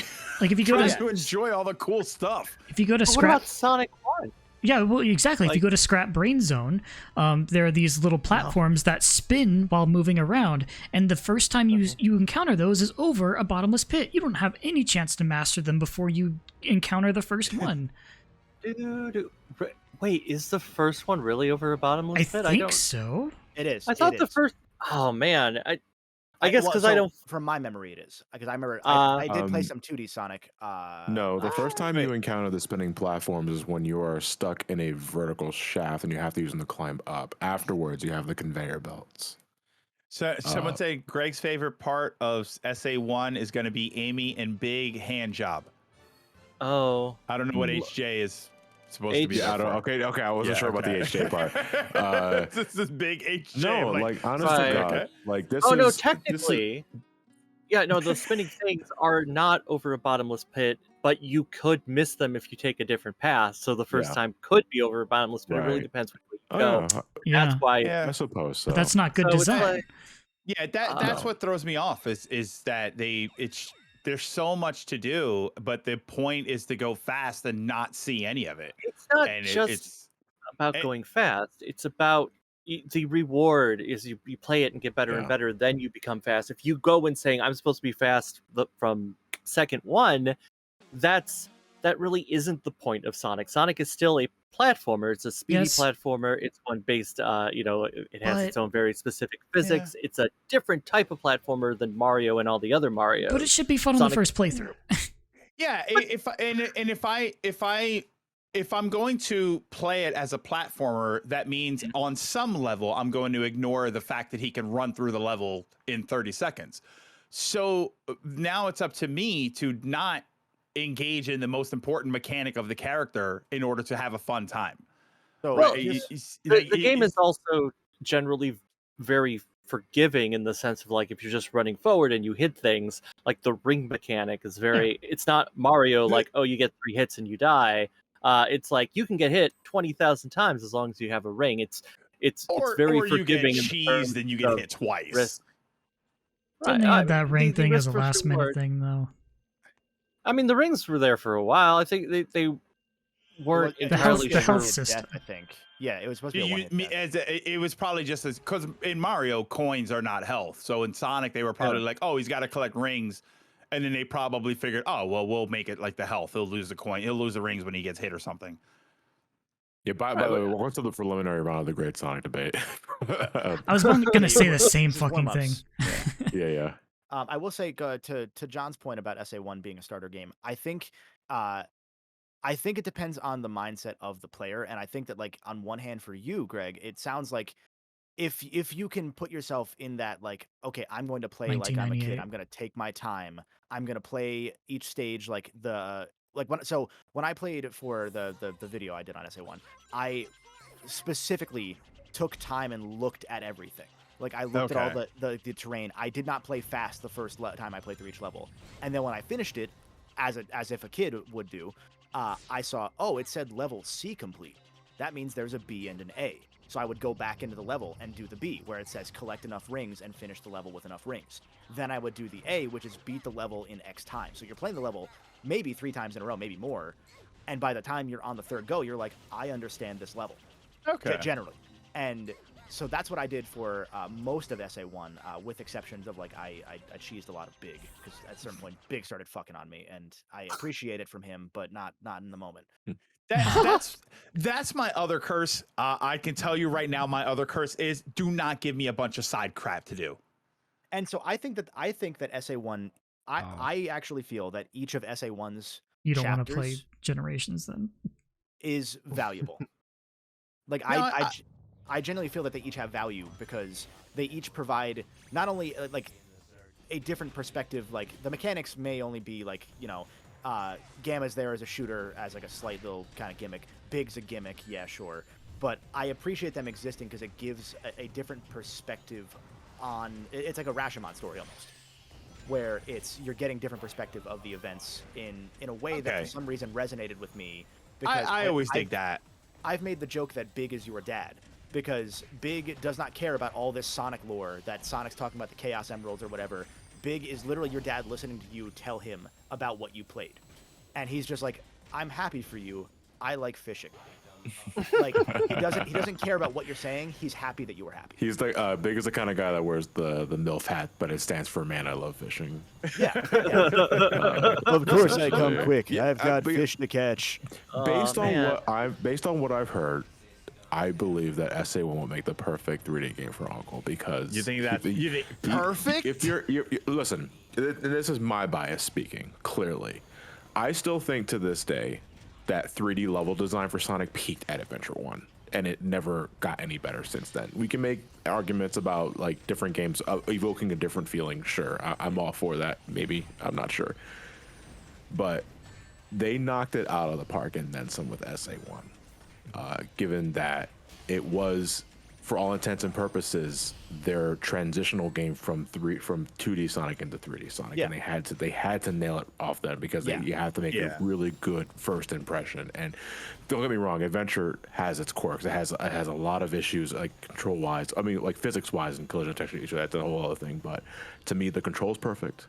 The level design is expansive, and you can go fast at the same time if you really want to. I feel the game rewards both, which was what I thought the classic games did really well. And I'll agree with you, and I'll add an addendum to that, because I did learn how to do the A rank and like do the cheese strategies on like Lost World, even though I didn't show it in the adventure race because I haven't played the game in a few months. I don't have it down to muscle memory. But when I was playing in the moment, I was able to like A rank every stage. I got every emblem in SA1, and I didn't intend to when I made that video. But I will give the addendum that if you were to play SA1 as your first game, I want you to go and play a little bit of Ocarina of Time first, and realize that 3 weeks later SA1 came out. And look at those camera angles. Look at those dynamic camera angles, and say, okay, the camera's a little janky, but holy shit, how did they do this? Yeah. For SA1. To answer something real quick on the chat, Super Icy, people... You're asking if Sonic Adventure 1 really has good level design if you're just skipping 75% of it with the spin dash. I feel that is irrelevant. Only people who have played the game from front to back multiple times are even doing that nowadays. Yeah, like am I doing that the first time I play the game? Probably not. You might by the time you start doing the A ranks. And that's what I like about SA1 is I learned, I can see the physics. No, but like you'll start seeing like, I can take advantage of this jump. Like you'll start kind of fucking around a little bit. Yeah. And that would be more of exploring. I watch videos of other people doing it. I would not. I'm not a 100%er. I get through the level and I'm fine. And it's like I wouldn't even argue that's a problem with the level design. That's player preference if they want to spin dash through everything. Yeah. You know, unless we're talking like unless like the level itself is just a long hallway where it's just better to spin dash to get it over with faster, I would say that is not a level design issue. That is a player preference. Yeah. I mean, it would help to get that level fast over, like a level like that over faster, just because I'll probably get lost. Right. Yeah, and Chris, were you gonna add something on top of what John was saying? Basically not, but Okay. also the Casinopolis sucks. I guess is all I'll try to say. Casinopolis does. Yeah. Agree. Right. That isn't even trying to be. Yes, a but is it Sonic level, that's- Casinopolis or Casinopolis? I don't know. Casinopolis. It's Here we Casinopolis. go. It's called You Owe Massive Debt to the Casinopolis. Mafia. You're okay with Take that? a shot. Okay, so you guys haven't mentioned this game, but I've seen chat mention this a lot. Okay. Someone says what I'm hearing from Greg really makes me want to recommend Colors. It's a 2D. If it's a 2D, I'm talking about 3D specifically. Chat. It has 3D moments, yeah. but like it's a 2D. Like I That's don't, a 2D game. Because I there two like- versions of Colors or something? Well, there are, but like even like the Wii version, which is 3D, and I played Colors right after Okay. Generations. When I played Colors afterwards, I liked it, but it's essentially just mostly 2D levels with some 3D sections in there, or like a couple short 3D levels. But there's a lot of like miscellaneous gimmicky, like hey, here's a quick platforming level that's 30 seconds, and there's a lot. Okay. So it's. I'm looking at my games. I don't have that one. I have Secret Rings and Unleashed on Wii. If you want like a Colors, what the best way to describe it is a 2.5D game. I think. Okay. That's probably the best way. It's like there's a lot. It's a 3D game. It's just a lot of the level design is from the 2D perspective, and then a couple times they'll go to 3D, but it'll mostly just be a straight hallway. That's just 2.5D. It's a roller coaster game, and that's cool for what it is. But yeah, I think if you're willing to take the time to invest into a game like Adventure, that's the way to go. I think if you want to go through each level once or twice and then be done with them, I think Generations is the way to go. Okay, I watched when we did Generations on SGB. I saw that whole game get played. Unleashed HD is 60% Werehog. Yeah, is basically. it? I feel like isn't the Wii version also like the Wii version's like 70% 98%? Werehog? Yeah. Okay, much no. worse. If we're talking actual ratio, they're the same. It's just that Werehog missions are segmented just as much as the daytime stuff. It's just that because the Werehog is just naturally longer per stage, it just feels like it's a lot long. There's more Werehog. When I think the ratio is exactly the same as the HD game. Yeah. Would you say though that the Werehog parts are the same length or are they longer? Because they're definitely shorter in the Wii version. It's just that they're segmented more. Okay. Basically, the way it works in HD is that you'll play one Sonic level, which is like on average about 4 minutes, and then a Werehog level, which could take about 20 to 30 minutes. In the Wii version, it's you play a Sonic level that's about 3 to 4 minutes. You play a couple like little Sonic missions that are about like 2 minutes each. I think there's like usually 3 missions at about 2 minutes each. Then you play 3 Werehog levels that are each about 5 to 6 minutes each, and like you play them like in a row. And then I think the first couple levels have like 3 Werehog levels, and the next couple have like 4 Werehog levels. But yeah, they're all like each Werehog level is like 5 to 6 minutes each versus one 20 to 30 minute level. So it's like, yeah, it technically balances out overall. It's segmented. You keep leaving stages and coming back in, and it's the Werehog again. So it feels like you're doing more stages. Yes. Yeah. I do want to. We had a donation a little bit ago, but I don't want to cut off the conversation here. $20 from Golden. Again, no relation. This donation isn't even for charity. It's going directly to Chris so he can get himself some Blue Chew and bump up his gameplay. I didn't see that hit my account. Help. Sonic. Wrong PayPal. Hey, pal. I've just been playing the hard levels. Because I'm like, yay, might as well take up some time. I just got reading it. through some of chat. Yeah, I don't know. I figure I've asked my chat this before, so I was like, all of this spawned off of which Sonic game should I play? Yeah, it's a very it's an interesting conversation to have, and I mean, also, it is kind of like there are a lot of games. I mean, but there are a lot of franchises where it's like, oh, like do you start with the first game or do you start with this other game that like seems like it's like a or do you start with the remake of the first game, or do you skip the whole first games? You know, Metal Gear. Metal Gear is one of my favorites for that one. I've been playing Metal Gear since the first one. feel Which like one is that on PlayStation? Like, yeah, PlayStation feel 1. like- yeah, congratulations. That's not the first Metal Gear. I feel like you're David's off by like been 3 of them. I feel like David's been man. too polite to interrupt. What have you been wanting to say, David? Yeah. Because I was gonna, I guess, sort of make a joke, and saying, but you know, if you were to really ask, I would tell you that you should just play every single 3D Sonic game in order, because you need to, because it's Sonic, and Sonic is the best.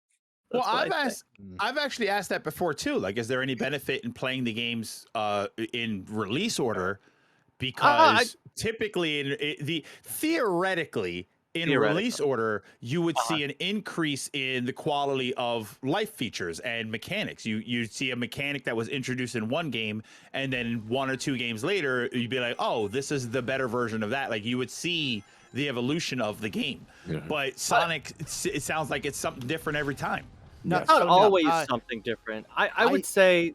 Yeah. Go Oh, ahead. I'm sorry.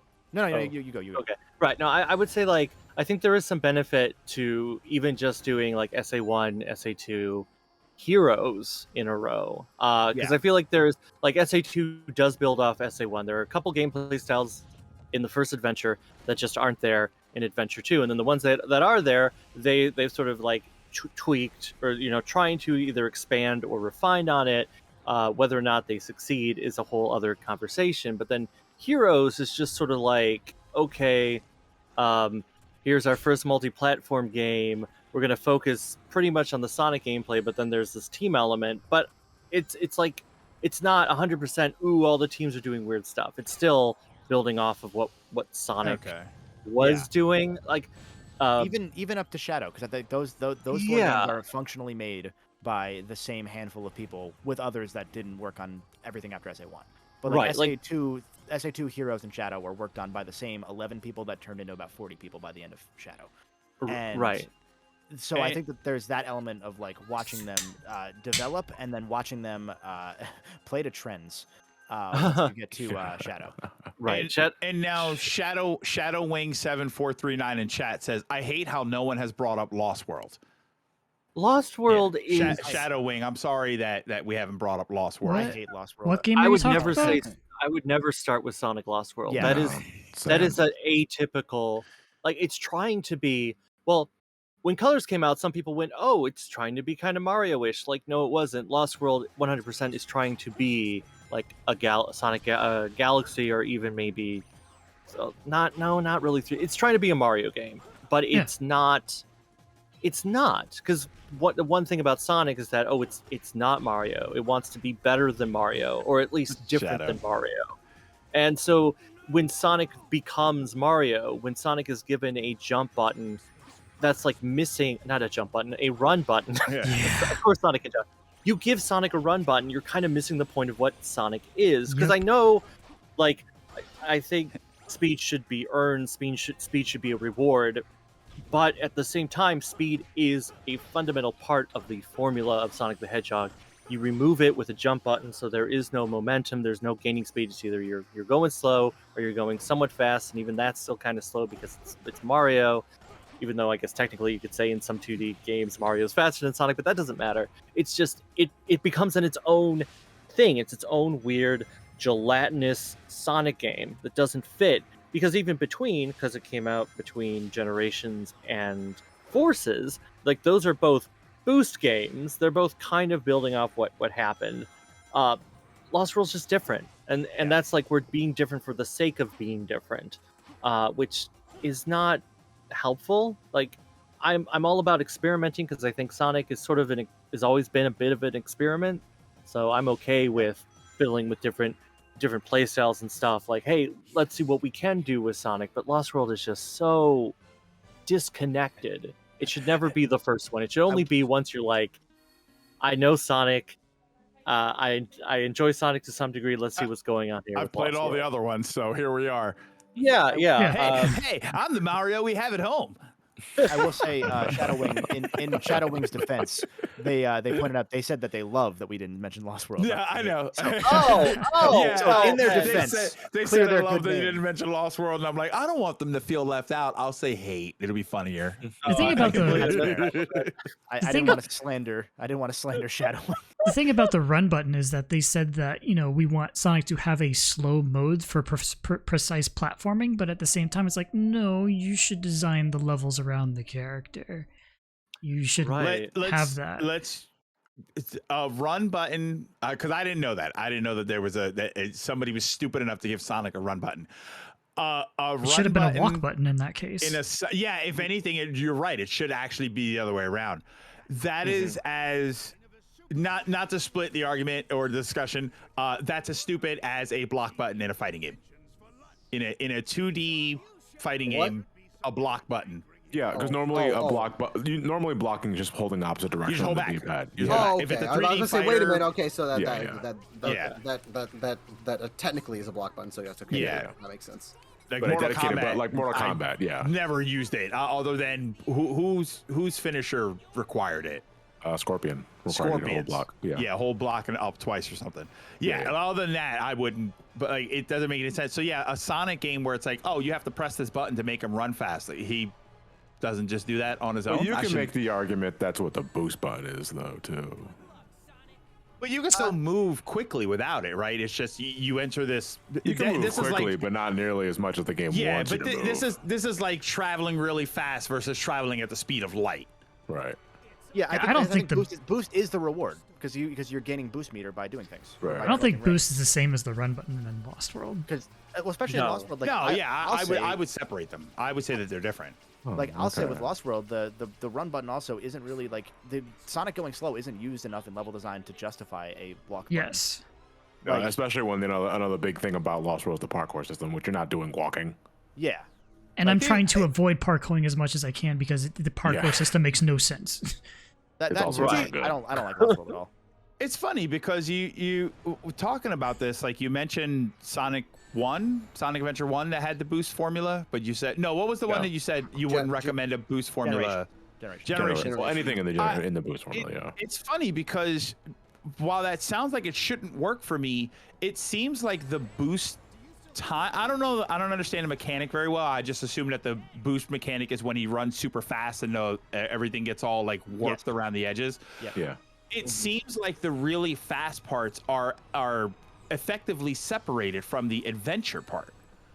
I can explore and platform and do whatever I have to do, and then when it's time to be super fast Sonic the Hedgehog, it's almost separated into a different thing. Not an Unleashed. I would say Generations does do that. Like Generations is designed in a way that there are the segments where it's like you don't need to like use your boost, and like Sonic controls pretty fast. You can quickly platform through areas, and then you have now you can go boost. Yeah, and if you know the level if you know the level designed well enough, you can boost through all of that, and that becomes really satisfying. I want to make it clear, like I was saying that any boost game I wouldn't make a good first impression because of the intensity of it. I do think Generations is the best of the bunch, though, where that wouldn't be so much of an issue because of just how they really refined the boost level design specifically. Like Unleashed was pretty expansive, but you had to go way out of. You had to. There was a knowledge you already had to have to know exactly where to go. Generations, I felt perfected that where you can still go fast and still get the most out of exploration. Because that's my issue, is that they don't fit. They contradict each other. A Super Mario game where you need to explore the level, but you just how many of us have overcome Super Mario levels because we had the P-wing or something and we flew right past the stage before we could do anything? And that's almost like what Sonic is. If you're able to do it properly, you're not going to see anything in a Sonic game. Sorry to interrupt. What's up, Chris? I need to consult you, but I don't want to talk over anyone. What am I doing wrong is Silver to where I'm getting all the things, but when I go to shoot them, they just stay still. And they are all colliding into each other as they're shooting towards him. So try your best to shoot them one at a time. Yeah, you can't get like a huge bunch of them. You have to get like maybe like 2 or 3 of them and then shoot them. And What's happening to me though is that like I move and let go, even with 1 or 2 when it happens. So I guess I don't remember it being so finicky, but I guess I'm just bad at it. I think there's also a point where you just can't damage the Larson with a specific character. Like you have to switch. Yeah, It almost feels like I'm accidentally double tapping. And yeah, no, he isn't at that part yet. It'll be clear because there'll be a giant shield around him that'll be like, oh, now you have to switch to shadow. It almost feels like I'm accidentally double tapping, and then it's like deselecting them. You know what I mean? Can that happen? Well, you pretty much you can just hold down the right trigger the entire time and then press X to shoot. Like, you don't have to let go of the right trigger, like, at all. You just hold on to it. So, yeah, so you're probably clicking them, and then by letting go and clicking again, you're unclicking them, maybe. Yeah, that's probably what you're doing. Yep. Oh, man. Okay, carry on. I think Chris still has a chance. I have faith in him. Look, I'm in Kingdom Valley. You're way ahead of me. I haven't been paying attention, and what I see is Kingdom Valley on one side and Solaris on the other. So you could win, Chris. Yeah, just saying. And a lot of PS3 versions. But yeah, no, I think, to me, I think Generations has some of the best level design of any of the Sonic games, full stop, because it handles integrating boost and exploration so well that as a new player, I was able to just instantly get it and want more of it. And obviously, we never got more of it. So. Right. Sonic Generations looking like a pick. And Sonic, it's also like 3 hours, so that also. Yeah, it's also super short too. Right. Like, I stream 4 hours a day, so that'll be like 4 streams worth of content. That's great. There you go. Well, yeah, I mean, because once you do all the missions. Yeah, I'm gonna just say this right now. If you're gonna stream Generations, put your fucking chat on sub only. Why? Everyone's gonna be backseating you. Oh, I don't mind that. They know I just play the game however I'm gonna play it anyway. Listen, it's been 4.5 years. If the people that come over to the stream haven't figured out, oh, this guy gets lost a lot, there's just no reason for you to be here. Oh. I guess it's time to start joining your stream and being like, why do you keep on getting lost? Oh my God, I'm. You guys, you think I'm joking? There was one game that you said like it's pretty linear. It's just forward and back. I got lost playing Final Fantasy 13.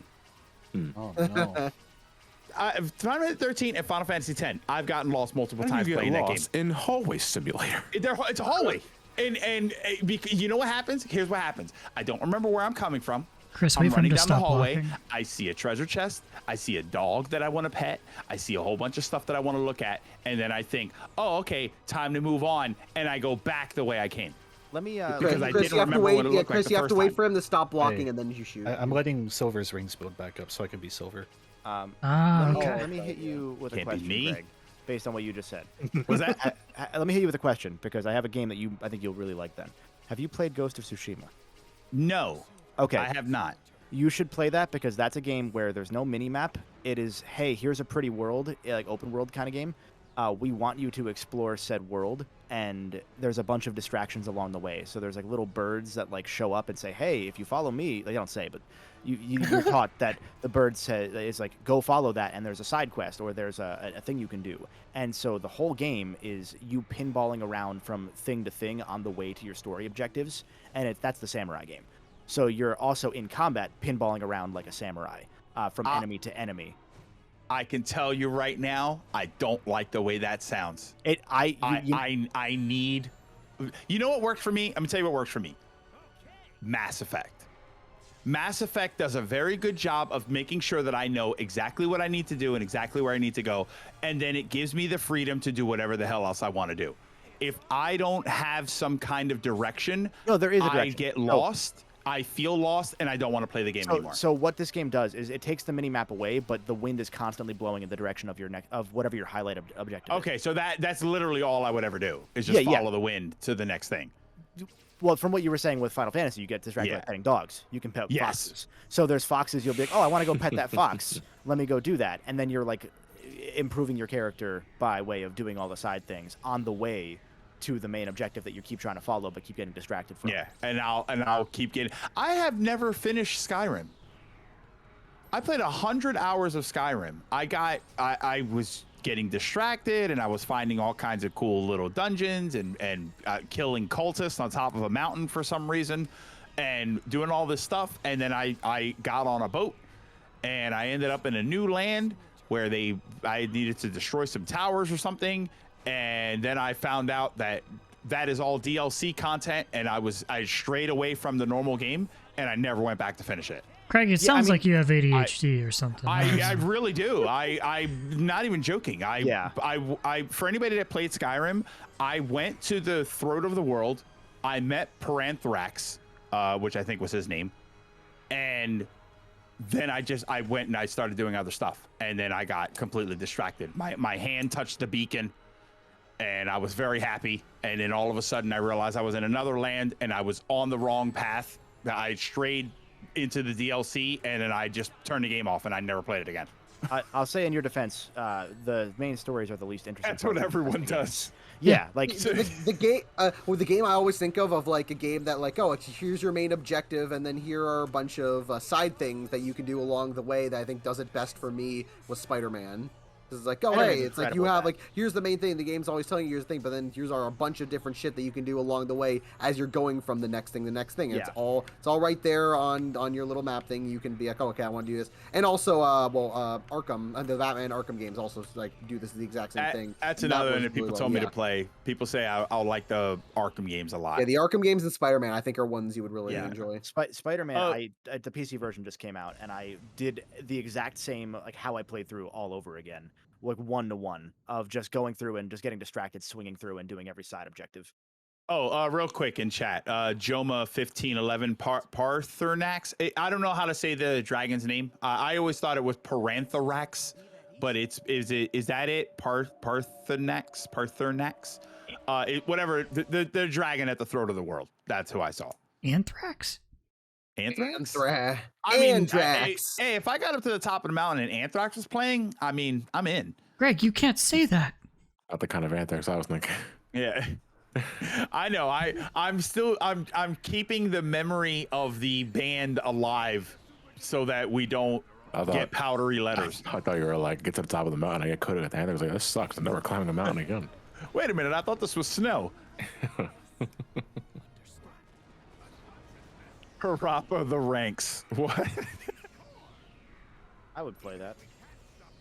But yeah, that's how I am with games. I get super lost, and it's everything that we talked about. It's I get distracted, and I don't want to play it anymore, or the time commitment. It's everybody. Anybody that's here from my chat knows one of the games that I'm going to avoid forever, just because of the time commitment. Chat. Anybody from my chat?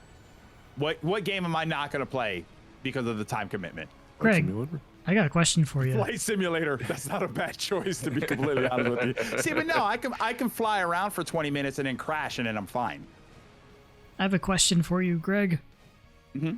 Like, say with things like Skyrim or etc. or whatever, like maybe you didn't beat the game, but did you have fun? For Skyrim specifically?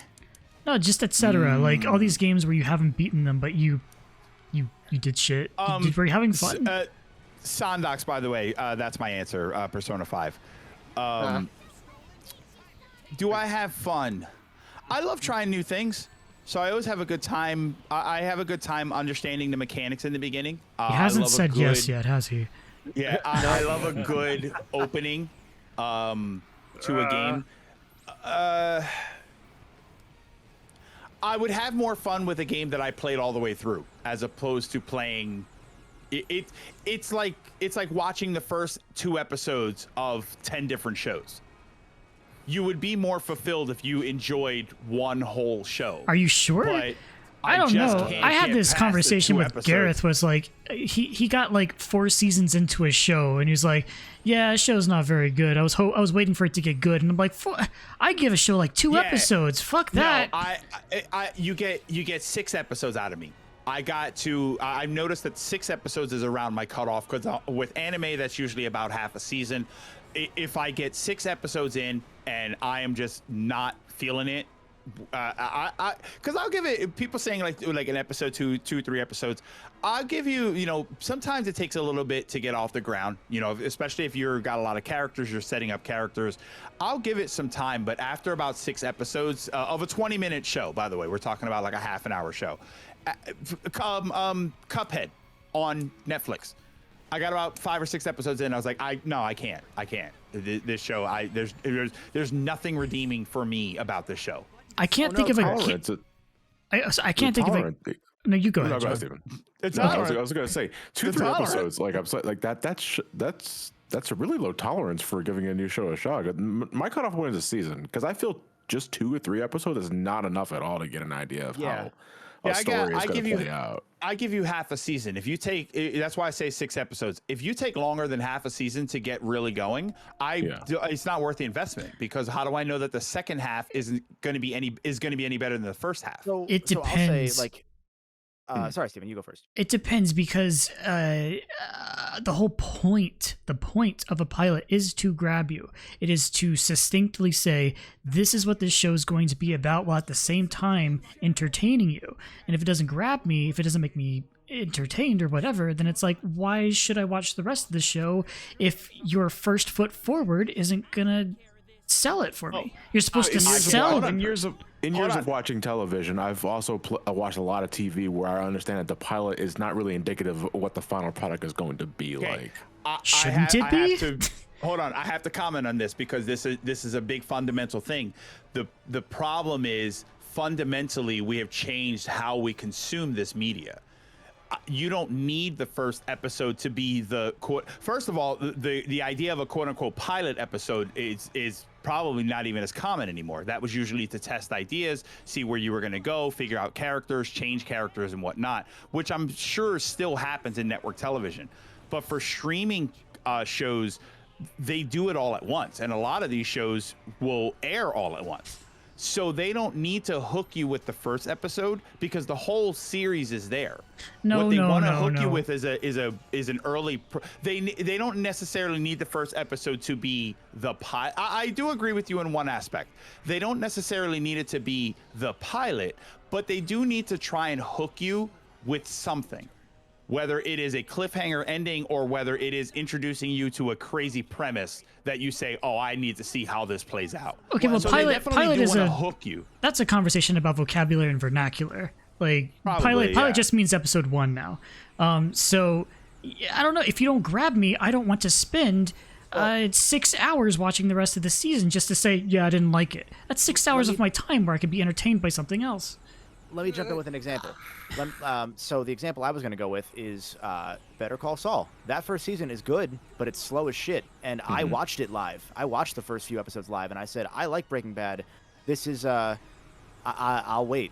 And then when you come to it, and you, like, it's, even with Breaking Bad, it was that way, because no one watched Breaking Bad till season 4. When you get to something like Better Call Saul, you have to know, okay, this is a season investment immediately before you know what's going to be coming. Because the stuff in season 1 is like, that's just fucking window dressing to give you an idea of when you go back later and you're like, oh shit, this has just gone off the rails compared to like what that was. Then I guess one single thing isn't going to work for everyone. So I guess we could look at it as like a consumer biome. I look to the early adopters to figure things out for me. Yeah, that's the smart way. Well, that's the thing. In your Better Call Saul example, that's sort of a flawed example because that is a show that I think it's a great example. It's a great example. It's a great show probably, but it's carried on the strength of the show that came before it. Hold on. So I'll give you this. That's what the initial premise was, that okay, if you like Breaking Bad, you'll like this. People stopped watching Better Call Saul because it wasn't like Breaking Bad. It is now better than Breaking Bad. Yep. Yeah, so they sure sort of screwed that up in that way. No, it wasn't a screw up. It was intentional. Well, not a screw up, but yeah, but like in the sense of, hey, if you like that, you're gonna love this, and then it's like, okay, this is not exactly like that, but it's better.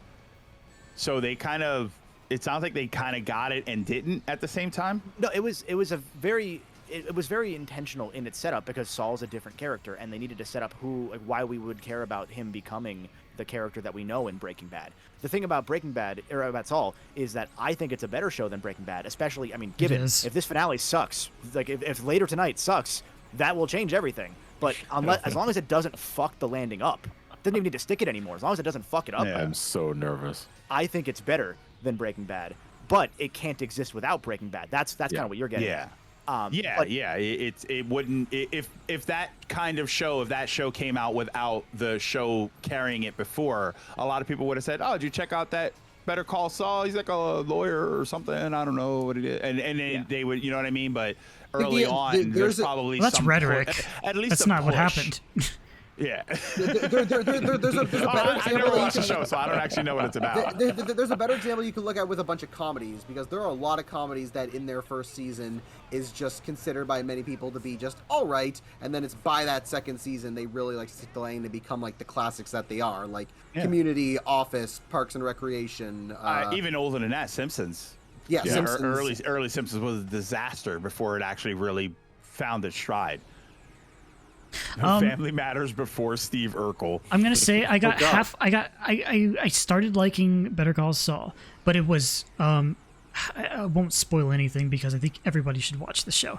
There was a specific character who ruined the show for me, and so I stopped watching.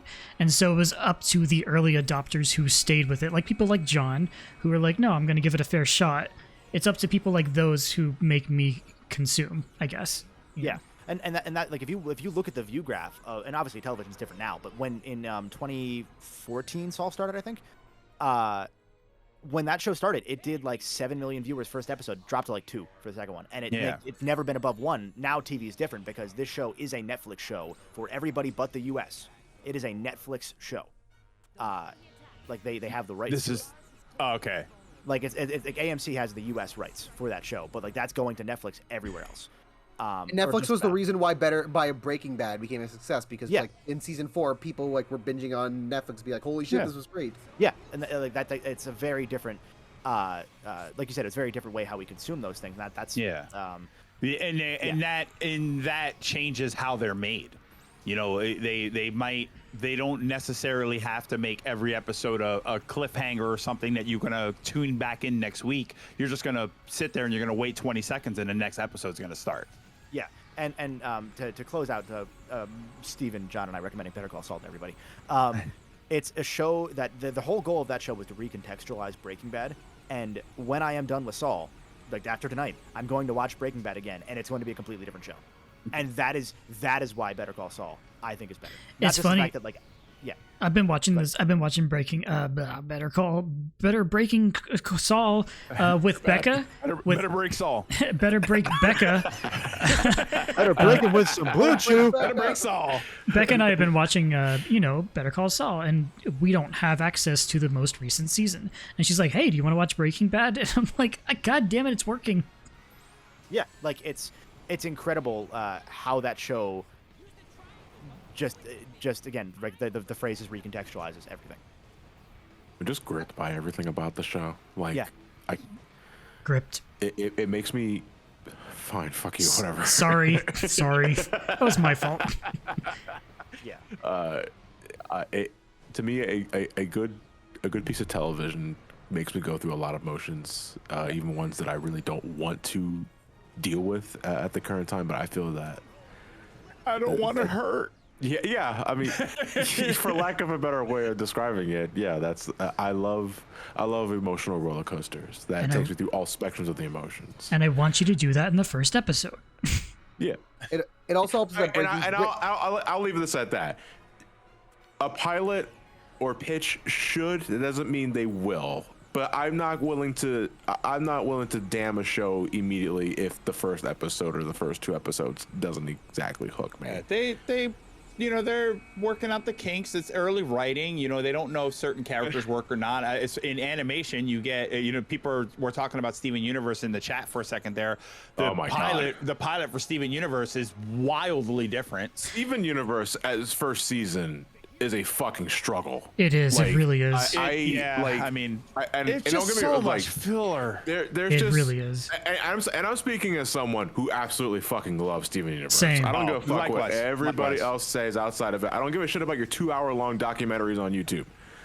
I love Steven Universe to death, and I've enjoyed that ride. But that first season is a fucking slog. It is. Absolutely. But at the same time, it's kind of a played out justification, right? It's like, oh, if you get past the first season, the show picks up. And I get it. I do. But man, none is it more applied than any other show that I've ever watched than Steven Universe.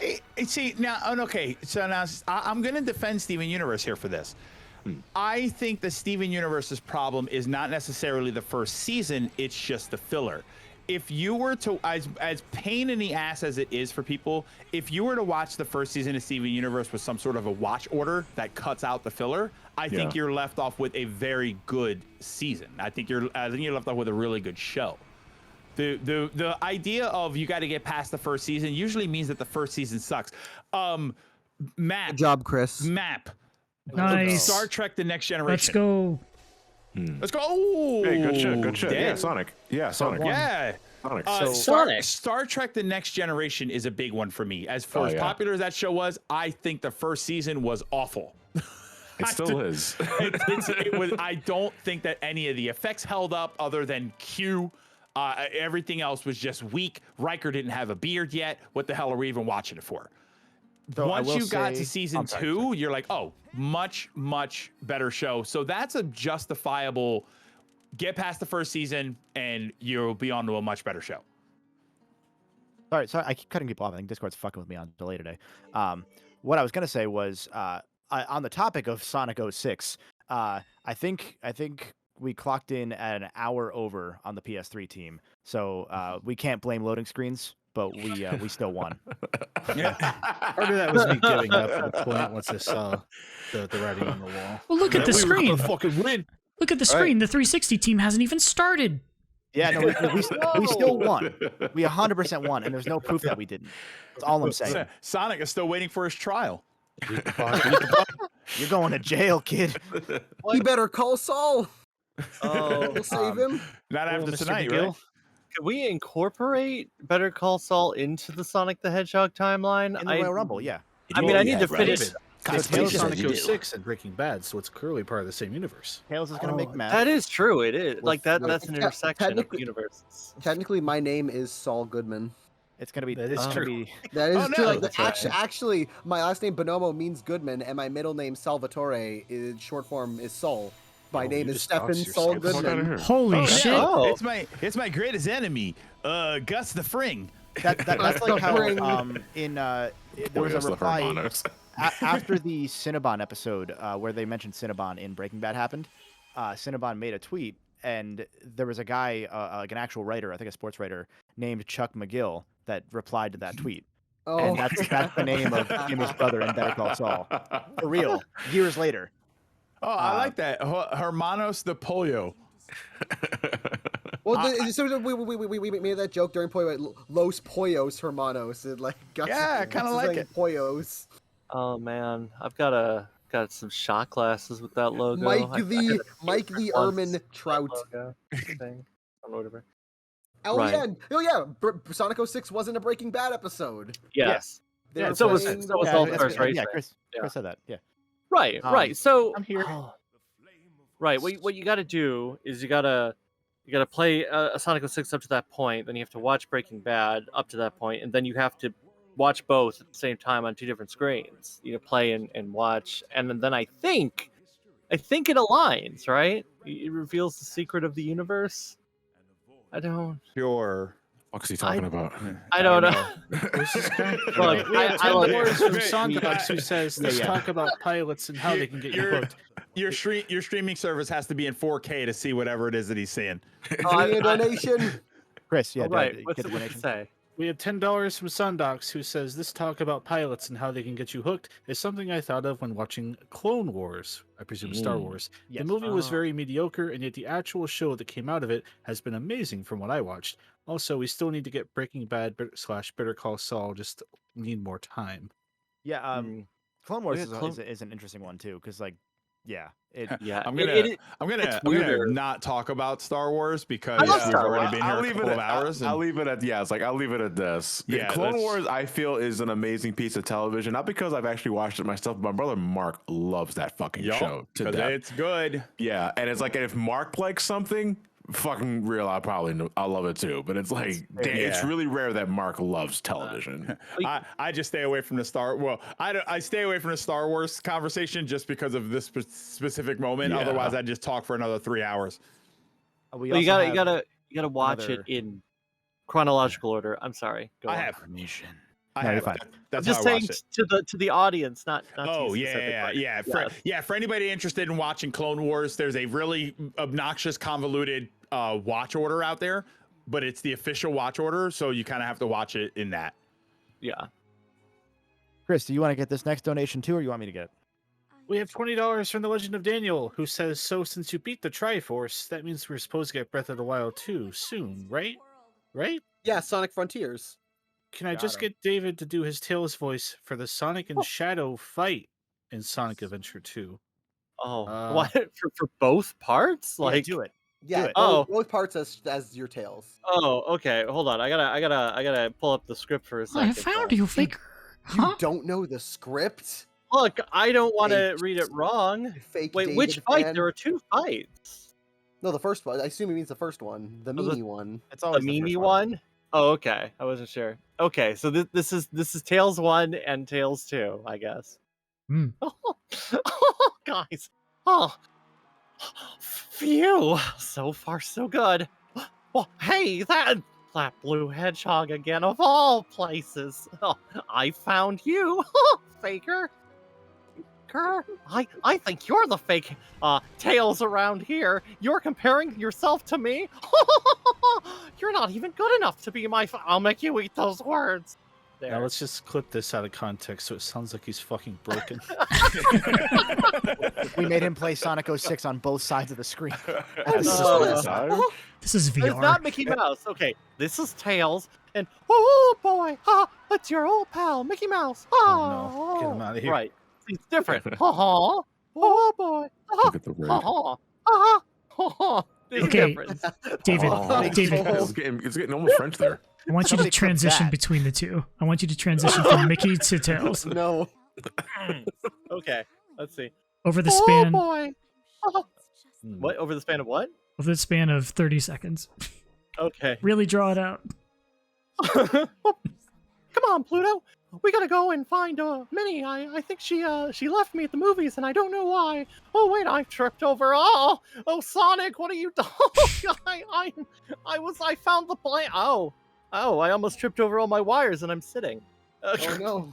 How does that happen? You transitioned to David. What the fuck? Let's How just crop this whole section out and then just put this. Aw. Mama Mia. Here we go again. What a weird pause in the middle there.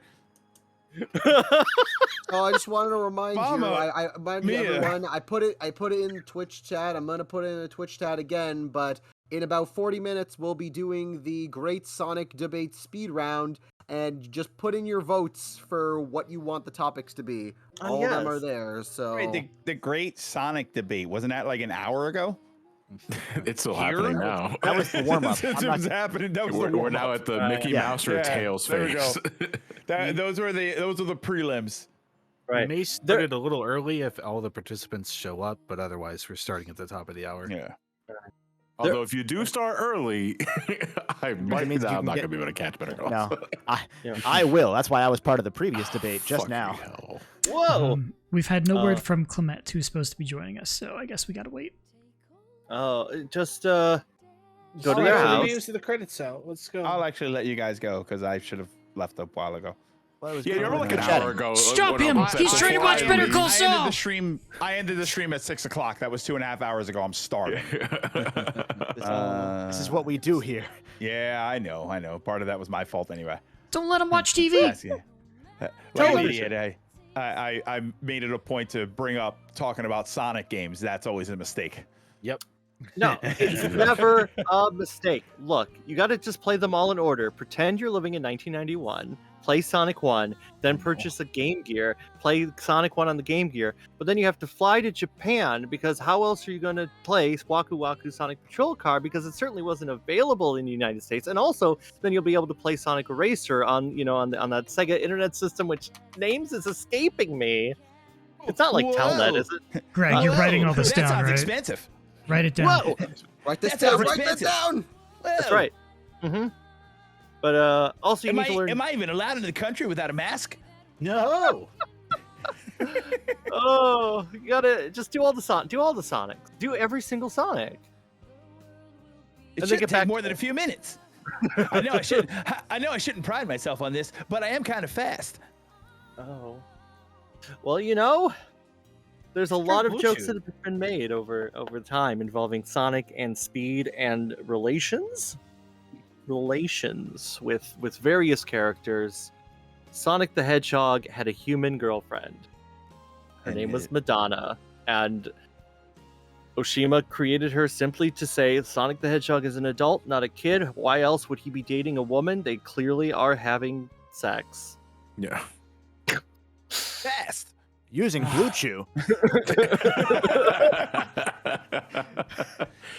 we should probably, we got to email them next year and be like, yo, free press, donate. Right. Like, what are you gonna do to me? I don't know, but it involves my knuckles. Oh. It involves your tail and my knuckles. Okay, I'm listening. I see where this is going. The sound of Sonic masturbating. At the speed of sound. Oh. I don't last long. What's big doing in the corner? Don't worry, Sonic is entertaining himself. Huh? The cat is in his Is he still wearing the MILF hat? Froggy cloaca.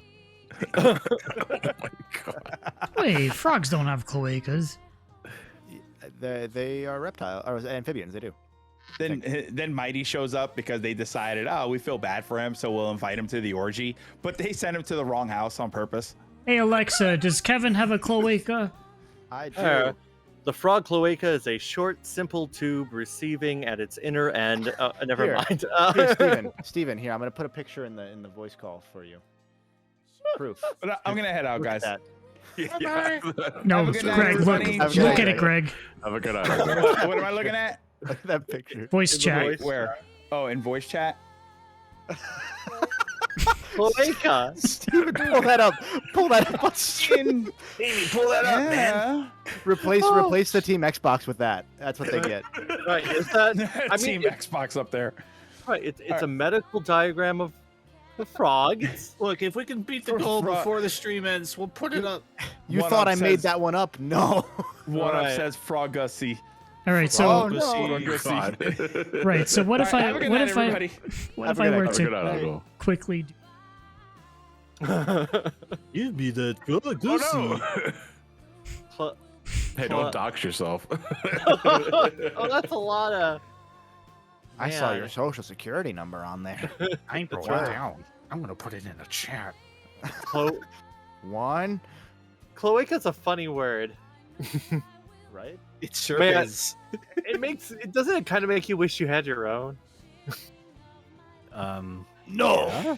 So you could go to the you're like, oh, you're having your physical, and the doctor's like, oh, how are you doing? You're like, oh, I've been feeling pretty good. Although It's just my this one thing that's been beating at me. I just want to have a cloaca. I like that we went from really detailed, good Sonic discussion right to cloaca in the span of 5 minutes. Well, Greg left. I mean, what else were we going to do other Yeah, I than was the gonna phone? say going on the the- gloves are off. The charity room bingo board. cloaca. All right, does anybody have cloaca? I like to add C7, that to like my cloaca? coffee in the morning. It's a little, a little sugar, a little cloaca. Yo, cloaca coffee would be a good brand name. No one would know what it means, so people would buy it. Remember in Crash 4 when that dude turns into a pterodactyl and he's like, oh, my cloaca. And then he walks away and there's an egg.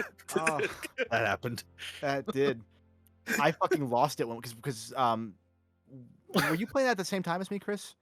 Were we You both got playing to that? it like a day early or something. Yeah, because they had sent us codes for that, and I couldn't tell anybody that wasn't like under embargo too. And I just got to the cloaca part, and I'm like, oh my fucking god! I was like, Chris, when you beat like World 2 or whatever, you're gonna fucking lose it. We'd already been making cloaca jokes, and then Crash fucking 4 comes along. It's like, I have one too, actually. Hit him with the Dora the Explorer. I like that one too. So, Mr. the Lurker, you want to have a cloaca? Yes, I would. I was looking it up online, and I see that there are a number of affordable options. So I thought you were going to say there's a number of animals that have them, so why don't I? yeah, let's just put it in between everything else. In his world, where he's I don't know. Zebrahead version is a million times better. No, I actually like the one that plays in the credits. I don't like Zebrahead. What? You're wrong. We're gonna have to debate over Do this. something about it. You would do something about it. Let's debate about this. All right, fine. In approximately 31 minutes or less. No, you have any minor spelling errors, otherwise I win by default. If somebody donates a certain amount, oh wait, right, didn't get to a goal. I guess I'm not reading the first 3 pages. We're not done yet. No, we said No, I by the thought end it of was- tonight. By the end of the Oh, Sonic by the debate. end of tonight. Oh, okay. Because you're I going to be thought- here for the Sonic debate. So. Oh yeah, I I said the did. end of the stream, but then they said the end of the night. So that The is end of the where night. Okay, right. Yeah, we kind of split the difference. But We'll yeah, do- if we get I'm sorry, I was gonna give you the number. If we get fucking $1,240 by the end of the Great Sonic Debate 3, David will reveal the first 3 pages of Big's Big Fishing Adventure 3. The first 3. That's Whoa. like 0.02% of the total. That's right. Oh yeah. I know you haven't read any because we've been streaming, but how do you like it so far? I love it. I already know that I love it, just on Okay. principle. Yeah. Big is my dad. That's why he's gone. Oh. My God.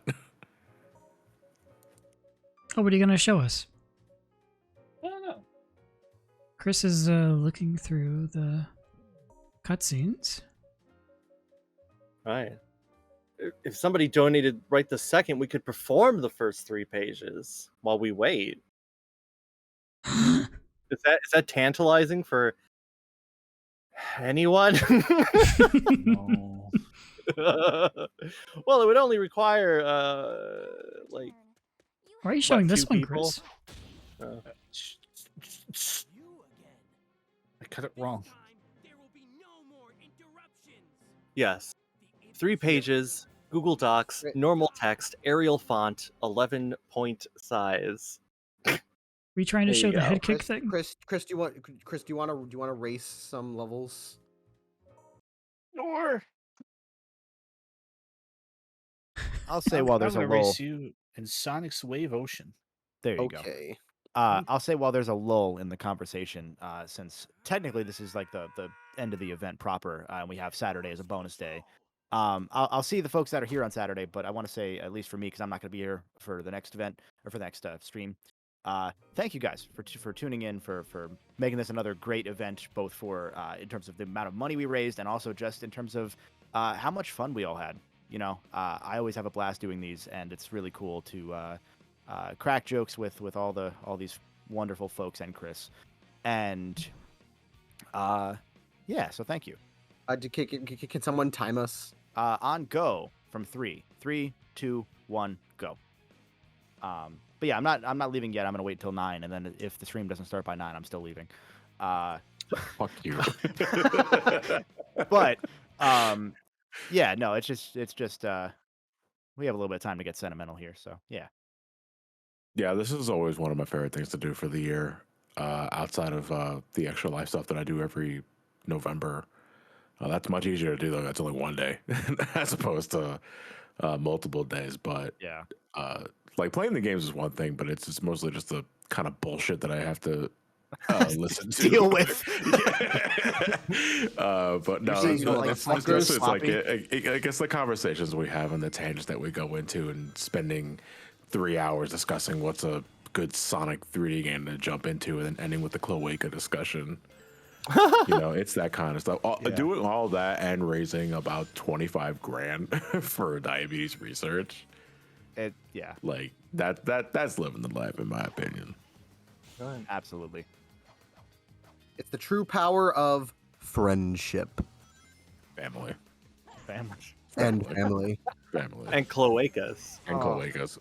Familial cloacas. For those maybe watching the VODs, Jesus Christ. For those watching the VODs later or who haven't seen them yet, make sure you check out just all of yesterday's streams, because like cover to cover, that was one of my favorite days in terms of dumb jokes that I've seen.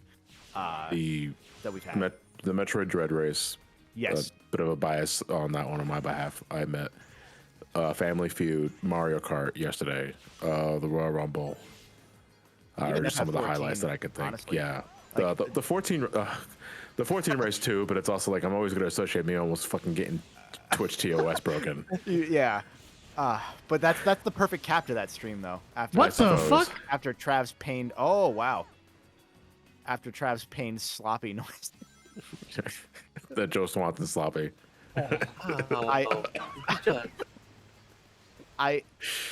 I've seen that clip come back up once or twice, and I fucking lose it every time. Oh, it's so dumb.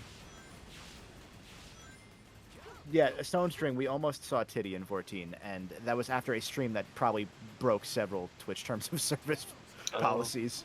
Oh man, speaking of Titty, did you know that once upon a time, there was a news article on a website that doesn't exist anymore called TSSC, and they reported that there were hidden textures in this game for release that had nipple textures. Now, it was fake, as in they were duped. There are no secret nipple textures in this game, but a legitimate, quote-unquote, legitimate Sonic news source was like, breaking news, Elise has nipples, and you're gonna see them. Well, I assume she had nipples. Why is that news? But because there's a texture underneath the I know, dress I of know. her. Yeah. I was doing a bit. Was it for the Sir Duke? I think about that sometimes. Be a Because what strong it was queen is- who has no nipples. Don't ever sign on to a David Cage game. That's what happened. If you don't have nipples, then you must have a cloaca. Oh man, could The you Duke imagine? deserved to die. Two I don't cloacas, make one the on each- rules, at least I enforce them. That's the dream. Two cloacas, Life is a zero dream. nipples. Shaboom. What? Why did it not? We're evening out, baby. Speaking of loud noises, hi TJ. You muted TJ. TJ's here. Ba-ba-ba-ba. What do you know about cloacas? TJ, what's your opinion on the cloaca scene in Crash 4?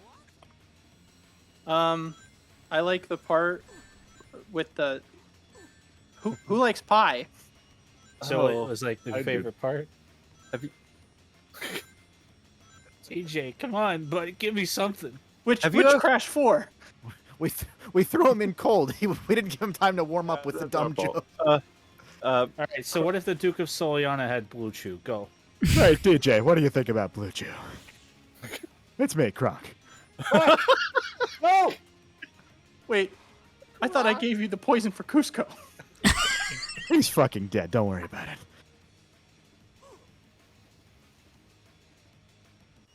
Can't let Stefan win?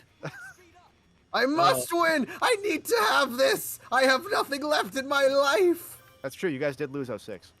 Darn. No, I had that! That's the only other thing I had in my life. I also must have this! Look, I wanted to win all 3 Sonic Adventure events for this charity, and I did. So It's just a fact, though. I mean, Darn, it's we're the not only gonna- game you play, Chris. TJ, Win! TJ. this game had trophies. I'd keep making new profiles to get all the trophies again. Don't you have it on Xbox too? All right, it was. I'll play platinum again. I It just was- need to feel the little feeling I get. Oh.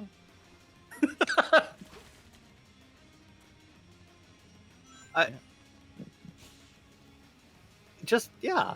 Wait, I Stefan think- won? Yeah, he won. He beat the level. I told you! You need Well, to do it again, I think. Play a different level. The bridge got fucked me over, you know? Yeah, play Bridge Zone. No. Right, the bridge did glitch out on you in a way that it shouldn't have. So I think Bridge zone? if we delete that part, Okay. you gotta And you gotta he wins. win. So you could either do it again or play a different level. Okay, Sorry, wait, Stefan, you Chris, fail. wait, which level next? Crisis City. Okay, Yo. Chris's What city. the fuck? Oh, you're gonna win because it's your city. It's Chris's city. Whoa. Damn it. It Okay, does kind of look like someone tell us the time. when you are both ready. Yeah. Okay. On go again from 3, 2, 1, go. Does it really matter if you go head to head in time when we have like the timer? But Like, we also die. Right. Oh, fair. Okay. Timer doesn't That's, say, that's yeah. fair. Good point. I have a better time than Stefan does. I'm just saying. Oh my god, a donation. Whoa. We do. Let me find and pull it up. We have a $5 donation from Pyro Beetle. TJ, I hope you're ready. TJ, sing the One Piece. Sing the One Piece. Do the thing. Yeah, just the whole thing. Start from season 1. Oh, Yayo, yayo. Let's go. Do I really have to do it? Do you want to? I don't care. I don't give a shit. I'm always Will up your for singing the family One look Piece at you track. in disarray? Right. Yeah, the dog is just looking at me like, I can't believe I licked your face. What the dog doing? I'm going to do it again. Wow. TJ, I would like to hear you do a One Piece.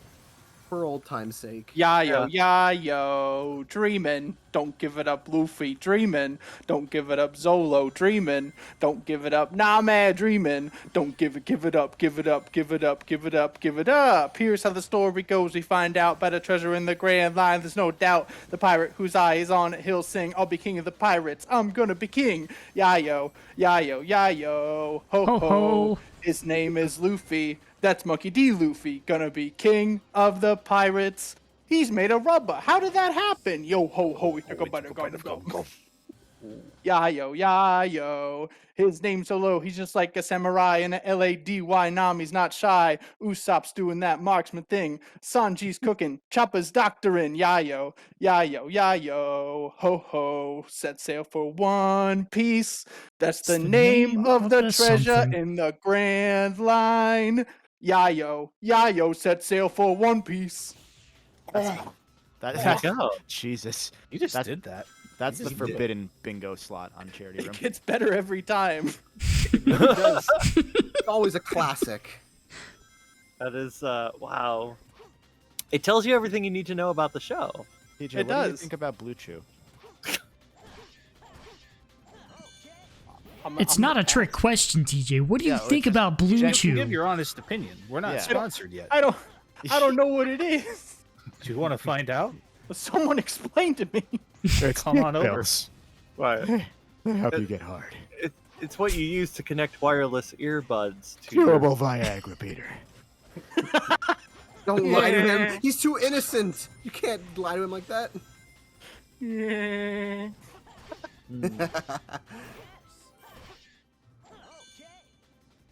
Oh. Mhm. Am I beating Stefan? TJ, Oh, what is your opinion of Sonic 06 on the weekends? Normally during the week, I'm not a big fan of 06, but occasionally on the weekends, I have just like a nice glass of it. Yeah, right. So TJ only 06 is socially. Arguably, That's it's the only way to way. do it. Yeah, that's the only way to 06. You don't want to 06 alone. Wow. You have some problems. You're 06ing alone. I 06'd on Blue Chew once. You should talk to somebody. No, Hi, Kevin. You can talk to me. I'm not gonna talk to you. Okay. Friendship with Chris has ended today. Blue Chew's my new best friend. Chris doesn't get me hard, but Blue Chew does. I mean, it's an easy choice. Chris does get me hard. Let me state for the record. Wait, is it a food thing or is it a sex thing? It is. It is. Both, my friend. I wasn't kidding. It's chewable Viagra. What? Well, because it kind of sounds like, oh, is this like HelloFresh but new? But I mean, I guess not. It's Oh. It could probably be delivered monthly at your convenience if it. I think Blue Chew is specifically a delivery service. In an unmarked package. Blue Chew. Yeah. Man, I gotta type this into Google. Yeah, you Do it. do. Use Come on, coupon man. code the Charity Room for 20. I'm gonna get some water and Blue Chew. Somebody in chat said Blue Chew apron. Yo, let's go. Viagra gummies. None of us are Blue Apron sponsored, right? I don't think so. I think we're all okay. Not we're good. yet. Yeah. We'll take Well, both. That's not gonna happen now. Why not? The Blue Apron Tier- doesn't have sex? Really? I don't think so. Oh, it says have better sex on the page, and there's Right. an elder. Well, it's a gentleman who's in middle age. He's got some gray, but that was it's scary. distinguished gray, and he's holding a package that says Blue Chew, but the packaging is black. So it's a Tell me more lie. about the package he's So what, holding, David. so what you're saying is it's only for people who act in defiance of the Lord. Right. Well, I mean, Maybe if Chris it's will win blue, now. shouldn't the packaging be blue? It's called Blue Chew. Like that's Let's that's disagree. It's private. It's confidential. It's but it also says This Blue is Chew right on actually the. a fucking Blue Chew ad read at this point. Like, well, why wouldn't you want to have something so affordable and effective? Oh man, there's 4 sent different right plans. to your door once a month, 4 Right to my plans. door? I or don't even more have to if you're good. There's active, busy, popular, and pro. I know Yo, which I'm one I need. I'm a sex professional. I'm a professional, but I've just Right. lost the basics. Okay, so active is only $20. I you fuck get so much that I need you Blue get Chew. you get 6 chewables. Wait, there's 2 choices. There's 30 milligrams and 45. How do you know? Which? Oh, and there's different. There's Take them all and solidity. find out. There's 3 different. Well, there's 3 different. Take types. take 6 5-hour energies for 30 hours of continuous energy. Yeah, it's just Right. stacking, man. Chris, if you don't die, you win this. Okay. Yeah. So busy. It's just regular is life, 30 Stefan. Right. Oh, Busy is no, $30 dying is a how you month. win. You get 10 a month. Popular, $50, 17 a month. And pro is $90, but you get 34 a month. That means, like, David, that's crazy. How can we offer those for such low prices? Well, let me tell you. You got I'm a fucking glad you ass. asked, DJ. God damn.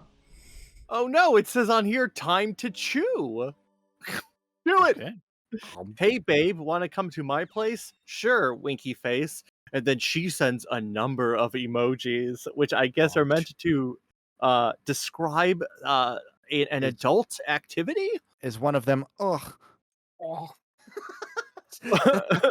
It's well, you get like the 3 water droplets, a tongue, then an eggplant.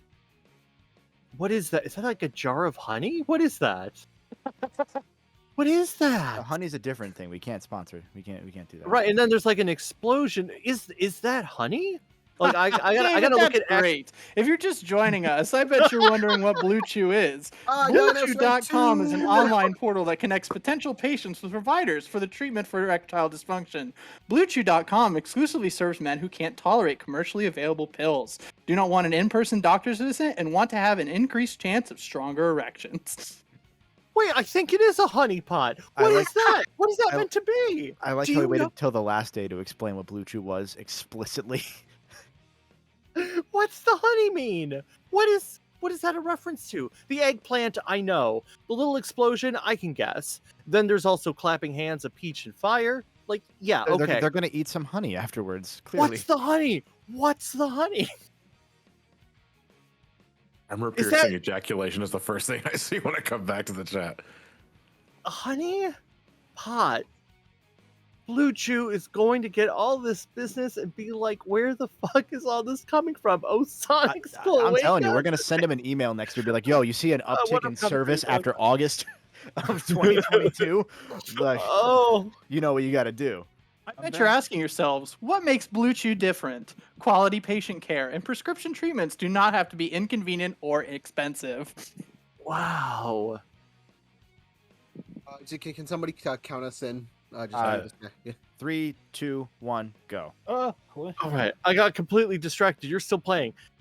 If you ordered, so there's 3 different kinds, right? Because they're all, there's sildenafil, which is the active ingredient in Viagra. There's tadalafil. That's the, that's the active ingredient in Cialis. And then there's vardenafil, which is the active ingredient in Levitra and Staxin. Wow. Okay, so you pick which one you want, I guess. So if you ordered any of those No, three, they just force one on you. I guess I got this one. I don't know. Clarissa. We call the analyzed number. how desperate your click was, so we've assigned you a version of Blue Chew. There's a lot of pressure in that fucking mouse. It needs this shit. Oh wow. And Clarissa, explain this. Clarissa. There's so many. Do I need a prescription? Do you? Our Blue Chew affiliated providers will write your prescription if medically appropriate after completion of your medical profile and digital consultation. It hasn't worked in years. Well, here at Blue Chew, It's also made in the USA, but in that logo, the A is blue, but US is red. So is that supposed to be like you tried once, didn't work, you tried a second time, you didn't work? That's when you subscribe to Blue Chew, and that A, says the Fonz from classic 1970s television series Happy Days. You can now perform. I've lost track of what's on this website and what David is just saying. He's wearing an Apple Watch. Oh. That means he's popular. Oh wow! Except in the YouTube video, he's not wearing an Apple Watch. He's wearing a regular watch, but also a bracelet. So, what a fraud! He's either affluent or bad with his money. Let's find out. Okay, I'm watching the video. I was just looking at the thumbnail. Okay, he typed sure. He did that way too fast. There's the emojis, and now he's looking a little... That means he gets to daw. The Lucid Gamer says Breaking Bad would have been a very different show if Walter White was mass-producing Viagra. Jesse, we have to fuck. No, Mr. White. It won't go down. Yo, Mr. White. Took the product. Jesse, never take the product. Look at this, bitch. Breaking boner. Wait a minute. His door is blue. Good. It ties together. You know, why would this happen? Symbolism. Blue, I like how David is watching these commercials like one would watch Lost.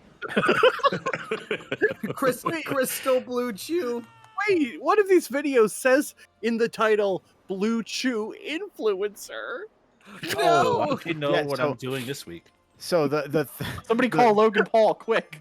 The reason that Blue Chew became a in bit with us was because if you listen to anything related to like wrestling ever, Blue Chew is a very common sponsor because the audience for wrestling is dudes in their 40s usually, and guess who needs Blue Chew? Dudes in their 40s. I thought you were just gonna say dudes who watch wrestling. Yo, that You know. All right, I'm clicking the influencer video. It's only 50 seconds. Concise. Blue Chew.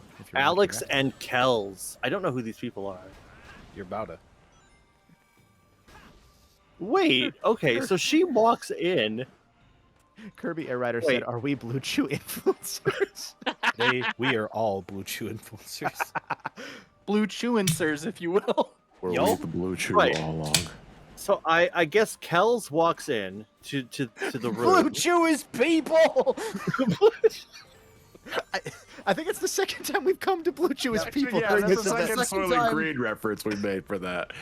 We have a $50 donation from Memphis who says, "Just wanted to thank everyone for putting on such a good show during this event. I've been following the charity room for a while, and you all never fail to put a smile on my face. Thank you so much, Memphis." Thank you very much. So I'm sorry. It's so sincere. Let's go back to talking about Blue Chew. Blue Chew. What? Bobby, don't try that yet. Oh, But Dad. this Alex and Kells video scares me a little bit. Okay, so why? That boy ain't right. He's on the Blue Chew. Right. Dad, I'm a Blue Chew influencer. Bobby. Dude, that's gonna be an episode in the reboot. Blue Chew, huh? Bobby must really like bubblegum. I remember my first pack.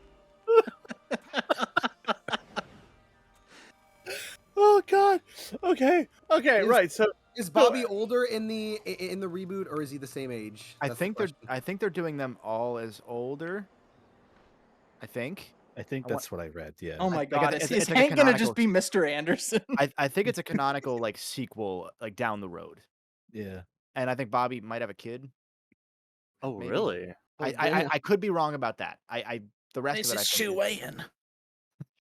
Them Is two it- boys. Keep Wait, whacking it in my tool shed. Oh my God, who is that? Is that the Great Clement? Yo. Oh. Hi. There he is. Clement. I've heard What of do you think about Blue Chew? Yeah. Like, have you tried it? I never leave home without it. Gets it. That's Blue Chew influencer right there. I don't Blue care who you are. Chewincер. Does it That's have a true a? blue. Blue That's a true Chewincер? blue Oh my God, TJ. Now that there's a true blue influencer, if I say so myself. Blue aftertaste? That's what I want to know. You can find out. Ooh. It tastes hard. Right. So we got Alex and we've got Kells. Alex is sitting in his very large living room, and then Kells walks in. She's strutting, and she's like, "Hey, guess what? I just got off the phone with my lady friend, and her boyfriend got Blue Chews, and they said it's great." So I'm guessing she's trying to hint at the fact that her boyfriend can't.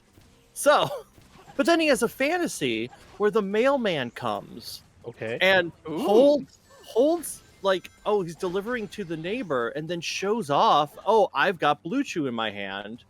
He gets really excited.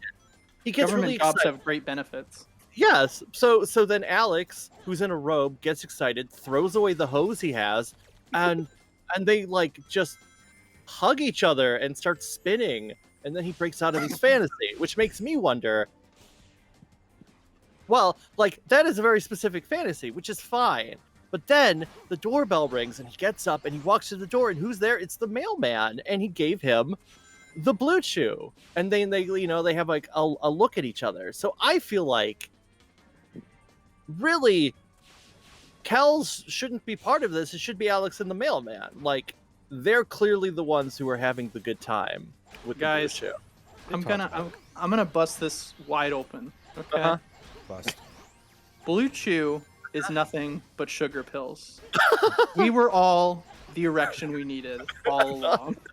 This is about self-confidence. Yeah. Who's playing that? Okay, so It has to be John, but I'm just Pavlovian doing it each time. I'm gonna have to break character and maybe assert a little bit of authority. We should probably stop soon so we can get that next thing going. I'm yes, good. sir. Yes. Oh, yes. It is a few, yes. Yeah, Chris, do you want to stop, or do you want to just go until we finish this? This is like another 5 minutes, so we should probably Yeah, stop okay, it. let's stop. We'll call it a tie. You won one, I won one. Yeah. Everybody We'll wins finish except for this Team next time. Xbox. You're both Blue Chew inserts. Team PS3 won. Yep, that's right. Team PS3 won. Absolutely. Team PSP won. There's no evidence. Absolute liar. There's evidence right there. Look, counting this is first the VOD. Stefan, now that he quit, I want to get farther in the level. It's weird I that fucking win. guys, it's weird the VOD got deleted as soon as we went offline, huh? Say Right, goodbye, for some reason, everyone. only the Blue Chew bits that survived. Bye, everyone. Say goodbye, everyone. Have fun with Sonic. Good night, everybody. I'm sorry this happened. I'm not.